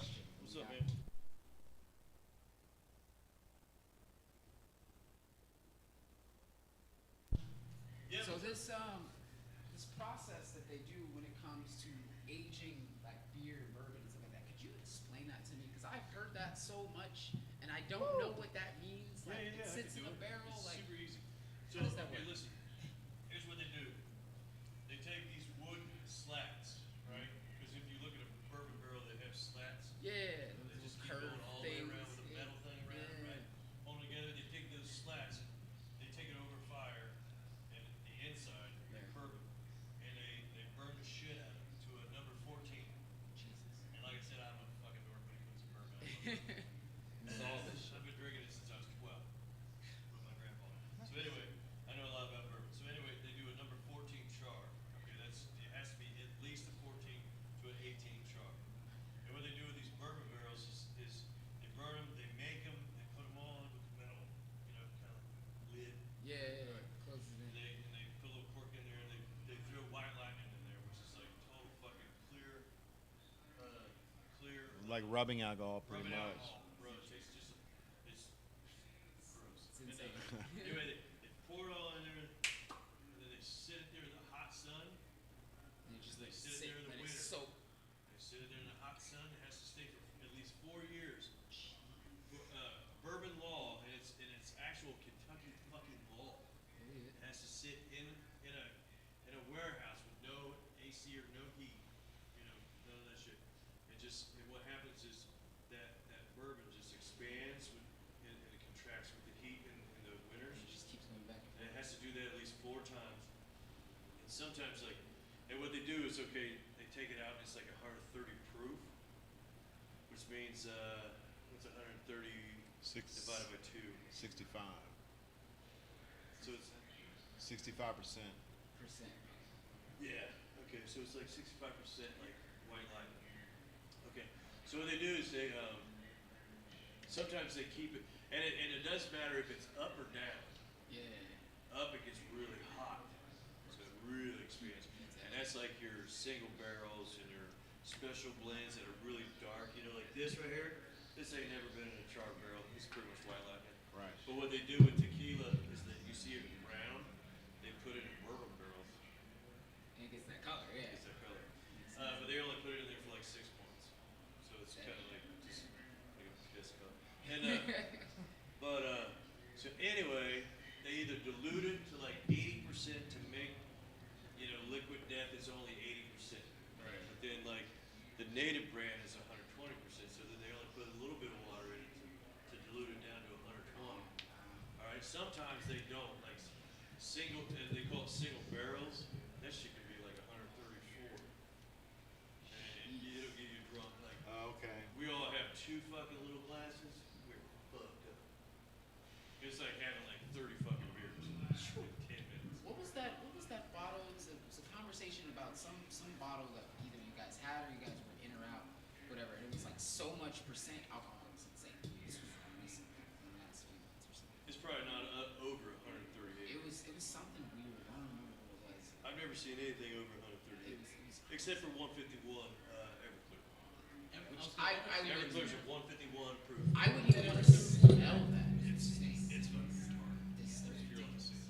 He made a shirt for a guy, and it was like a whiskey, and it was something. It's like 100% proof. So Oh yeah, it'll fuck your ass up. That drummer I was talking about, he used to drink that. Oh yeah, Everclear will fuck your ass up.